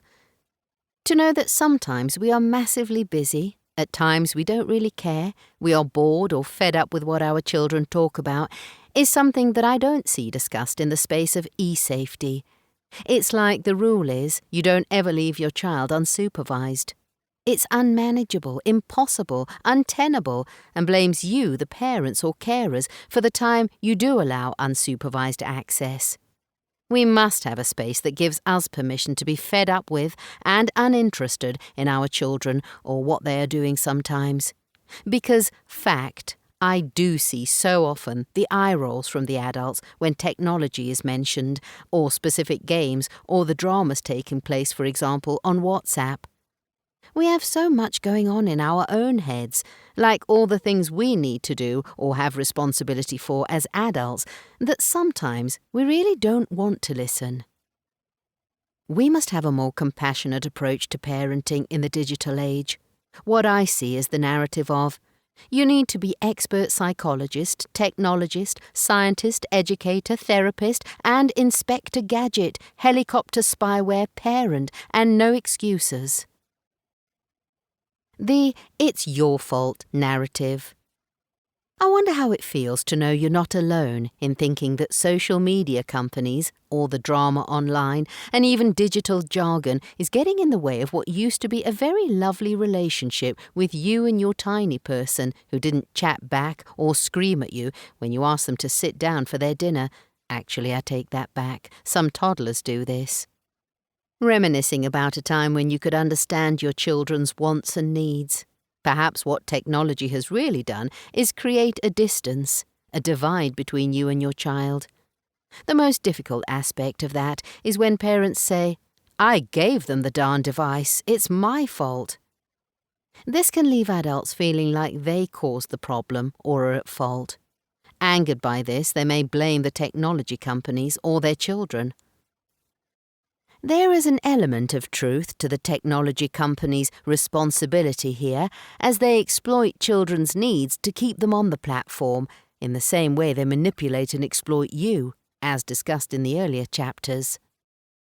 It is easier to exploit children, though, because they do not have the adult thinking brain. Many parents in today's world are very stuck with the juxtaposition of giving technology to their child, delaying it, and many not knowing that the media companies would exploit their children in this way. Sadly, parents and carers are the ones left with the behavioural outcomes seen every day in homes. So here are some things you can do and have a little control with. Move. There is quite the push to get and keep children engaged in physical activity, usually within education settings. However, one of the difficulties that I am beginning to see with the children who come into my therapy office is that the amount of movement they can engage in within school and extracurricular activities is being limited by the need to perform academically. Some primary schools within the United Kingdom are reducing the amount of play sessions that take place during the day, and certainly by the age of 10, the focus is on passing tests called SATs. This means children are sitting for longer in a classroom, and that requires the nervous system to hold in a whole heap of energy that children of this age have. So, no, it's not all technology, gaming and social media's fault. This is our education system, and it's creating a sedentary society before the age of 11, which extends to 16 and beyond, as education is in some cases mandatory to 18, before heading off to university. Education has a part to play here, but don't let me distract you with this knowledge. Blame the tech. Jiggle, wiggle and twitch, not the platform, nervous systems and their need to express energy. Imagine winding a spring tighter and tighter during the day and only releasing it when the home time bell rings. In the classroom, education takes place relatively slowly in comparison to a fast-paced game. And so, if you have energy that you've been collecting, a way to think about this energy process, all day long like a solar battery, you're likely going to want to expend that energy. Quite often this is why children can be the screaming, shouty, excitable Duracell bunny gamer.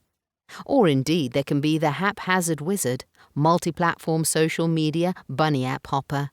You might even notice when children are sitting with devices that their nervous systems are expending that energy by the jiggles in their legs, shoulder movements, neck clicking and thumbs that move at lightning speed. They need to get rid of the compressed energy, and the children with attentional difficulties seem to have more of this energy. A great resource is the idea of movement snacks, which are tiny moments throughout the day where 1 or 2 minutes of exercise takes place. But you can make it fun by opting to move like an animal. Mackie D's, KFC and donuts. In physical exercise and nutrition disciplines, there is a conversation about something called NEAT. This is a form of energy expenditure that takes place in all of us, but is particularly high in some children, and is that constant tiny set of movements. NEAT can result in calorie expenditure and is usually assessed as part of a person's daily count. One of the worries that many parents have is that if a child is not engaging in a high-energy exercise, such as running, skipping, football, netball or rounders, some of these are UK-based games that children play in school, or other forms of childhood games that we played, such as tag, TIG depending on which part of the UK you're from, tree climbing and apple scrumping, hide and seek, or even, what time is it, Mr. Wolf? Then we are equating the lack of outdoor movement in a child once they arrive home as being completely different to when we were young. Now, I'm not saying that being on games or social media in a sedentary position for extended periods is great, and certainly at times when I was writing this book, I did a lot of that myself. What seems to be getting confused about is what is the expected time for exercise that a child should engage in? Where do they engage in this exercise? How long do they engage in exercise for? And what is the recommended amount for your child given a large number of factors which cannot always be measured? Genetic variations, bone density, ability if there is a disability, and an accurate count on calorie intake versus energy expenditure. It seems the issue may be more to do with calorie intake whilst snacking, gaming, or playing on devices that causes much of the obesity and weight issues. Snacks that the children of the 1970s or 1980s ate were not as calorie-dense, freely available, or promoted as part of the experience. Snacks and high sedentary lifestyles seem to be the health harm, not the social mediaing or gaming alone. Motivation. Where is the we in Connect? The NHS in the United Kingdom suggests that children should be taking part in exercise at school and suggests after-school activities as being helpful. A question I have here is, if a child has a diagnosis of autism and struggles with posture, coordination and social communication, how easy is it for a parent to get that child to engage in a large group after-school activity? And how easy is it for that child to go home, pick up a controller, sign into their gaming console and engage with other children there where they feel somewhat in control? When we think of movement and gaming, one of the experiences that I like to discuss with the adults I'm working with is remembering how the Nintendo Wii brought families together to engage in physical activities and gaming. Kinect from Xbox also attempted to create this space. But isn't it interesting how many families did not keep up this exercise regime through gaming and how defunct Wii and Kinect are now? Why haven't these at-home fun experiences remained? Why haven't the adults kept this aspect of healthy behaviour in their home? Why do exergames trail off, and where is the motivation from adults here? Exergames and energy. Now we are moving into the immersive world of virtual reality and exercise called exergames. I wonder if the argument about movement is going to subside when we see an uptake in more games that require high energy. For example, a very popular game at the time of writing for many of the children I work with is Gorilla Tag. Sweaty children, sweaty headsets, and lots of movement. Not a typical exercise game, and it is popular with so many children, Fantastic! I hope that there are many headsets bought towards the end of 2023 to increase this type of movement in children. Food cupboard and fridge choices. What is known about food and mood in the spaces of nutritional health and well-being is a common discussion and is much deeper than I can write about here in depth. I am introducing you to the idea that what you consume can indeed impact how you feel. But it is more important that some of those processed food groups are consumed quite often whilst children are engaged in social media or gaming activities, as discussed previously. Whilst this is not entirely a section on getting your child off devices, games or tech, it is a way to support their health long term. I feel this is important in this book, as this is about the holistic approach to managing what we do in a world of tech. One thing you can do as an adult is decide on the kinds of food that make it from the supermarket shelf to your cupboards and your fridge. I'm aware the market of quick and easy isn't a recent invention. The microwave appeared decades ago. So many of us have become accustomed to quick food solutions for our family when we are busy, working late, or have lots of after-school clubs to attend.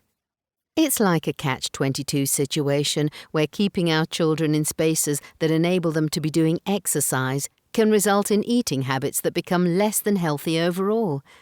Unless you have a full-time chef at home, many of us choose to take the small packages off the shelf, the ding dinners, or we head to the fast food emporium. It's ubiquitous, easy-reach, ultra-processed and junk food heaven. Non-processed foods are those you will find underground, overground and wombling-free. They grow freely and generally are found in the fresh or frozen aisles in a supermarket, plain on their own, and require cooking for more than a 9-minute ding dinner microwave. These are meats, fruits, nuts, grains, spices and vegetables. I wonder what your child would say if you only kept fruits, nuts and vegetables for snacks.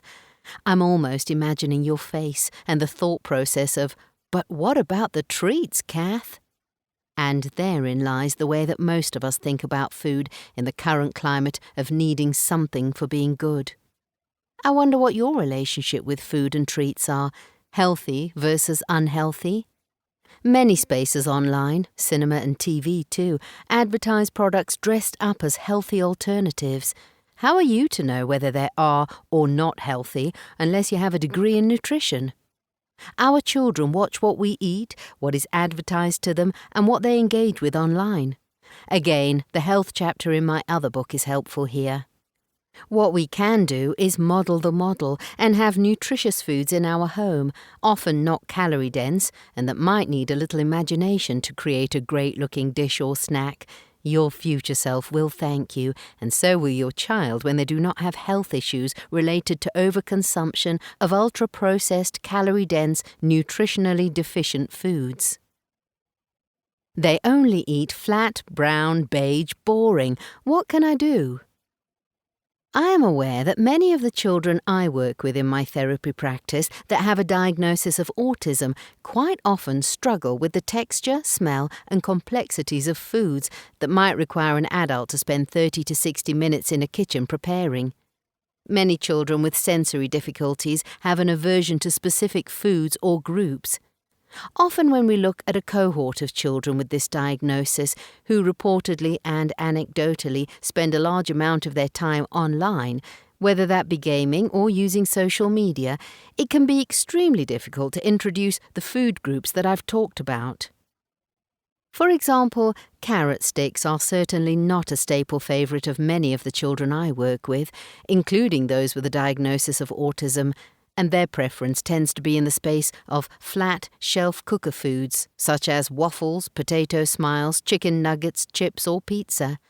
Or they tend to enjoy junk fast foods, such as McDonald's. They tend not to eat salad, stew, or other homemade dinners with sauces, etc., for many reasons not covered in this book. Many of the parents that I work with in this cohort opt for an easy route without understanding the long-term health implications of these food groups where there is a lack of diversity in nutrition. My thinking is, backed up by my studies in nutrition, Many of these children are malnourished in the form of micronutrients, and this can exacerbate behavioral presentations such as tics, movement jiggles, and regulatory capacities of self-soothing mechanisms. Mood and food are tied together harmoniously, or not, depending on what we feed it, our guts. Modus operandi. We live in a complex world, and when we think about helping children who are online both gaming and in social media, we need to think about their modus operandi for being in that space. To have those discussions about what they are doing, why, with who, what for, how long, and how this can interact with their wants and needs around the real-world practicalities of exercise, community, and nutrition. We need to check in with our why, our modus operandi too, and what we want from our children in this space. Do we provide a boundaried, respectable, and emotionally resonant household? Or do we have a screen time contract that is non-negotiable because some guru on the internet showed us how to create a legal-style document with which to enforce device time in the house? What do I mean by this? Most importantly, being able to help our child involves us being grounded, emotionally available and present. We are not the rule makers that never break, or breakers that never make. Parenting around tech can be ever-changing, depending on ages and stages and who is in their life, friends, hobbies, relatives, etc. As I said, one of the handiest hints that I've seen online for several years now is for parents to have a social media contract, gaming calendar, or whatever you want to call it, which involves a limited amount of time that you allow your child to use the device for gaming or social media, and what your expectations are around dinner, exercise, and most importantly, bedtime. And what the consequences might be if the contract is broken. Sadly, I see children bashed with this rather than supported. So let's take a look at what research has shown to be a connected way to parent. This means that we give and gain respect, the ability to converse, trust and be trusted. And if you want to outmaneuver the perpetrators of crimes against children in those online spaces, you will need to create those channels of trust and conversations. CPR. 3 elements to connected parenting and household harmony.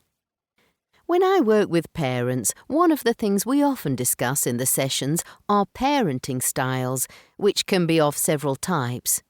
We are attempting to avoid overly liberal or authoritarian. One of the more important aspects of parenting, which can impact attachment styles, is how consistent a parent might be.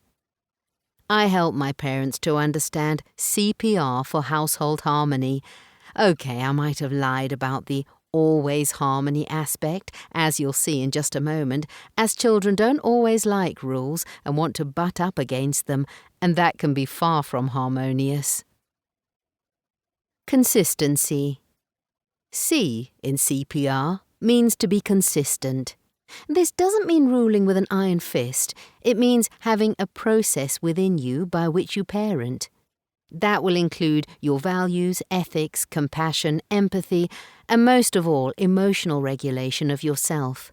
Not always easy to do, easy to write about, of course, and can be obvious when a third person helps you interpret what's going on in the moment. As of this moment in time, we don't have AI bots in our houses helping us demystify and understand what it is our child is trying to communicate to us. So this is where the consistency responsibility lands on us in terms of our approach to our child.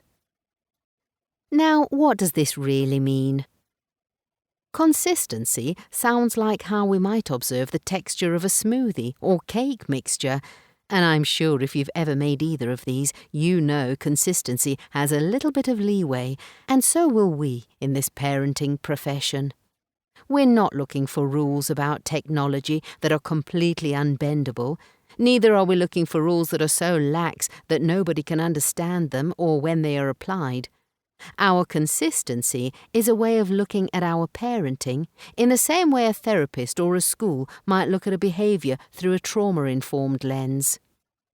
And what this means in practicality is each parent's lens is individual here. The theory behind why we do what we do and when we do it and for what is the mainstay of how we are consistent. For example, you ask your child to come off a game because you have relatives over and it is now dinner time. How you implement the request to end the game and sit at the table for dinner will be in the same vein as when it's Friday night. You're really tired from a hard week at work and your child is whiny, needy, using that voice, argumentative or screaming. We approach the situations with the same level of understanding, patience and language, tone, loudness, etc. of ourselves and our child, and we are child-centered, not me-centered. Being child-centered does not mean that we allow the child to rule the roost, nor does it mean we are soft or give in easily. It does mean we take the perspective of the child in our thinking and how we observe what the child is doing today and why, etc. Yes, you must be on your toes, and each interaction with a child is different, even compared to 10 minutes ago, and I'm sure you've noticed at some point that what they liked last week is not the same as this week. Quite often parents will say in the therapy room that children are fickle and have fads and they are confused by this. Perhaps they just have a more varied way of seeing the world because they are still discovering who they are. They do not have the capacity that we do as adults to be consistent, and therefore that process lies with us. A quick example of consistency towards a child who won't come off their device is to remind the child of the agreement you have and the choice they have and what consequences might follow should their choice break your agreement. Utilizing parenting techniques that are supportive, such as attachment parenting, two choices, limiting the options, and natural consequences, and being consistent in choosing to parent like this is the first part of the 3 aspects in CPR. Persistence. The P is for persistence. This is not nagging your child, but holding firm with your consistency and persisting in a way that I call broken record parenting. For example, when explaining to a child that our session is ending, some children may engage in delay tactics whereby they get a new toy out and notice a new thing which really isn't new, but in this moment it really is. One of the ways that I would engage in consistency and persistence is to explain to the child that our session must end as it did last week, and I might use reflections on how frustrating or sad this might be, and yet the persistence is I reflect the session is still ending. This technique acknowledges the child's feelings, and quite often I will also reflect that their behaviour tells me they still want to be in the room, and I can see that and understand that, and the persistence of my consistency is to remain firm, but our time has ended for today. And I will often remind the child that we have another session next time, and that today's ending is not forever, but for today we must come to an end. Children require and need boundaries to feel safe. There have been experiments that have looked at children in a playground where around the perimeter there was no fence versus when a fence is or was installed. Where the children congregated or moved to when the fence was installed increased to the perimeters. This experiment shows us that when there are boundaries, children move more freely. Many of these boundaries are well established in education settings, such as time to start and time to finish both the school day and lessons. Whilst there might be some behaviours around attending school or lessons or leaving them, most children feel the safety of these timings because they are predictable. When it comes to the C and the P in CPR, the first 2 are the boundaries that enable children to understand where their freedom and challenge limits are. And that brings us to the R. Resistance. The R in CPR is for resistance. To what, you might ask? Well, that's the boundary pushing that will inevitably happen, and this is where the harmony I mentioned may not be in full force. When boundaries are put in place, as in the end of the session example I gave earlier, then children will push or pull those boundaries to see how strong your consistency and persistence really, truly are. The resistance here applies to the way in which children will plead, beg, and recruit all other strategies they have that could potentially create a break in your boundaries. If this happens, it can leave them feeling unsafe and not knowing how predictable their world will be. Your resistance to their techniques is what helps them feel safer in the long term. And I know how torturous this time can feel when the pleading and crying turns to anger, and anger leads to hate, which apparently leads to the dark side. Tough you must be. As a quick reflection here, one of the consistent, persistent and resistant limitations that gaming offers children are boundaries in many different ways, such as numbers of lives, areas on the gaming map where they can navigate, ways in which they can advance and/or point-scoring rules by giving detailed instructions. This is why children are so miffed when other players cheat or hack around those rules and boundaries that the game offers. Predictability is how we feel safe, even when we think about games or social media, and this is why it's easy for us to be provoked by people who don't play by the rules. I would also like to reflect here, one of the reasons I love working with children is because of their tendency for out-of-the-box thinking around pushing those boundaries to see how my CPR meets their needs. But the most impressive thing is the genius behind the adaptability, creativity, and resourcefulness of ways in which they can think outside the box to take you out like a boss in a game. This creativity is so often hampered by the lack of power they have in the world, and Sir Ken Robinson, 2007, talked about how this is missing in the education systems on his TED Talk. When I hear of a way in which a child has pushed those boundaries, I am impressed at their smarts, their thinking, planning, and reasoning behind such behaviour, which is mostly driven by needs and not manipulation. Children are incredible, and I marvel at them in this way. Bedtime and brain development. Now, to keep that thinking brain healthy and developing for a life without cognitive issues before old age, the paradigm of sleep is important. One of the things I spend a lot of time talking to my child clients, 9 to 25 years of age, about is their brain health. This is not taught nearly enough in schools, and many parents are not aware either of things that can help and hinder everyday brain functioning, optimal performance, and brain health. And so this part of the chapter is going to refer to sleep, and then I will tie in much of what we've talked about so far. You can then talk to your child with information that they might find fascinating, or not. Pre-birth babies are isolated from the day and night cycle, what is called the circadian rhythm, by the very fact they are within the womb. If we consider newborn babies beginning their circadian rhythm in a world where they have never seen or been around day or night time, in varying seasons, you can begin to understand why it's so difficult for them to adapt to our adult world. You might have noticed babies sleep a lot, and what science shows us is that brain development and good health requires sleep, which is made up of cycles throughout the night. It is only in one of these cycles that certain elements of brain health processes take place, whereas others promote learning and memory. Consider how much you sleep when you are poorly to heal from whatever virus or bacteria that is hampering your body at the time. Before and during adolescence.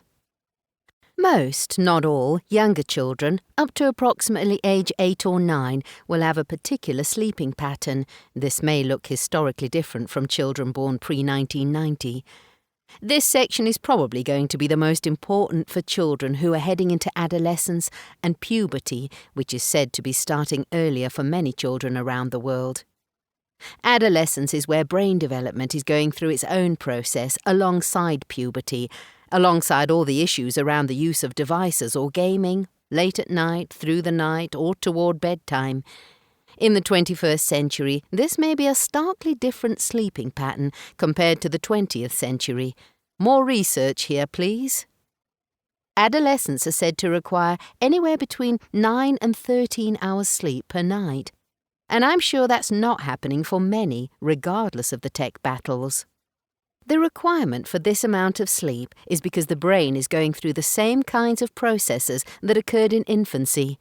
The architecture and connections in the brain are being built, in this case to become an adult brain, and that requires a lot of energy, a lot of rest, and a lot of cycles of sleep. Slow-wave sleep, commonly called deep sleep.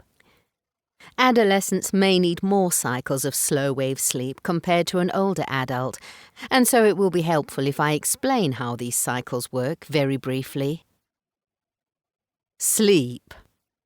Sleep is, simply put, made up of cycles of 4 different types: light, slow-wave sleep, SWS, rapid eye movement, REM, and awake, moving about, for example, and generally following deeper stages.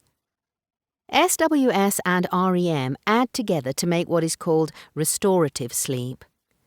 The REM stage allows for processes to occur within the brain around memory consolidation and learning. This is even appearing in an advert for nappies, diapers, where a baby is shown to be mimicking movements that they did during the day.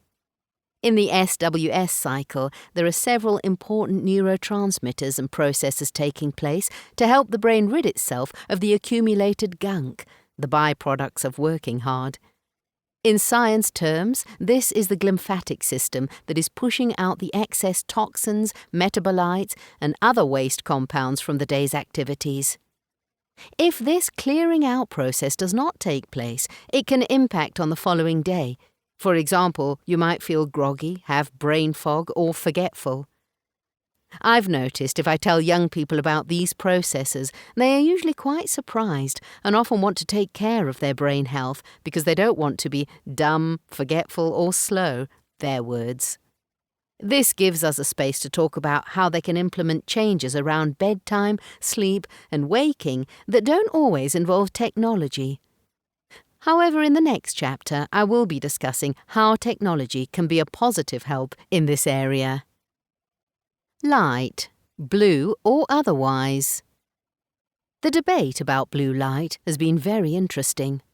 One wavelength has been demonized for keeping people awake at night time, blue. The way in which the eyes work is extremely impressive. Yet I have never found in any of the optical theories that I have studied that eyes are able to filter out one wavelength alone. The hype behind blue light can be seen with a critical eye, sorry for the pun.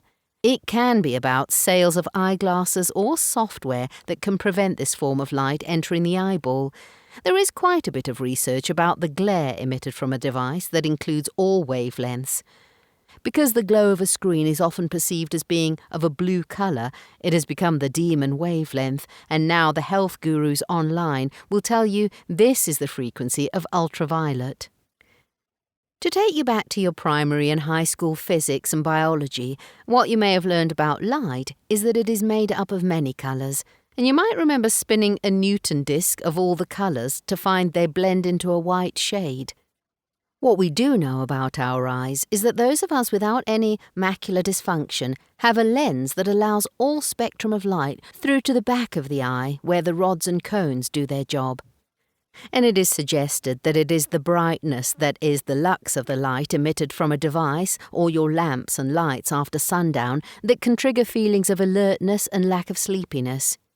The consequences of this are that a hormone called melatonin is not produced in the right quantities at the right time to induce sleepiness.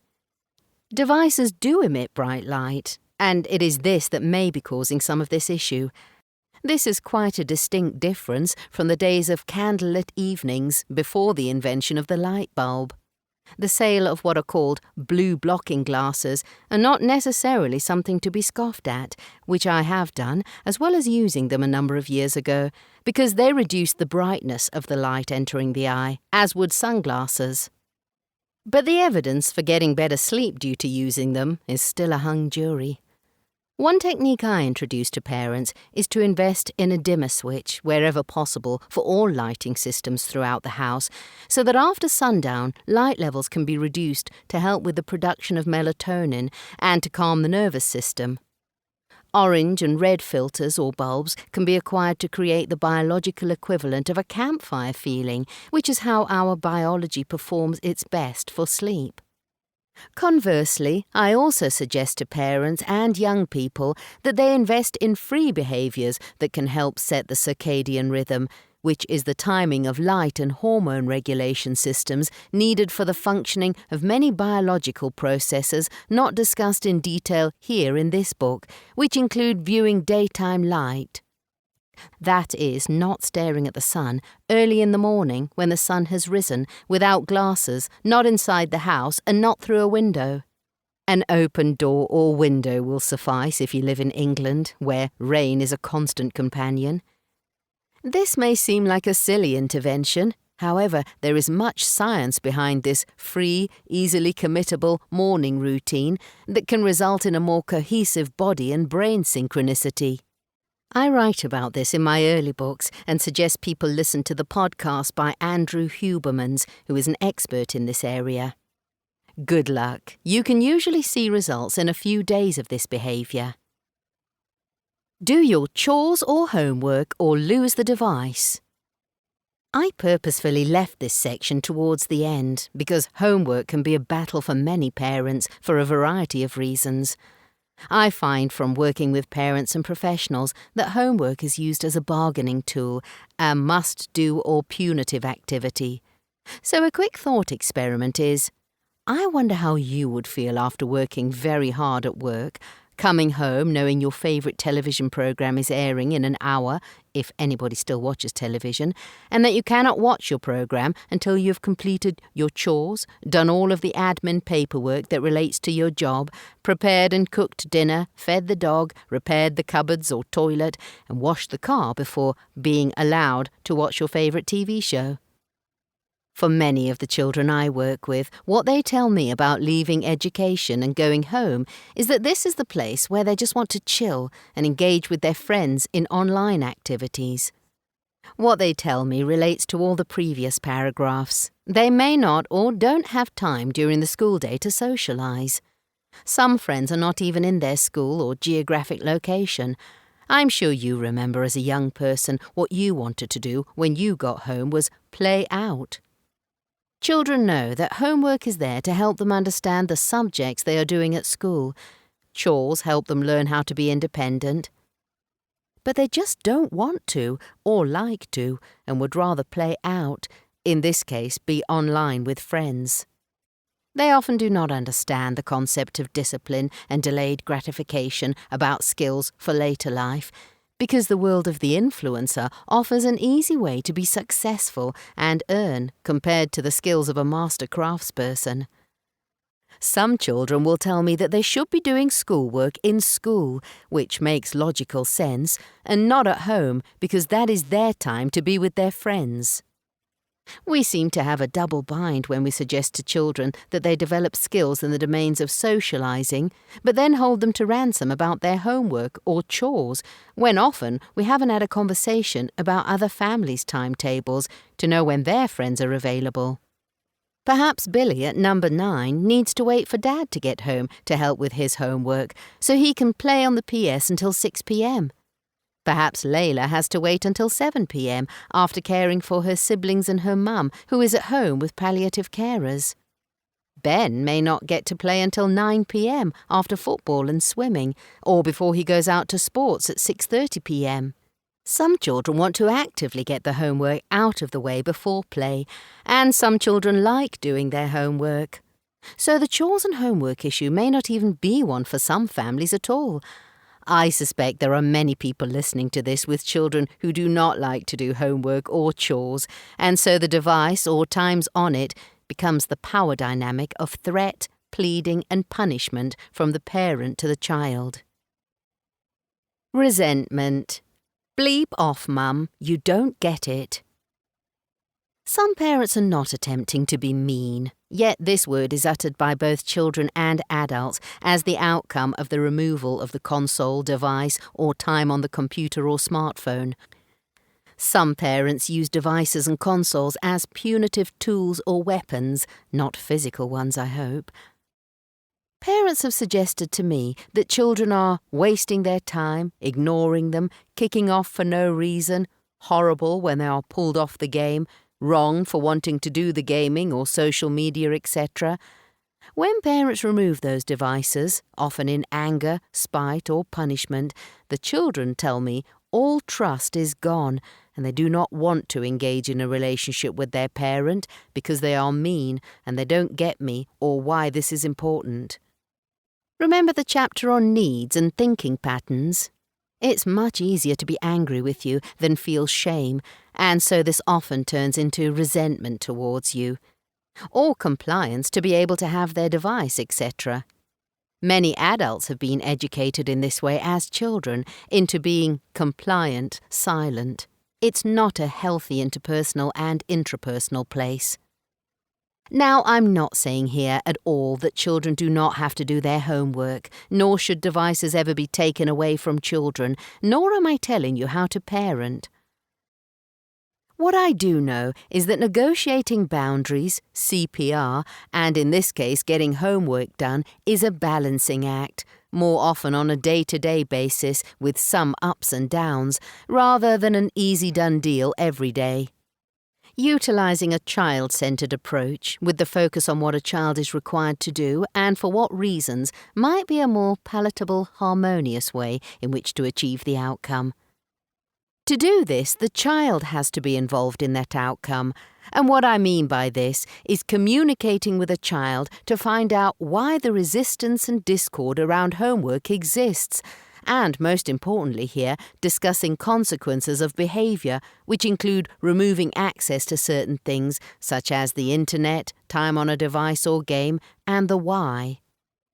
This is where a technology contract comes in handy. Break the contract and you will have already had this conversation when setting it up. One of the ways in which you can converse with adolescents more successfully is to ask them about their future and what they want to achieve as a career, perhaps. Maybe help them think about procrastination now having an impact later, rather than saying, wasting your time on. When having a conversation about what it takes to achieve a career prospect, you might find you get answers such as, I want to be a streamer, professional gamer, esports champion, influencer, and other online activity-related professions. The educational requirement for some of these professions certainly doesn't ally with must achieve X GCSEs. So when as a parent you find yourself saying things like, you need to pass your maths or English, you will often find a retort that counteracts this statement, so be aware of this boundary push. This future career thinking can be quite difficult for younger children, and I'm going to suggest thinking on a shorter timeline, weekly or monthly perhaps. Ask what it is a child wants to achieve or buy from a toy shop, for example. Homework and chores can be a step rather than an obstacle to achieving that. In order to have or do A, what is it you need to do today or now so that you can have that item, profession, or achieve A? Goal setting and goal getting, you and the children. When we have goals, we can look at helpful behaviours to achieve the goal. We can employ consequences rather than punishments for not actioning those behaviours. Children can learn autonomy, agency, and self-control with guidance, but they still need assistance. The psychological language for this is they still need co-regulation, sometimes even in their early 20s. A child-centred approach means an understanding that children are not adults, even when they are tall and nearing their 20s, and that they do not always have the capacity or resilience to fulfil those behaviours that are crucial and critical to achieving the goal they set. This is where parenting can feel more like coaching, and based on their strengths and that we want to support, rather than creating the compliant silent through nagging, pushing and blackmailing. I suspect those behaviours didn't work for you as a child. So when we consider children's use of technology, this form of carrot and stick is often useless, yet it is the most common parenting I hear of. Good luck in your parenting. Remembering all the aspects here may take a while, and revisiting this book and my earlier ones may be of benefit too. It took me a long time, and I still don't always get it right. Emotions in parenting sometimes crop up, paved with many trips and falls. I am the expert at this for sure. One of the most helpful pieces of information I ever received from my training therapy was, there will always be ruptures in our relationships with our children, and the most important thing about this is the repair is the glue that keeps us connected. Chapter 7. It isn't all bad, is it? What are the positives of gaming and social media? There was once an advert that claimed, "Imp milk brilliant." And in the same excited tone, so is tech, which includes social media and gaming.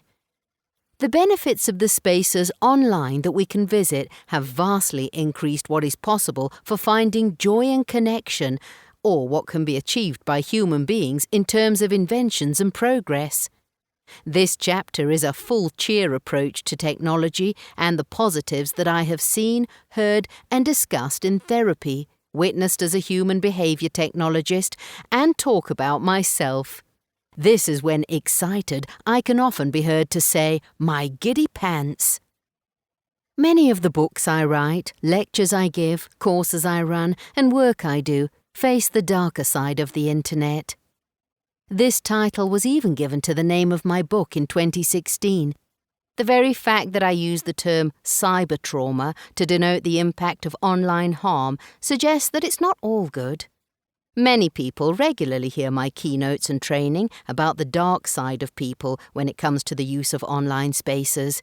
Yet this technology is one of my most favourite things in life. Positives all the way.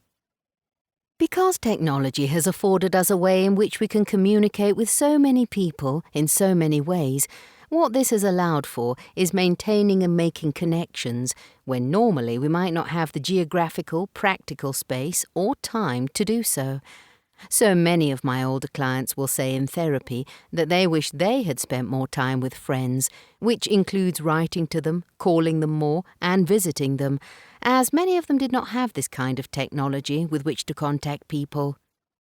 If we take the example of the year 2020, it is perhaps a grandiose statement to say that technology may well have prevented several, if not lots, of suicides related to loneliness, and that very technology might well have been our saving grace during lockdown.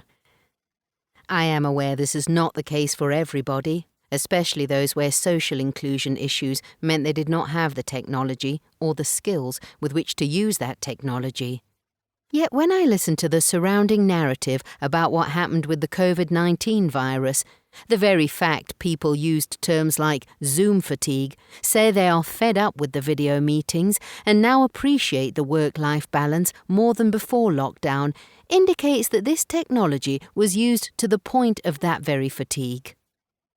It is suggested, although I cannot find any research to back up my claim here, that even homeless people were able to use technology during the time of lockdown, which is quite impressive and also suggests about the affordability of technology in today's world.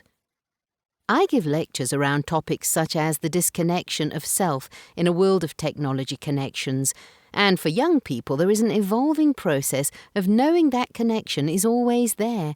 They don't even use the same terminology as the pre-internet boomer crowd, comparing on and offline settings.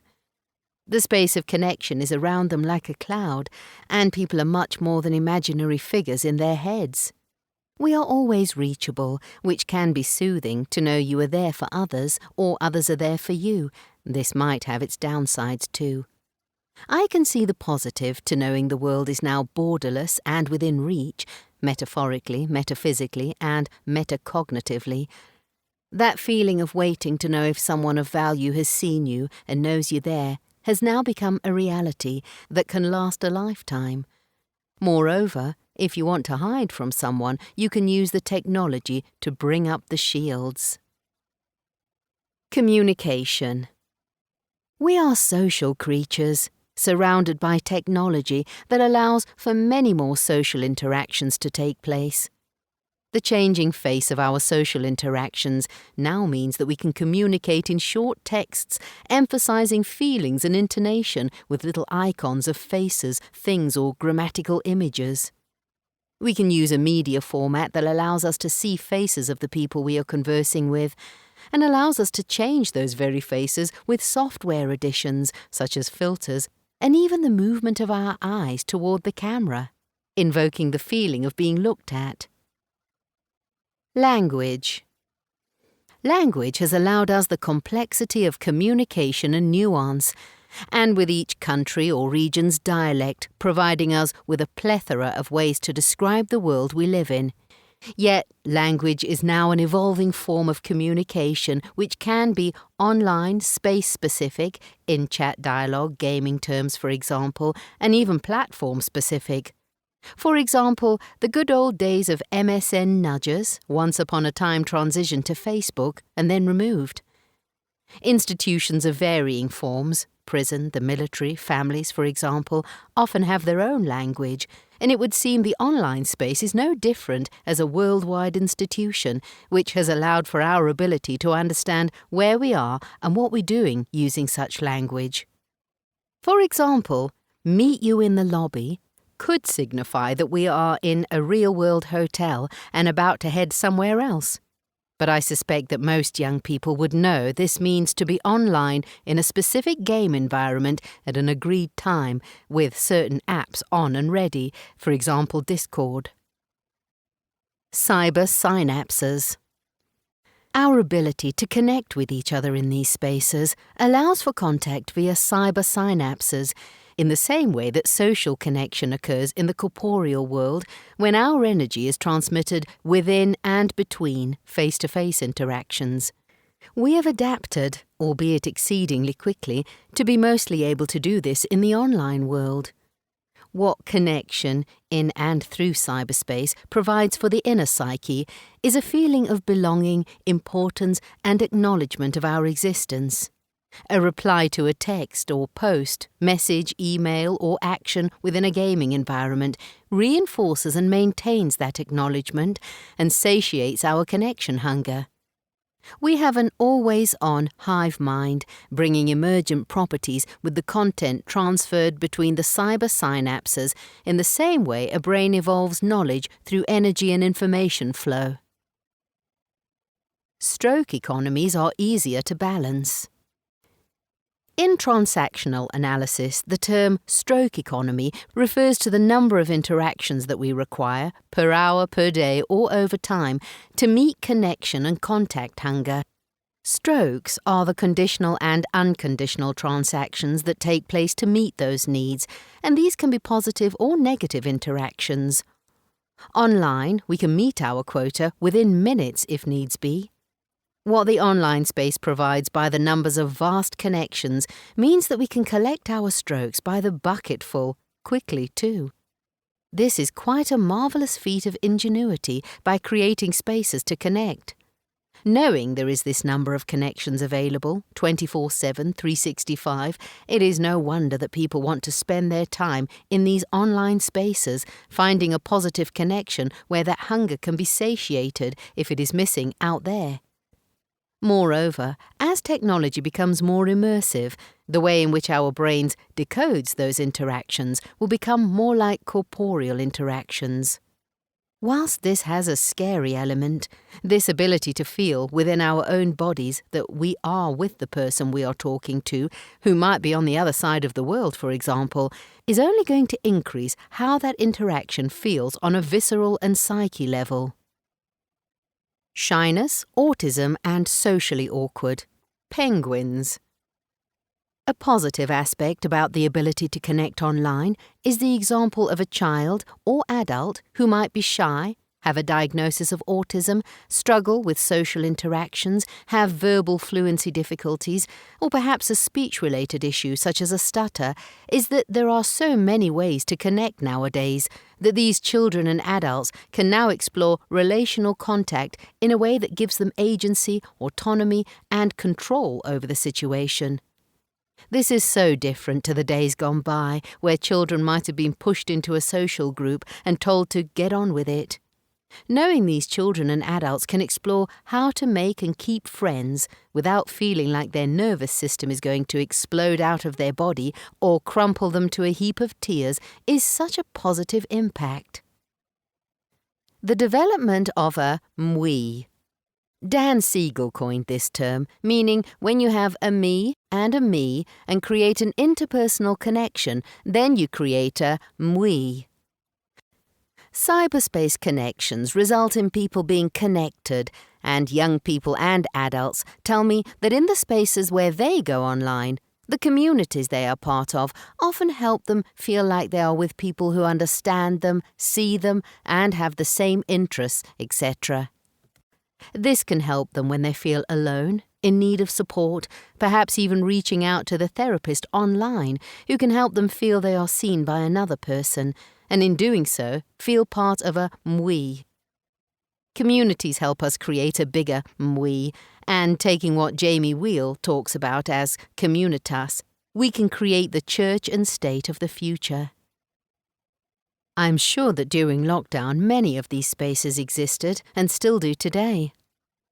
Loneliness is suggested to be one of the biggest killers of human beings, more than health conditions related to smoking, cardiovascular issues, etc. And so having spaces where social connections can take place, such as social media or gaming, has the potential to reduce these mortality figures. As we move into the future and this technology becomes more integrated and more like the corporeal interactions that we have, I suspect that people will find more connections that can help reduce loneliness. Motability, disability, and remote areas. This connection to others can also be a positive for people who are limited physically to a location, such as a house, perhaps because they have a disability or motability issue, or perhaps live in a remote area where physical contact with other human beings is limited. This technology affords connections via borderless spaces in the online world outside of immediate family, occupational therapists, or medical staff visiting, for example. This can also be useful for people who want to engage in a therapeutic process and may be limited or prevented by the anxiety of leaving the house. A well-trained online therapist can provide a much-needed mental health respite space. Belongingness. When it comes to connections in an online community, such as gaming, this can and does enhance a feeling of belonging and like-mindedness with others who may share our passions and likes. This often cements one of the most important internal processes that we have as social creatures. Moreover, this can provide a space that is fun, engaging, and gives us a reason to want to be with others. When taking part in gaming environments, we can see that cohesion, reciprocity, turn-taking, skill-building, cooperation, and mastery can all be enhanced and supported by others, and in doing so can be facilitated by humour, gentle teasing, and team-building. Group connection is as important as a one-to-one interaction, as human beings operate in both small and large group dynamics, and most gaming environments allow the person to control what level of group number they encounter. Establishing friend groups is an imperative part of development of the human being, and gaming environments most certainly provide much of this.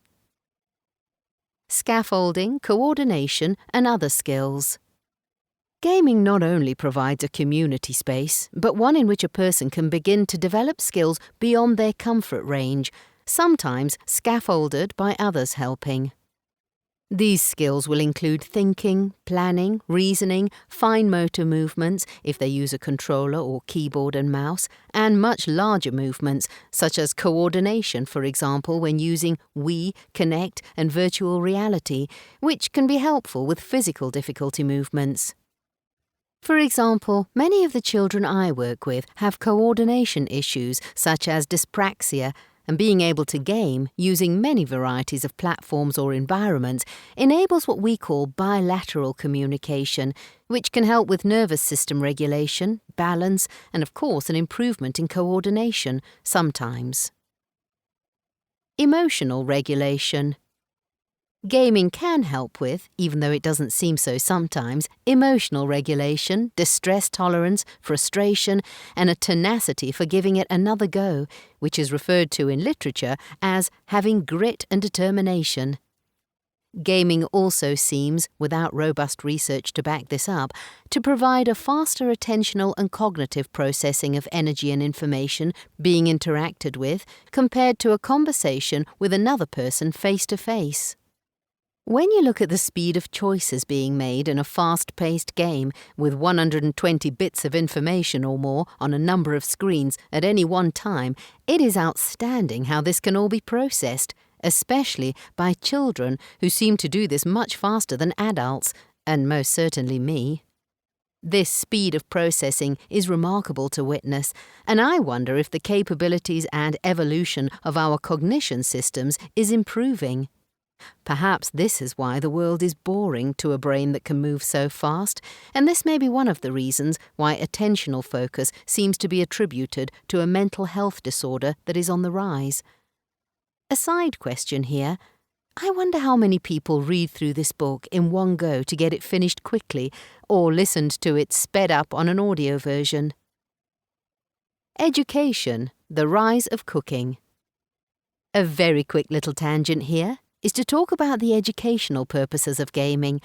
Whilst I could sit and talk about many of the games that children play that can help them learn about facts and figures, history, science, and more, I thought I would give a quick reflection on a game that a client of mine several years ago used to play on their tablet. It encouraged a passion for cooking and baking and resulted in the child developing language and common knowledge and skills around baking, and as a result, one of the joyful tasks we enjoyed together in the therapy office was decorating the cakes that my client had baked. At the age of 8 or 9 years of age, they went on to win a baking award, beating adults in the same class.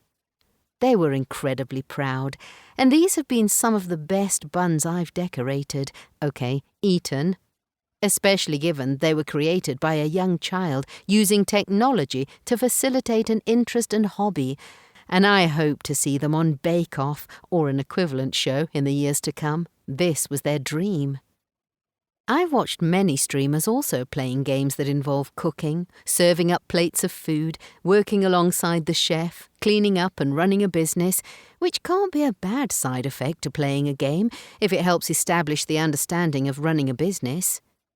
Games by proxy provide a learning environment. If you want to understand the kinds of games that you can play as a family or with your child, then head over to taminggaming.com. It is the largest database of games to date for families, and read A Parent's Guide to Video Games. Gaming and the flow state. Often when we hear about the flow state, it is often a very brief description in a book about the skills challenge sweet spot, or channel as it's often called. It is a state of consciousness and is an extremely large topic outside of gaming and this book, so I intend to keep this simple here for the word count, but suggest that you learn more on Csikszentmihalyi in his books and through organisations that teach about this topic, such as the ones that have helped me, the Flow Genome Project, flowgenomeproject.com, and the Flow Research Collective, flowresearchcollective.com/. The flow state also has a large body of evidence behind it in terms of neurobiology and psychology, and why we are drawn to engage in processes that can help us connect to our best selves. What gaming provides, when it comes to flow, is a state that is referred to as selflessness, timelessness, effortlessness, and having a richness to it. Immersed in a task that is challenging and often playful and removes that nagging inner voice, is said to be an autotelic process, meaning we want to do it again and again. This is where a person is said to be in a state of temporal hypofrontality, timeless and lacking a sense of me, which means that we are within and on task in a state of attention like no other.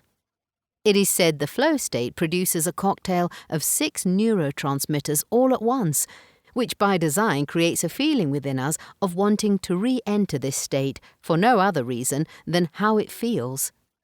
Children are often in this state in the here and now, but certainly it feels like they reach this state faster than adults when gaming. And in my line of work in trauma, flow is the antithesis of this distressing state. The nervous system is blissful in flow, and as an antidote to trauma, this is one of the reasons child therapists play and use play therapy for trauma.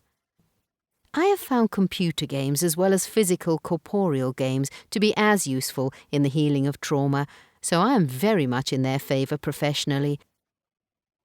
Singular or group flow.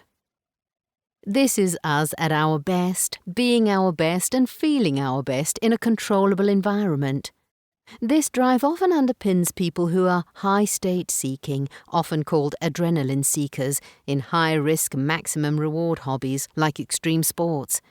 Gaming provides many of the facets required for flow, and in doing so, the desire to return to the game is both facilitated by cognitive aspects of wanting to achieve mastery and skill, such as completion of levels perhaps, or a puzzle within the game. When looking at group flow, this can be easily seen in the way that online gaming platforms connect several people in one space, where communication during the game produces flow and communication in this state and can become almost telekinetic. A shared experience and understanding with a well-defined goal and outcome, specific, clear and smart, can easily produce what are called the flow triggers for such a group experience. 4%. How the gaming industry provides this for each person. When a person plays a game, the challenge and the skills required for that challenge meet the requirements for the flow when these are slightly above a person's skill level and competency. Rising to the challenge for flow requires it is slightly beyond boredom and less than anxiety-inducing. The skills required are just beyond what is required, and both factors sit at approximately 4% above what is, let's call it, everyday normal, whatever that means. I find flow ebbs or increases depending on the task required and what mood I'm in, which impedes or pushes the struggle aspect of the flow cycle. They provide sufficient challenge that a person wants to engage in the task. It's neither too complicated nor mundane. Gaming companies have created many differing types of games to meet these differing skills of people who play, and this is why understanding what a game is, what type of game, the modus operandi for playing, and the skills required for the challenges within can help us understand why they are important for a person. And if it is true that all humans seek the flow state wherever possible, then the world of gaming is providing a much-needed state of consciousness, a respite from everyday toils and stresses, and supports creativity. If we think about the children who play these games and their ability to increase their skills and complexity in differing challenges, then imagine how their thinking can be supported in a positive direction, rather than seeing it as a detrimental impact or making children dumber, which is the common narrative. The flow state often enables expertise in a short time. Gamification and helping people in education, employment, and mental health. Using principles of play, gaming, sports, and competition has produced a term and action called gamification. It is often used in settings where encouragement to engage in an activity is required. This might be, for example, in schools, where points are handed out for the best drawing, group project, or sports day league tables, or in work settings where KPI results are paid a bonus, and in therapeutic settings where a person might take on a crusade to conquer an internalized parent.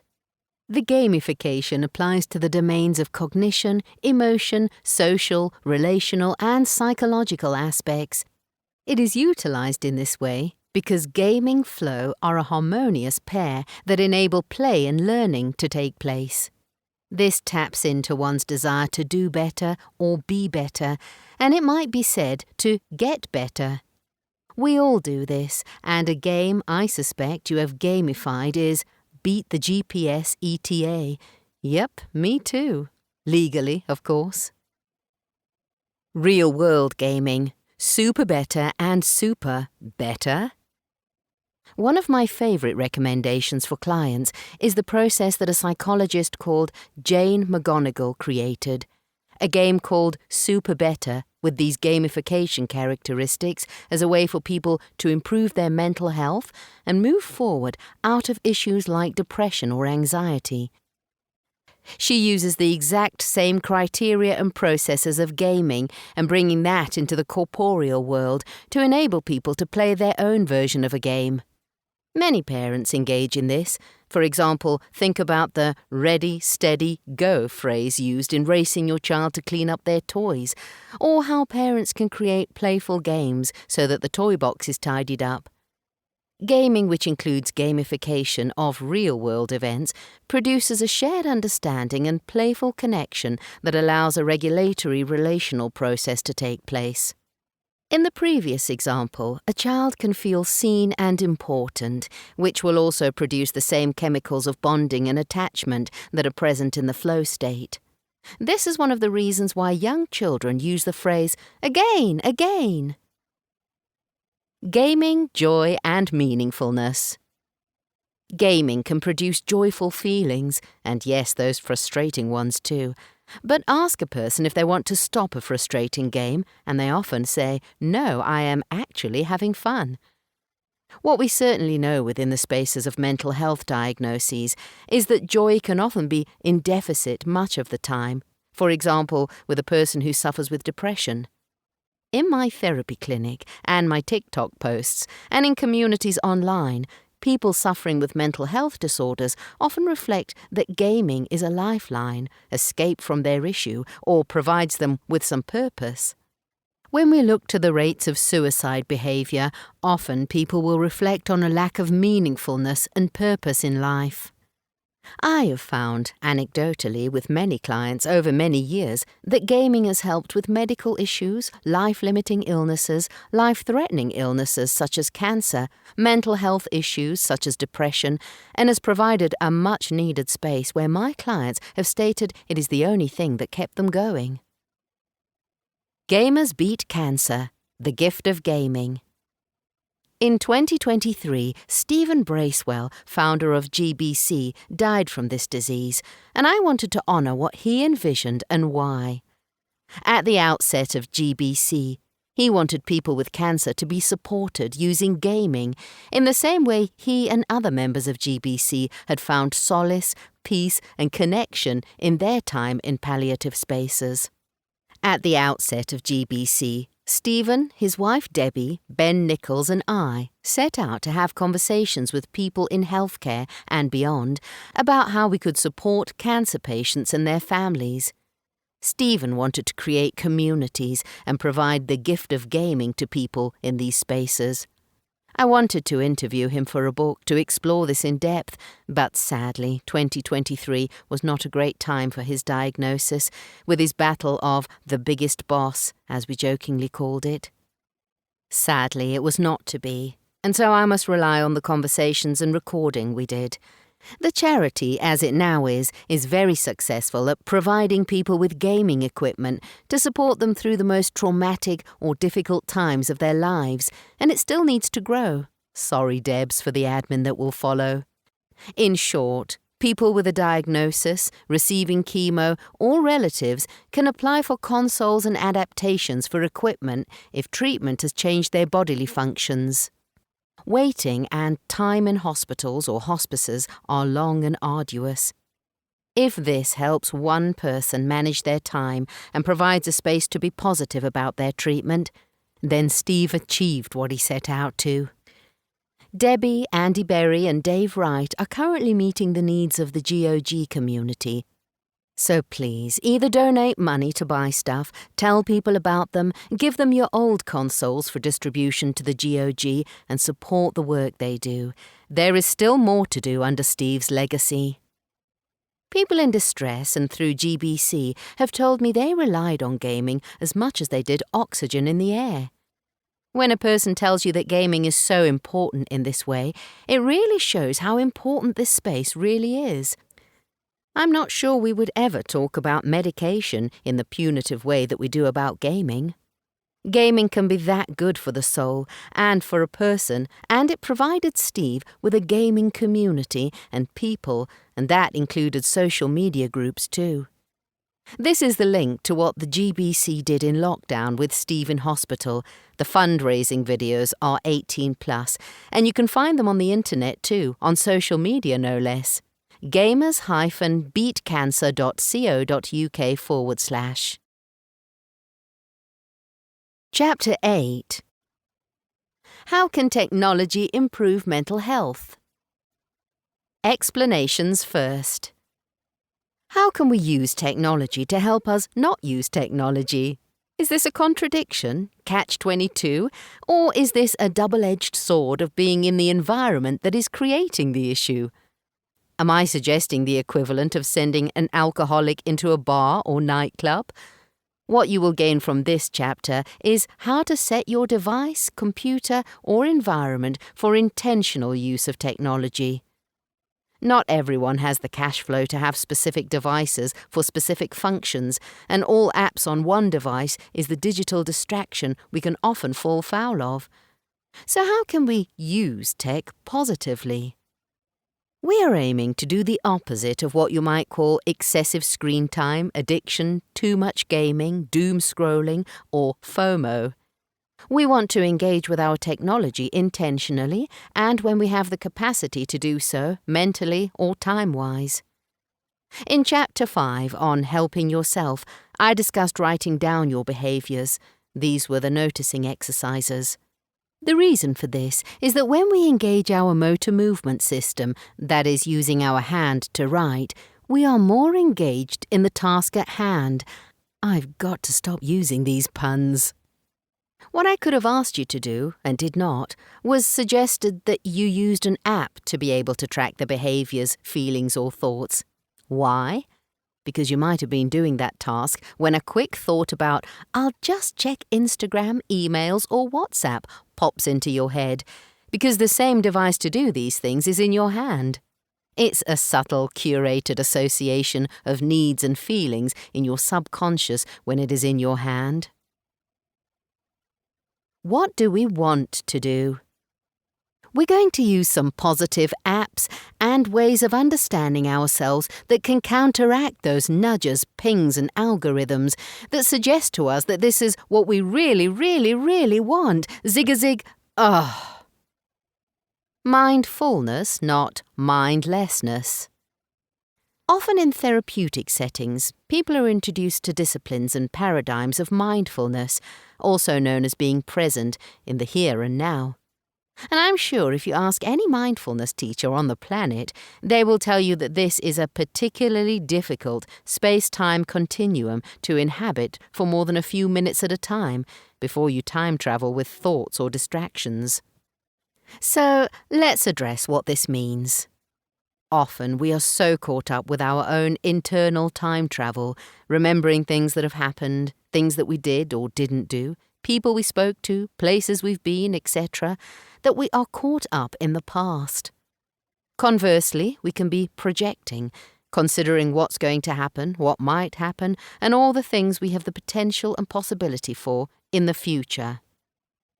In mindfulness, the approach is to be in the present, and when you are in this space, you are neither here nor there, in the past or the future.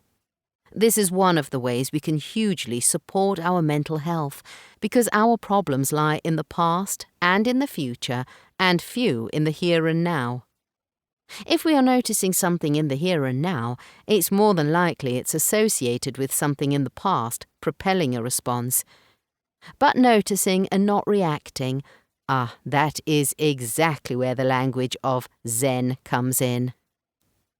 I'm going to invite you to engage with mindfulness, the discipline, to give you more skills in the domain of responses and reactions and choice. These are the foundation of awareness and action, and being in control of that action. If more people did this proactively, deliberately, and with full intention, the spaces online and in people's nervous systems would provide us all with a less reactive and polarized planet. Compassion and empathy would be a driving force of good for us and others. It sounds easy on paper, but online? The tech companies want us to be anything other than mindful, otherwise the spells won't work. Some of the following suggestions may not be for you. They may feel excessively uncomfortable, bring up feelings of distress or anxiousness, and as a trauma therapist, it is my clinical duty of care to inform you that meditation, breath work, closing your eyes, and journaling may need the assistance of a well-trained professional to support you. I am aware there are protocols, advice, and content online from bro science, as well as actual research studies telling you to do these things, but this is your choice and knowledge of your own body rules here, not my suggestions. You know you better than I do, and it would be irresponsible to tell you to do things where I do not have your history to hand to make informed decisions for you. This happens way too often online, with qualified PhDs, GPs, and MDs doing this to an audience they cannot see or know. Clout hunting over ethics? I see the longer-term damage it can cause. Everything in this chapter is an invitation, not an instruction. Primum non nocere. First, do no harm. TikTok advice, I am not. Demystifying the magic. I would like to invite you to purposefully think about using an app that can help you develop the skill to be in the present moment more often and with awareness. There are many on the market, and I have no affiliation with any of them. However, one of the largest apps used by many people, and one I recommend wholeheartedly, is the app called Waking Up by Sam Harris and others. wakingup.com. You can use this link, wakingup.com/Cath, for a free month trial and find out if you like it. On this app there are numerous timed, silent and narrated meditations and plenty of theory from which to learn about this discipline. As I was writing this, I noticed that the word meditation might have jarred with some listeners. This is not the same as mindfulness, but a type of exercise within the discipline, even though you are mindful in the meditation, if that makes sense. It often conjures up an image of a yogi sitting on a cushion singing Om, and if you wish to do this, that's also a form of mindful meditation, so go for it, if that's your thing. Science of mindfulness. What neuroscience tells us, remembering what I've said about research and what we do know and what we can know, is pretty much mindfulness. It is often what's really happening in our heads almost continuously.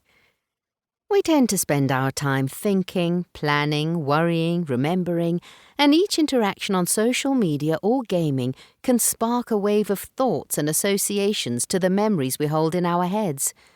We disconnect from our bodies and being present, and spend that time interacting with the media we are looking at, whatever we have in our heads or not, for what can seem like hours.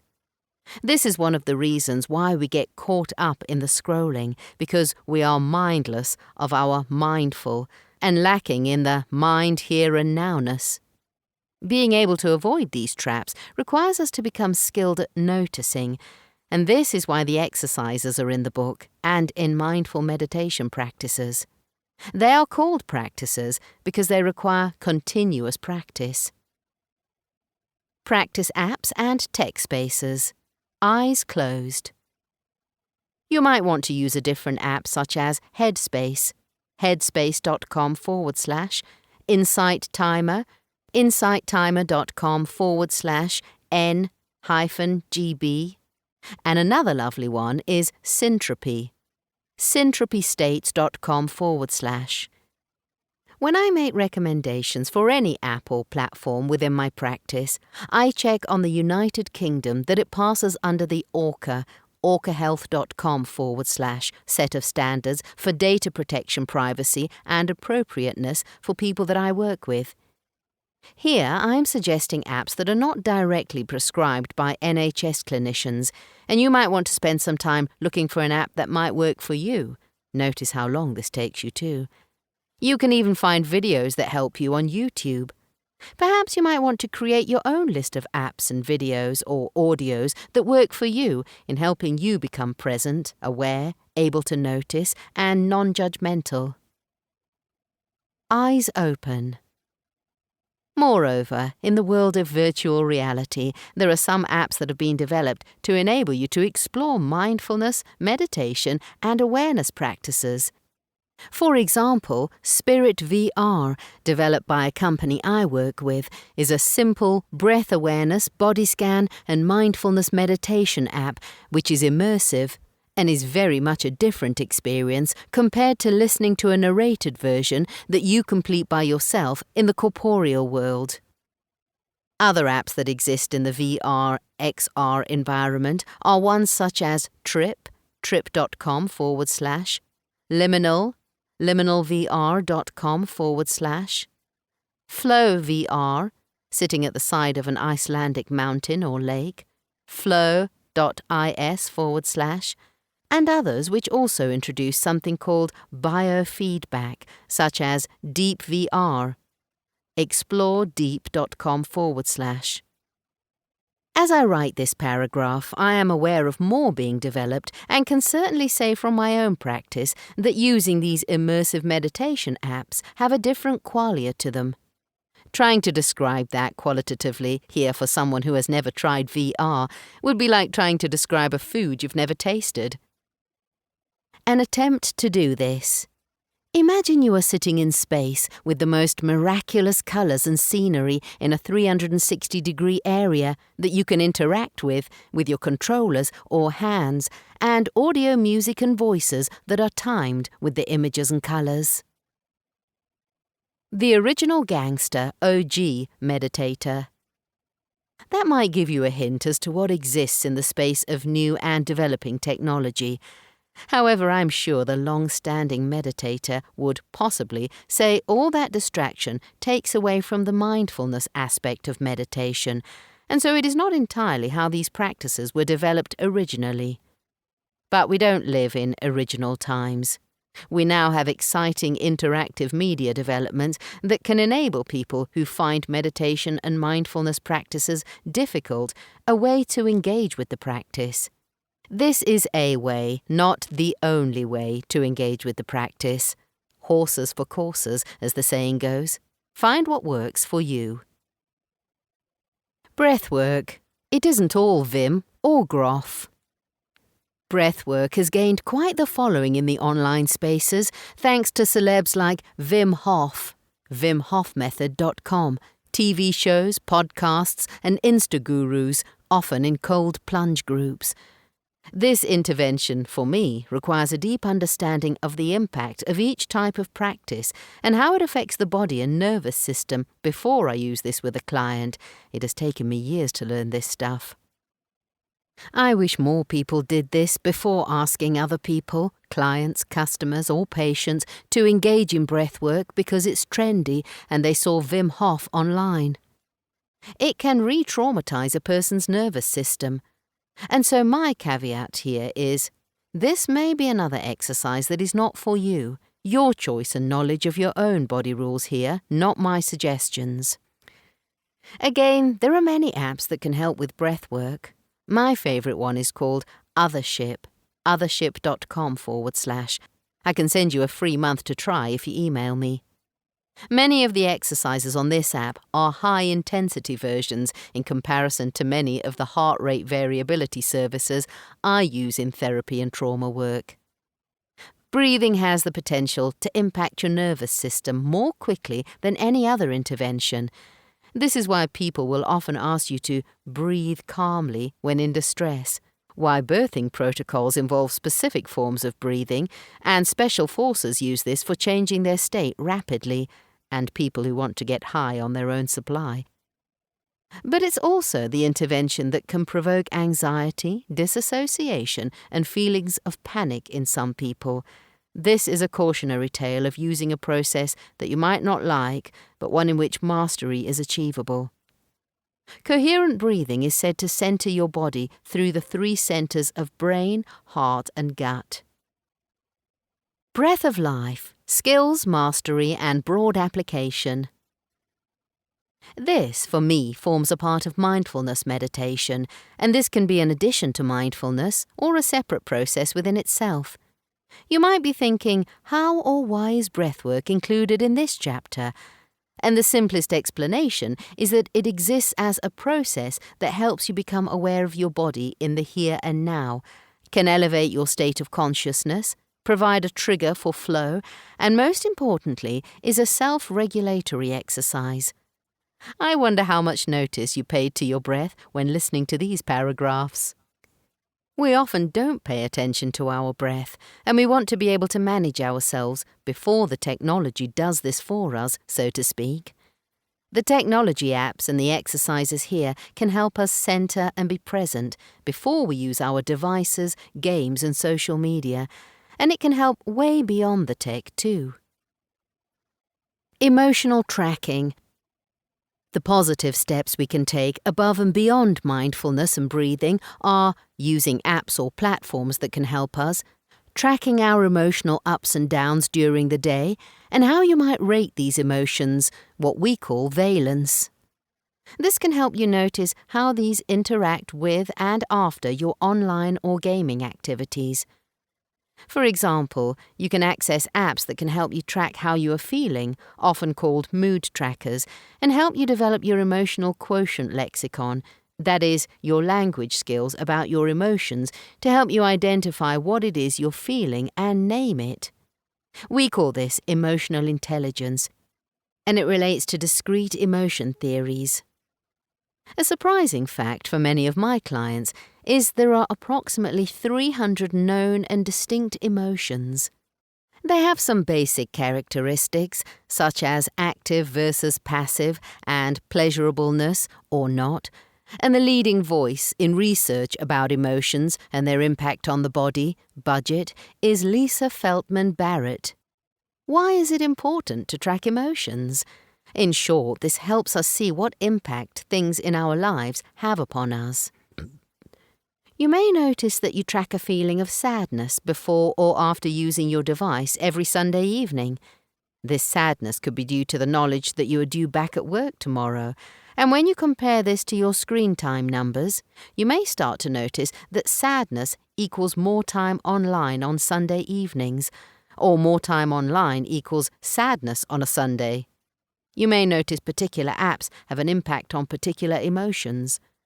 For example, using FaceTime with friends seems to boost your mood, and spending time on TikTok has it crashing down the longer you spend on it.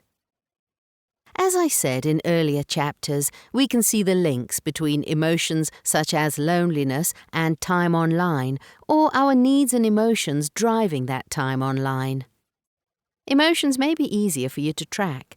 Information is power with which to change your habits. Journaling, morning, noon or night.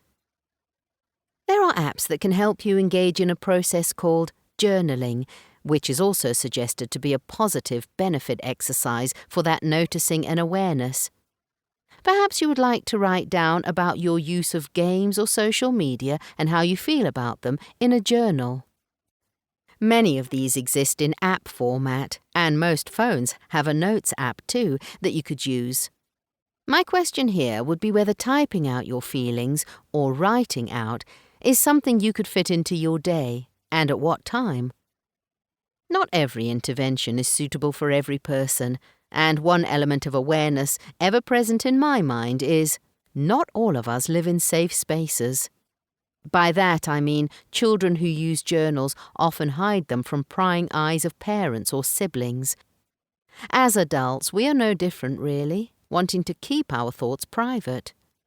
There may be some listeners who are in relationships that may not allow for this kind of privacy, and perhaps writing down one's thoughts can feel extremely exposing, or can be used by others to hurt and ridicule us. We may want to password protect our journal systems, which often you cannot do with pen and paper. What we notice when journaling? Our patterns. Those patterns can be illuminating about something that might be repetitive in our life, or interrupting us, or preventing us from living the life that we want. Although awareness of this patterning is often not enough in itself to make those changes, it can help us see what we do, how and when. The discovery from herein is the why. Gestalt and the finishing of tasks. As you are listening through these positive interventions, apps, processes, and exercises, you might be noticing that they utilize the same mechanisms that we use in those spaces of social media and gaming. For many of us, conscious and purposeful use of a tool is empowering, whereas finding ourselves scrolling on an app for much longer than we intended can feel less than empowering, and often leaves us feeling frustrated, distressed, or annoyed that we've spent that time looking at stuff that really isn't that important. For those who game longer than they initially intended, they may not have been aware, or totally aware in many cases, of the need to complete a task in the game and get to the next save point or complete the match, for example. This need to complete a task, a gestalt, is a drive that most folk have. The desire to finish a process, a book, a film, that Netflix box set, that level, that game, that puzzle, and so on, can feel almost compulsive. Now, when you see, usually in mainstream media articles or blogs, podcasts or YouTube videos, the discussions around attention deficit hyperactivity disorder, ADHD, and the not finishing of tasks, you might be thinking here that the gestalt only applies to non-ADHD persons. This is not true, and we need much more research into this diagnosis and time spent online, gaming, or with tasks, etc., as it seems that the hyper-focus of attentional type diagnosis has a number of these folk finishing a game way before those without the diagnosis. That is, there are several gamers who play new games at Christmas solidly within 3 days to complete the campaign or story. This strikes me as counterintuitive to the diagnosis, as according to the manuals, these symptoms are present in every domain, apart from gaming. Being aware of our own need to complete a task can give us some insight into why we might, for example, be scrolling for much longer than we intended, a little like the itch that doesn't leave after being scratched. Many young people I speak to have an awareness of this feeling when they are online, social media, gaming, but often lack the knowledge about what to do with this feeling or behaviour, and so find themselves at the mercy of the big tech behavioural economic bear trap. Perhaps you're listening to this and you know the feeling I'm talking about. This leaving something unfinished can feel uncomfortable and is a technique I learned when writing books. It is the hook that reels me back in to complete a sentence, paragraph, or page of writing. That unfinished feeling bugs me, and that's the intention of leaving a sentence half. So how can you use technology to beat the bear trap? Only open the apps when you are intentional about their use, be disciplined, or use tech to beat tech. One device for all occasions, or use programs to intercept your habits. It is completely optional for you to use these software interventions, as many companies are trying to help us all beat the bear trap. There are courses dedicated to avoiding digital distractions if you want to achieve optimal performance while using the devices in which you could be distracted in, from, or with. Discipline seems to be something that's associated with weight training, running, or working hard if you listen to any podcasts or people online. And I know we live in a world of quick fixes rather than tapping into our own willpower, and so this section has a list of companies and software to help you hack that willpower and distraction.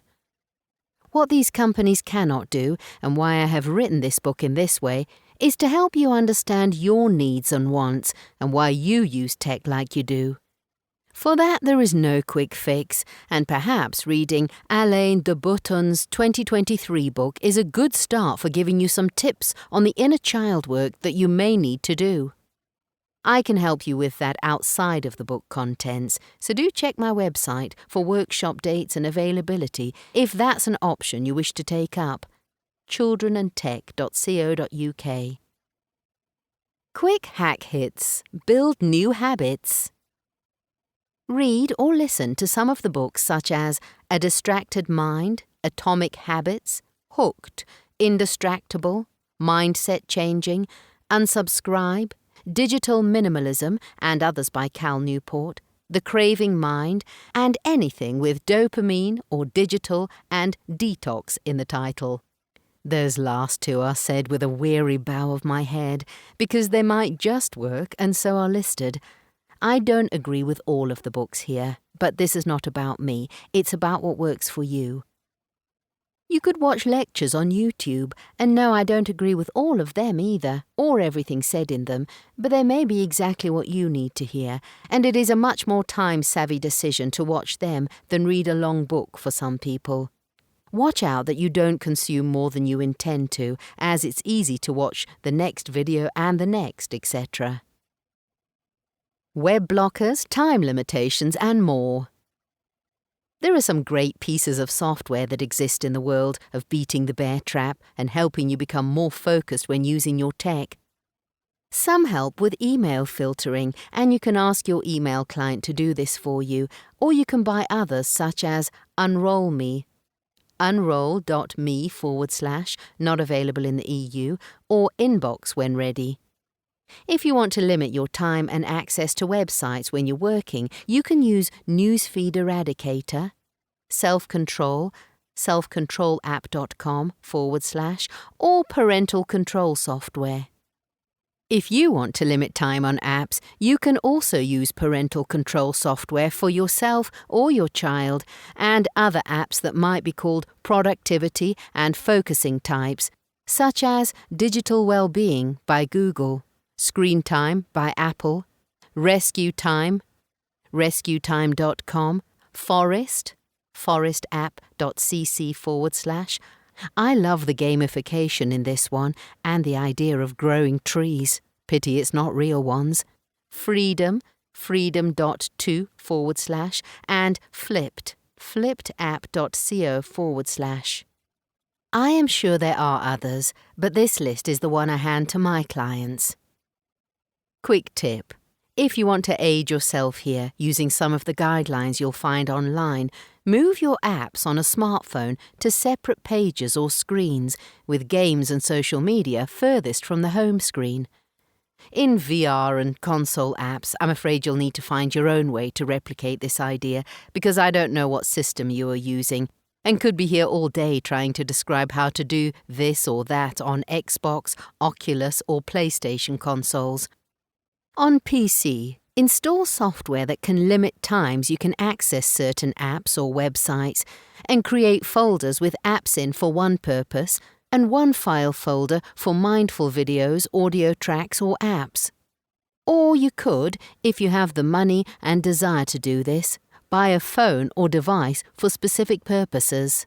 For example, a Kindle for reading, a smartphone for social media, a laptop for writing, and a computer for working from home and meetings. I know this may seem indulgent, but this follows the principle of one environment to work in, one to play in, and one to get some admin completed, in a similar way to going to the office, the gym, the garden, and the beach. Each one has a purpose, and keeping the purpose in that environment alone is good for productivity. However, I know many people have TVs with video-on-demand services on, as well as the cable channels, and it's this TV that hosts the console games when turned on. And we know how much TV has ruined the evenings of many people around the world by giving us a space to flop on the sofa and binge on rubbish, especially in holiday seasons. Whatever you choose to do or use is up to you. Technology can help us interfere with the tech companies' plans and give us back some of our time. Maybe you are happy knowing your why from the previous chapters and don't feel the need to use technology, apps or software, and want to engage in learning how to be present and notice your internal landscape and weather pattern to beat the bear trap. Technology can help in positive ways, as I described, and all the educational or joyful content we consume online is one of the reasons we use it as much as we do. Noting the positives may help you see it's not all wasted time online, much to the current narrative of its negative media over there, wanting you to consume their content, talk about hypocritical. Joy and learning are such an important part of our development and emotional well-being. Keeping negative emotions and behaviours at bay permanently is impossible, so learn to be compassionate with yourself. And wouldn't you know, there's an app for that too, and books, online courses, and lectures as well, just saying. We hope you have enjoyed this production of Managing Your Gaming and Social Media Habits from Science to Solutions by Catherine Knibbs. Narrated by Claire Staniforth. Copyright 2025 by Catherine Knibbs. Published by arrangement with Routledge, an imprint of the Taylor and Francis Group, an Informa business. Sound recording copyright 2026 by Tantor Media Incorporated. Tantor is an RB Media audio brand. This recording is protected by copyright. Unauthorized copying, sharing, or distribution is prohibited. Thank you for listening. Discover audiobook giveaways, discounts, new releases, recommendations, and more from RB Media, the largest audiobook publisher in the world. Visit rbaudio.com. Audible hopes you have enjoyed this program.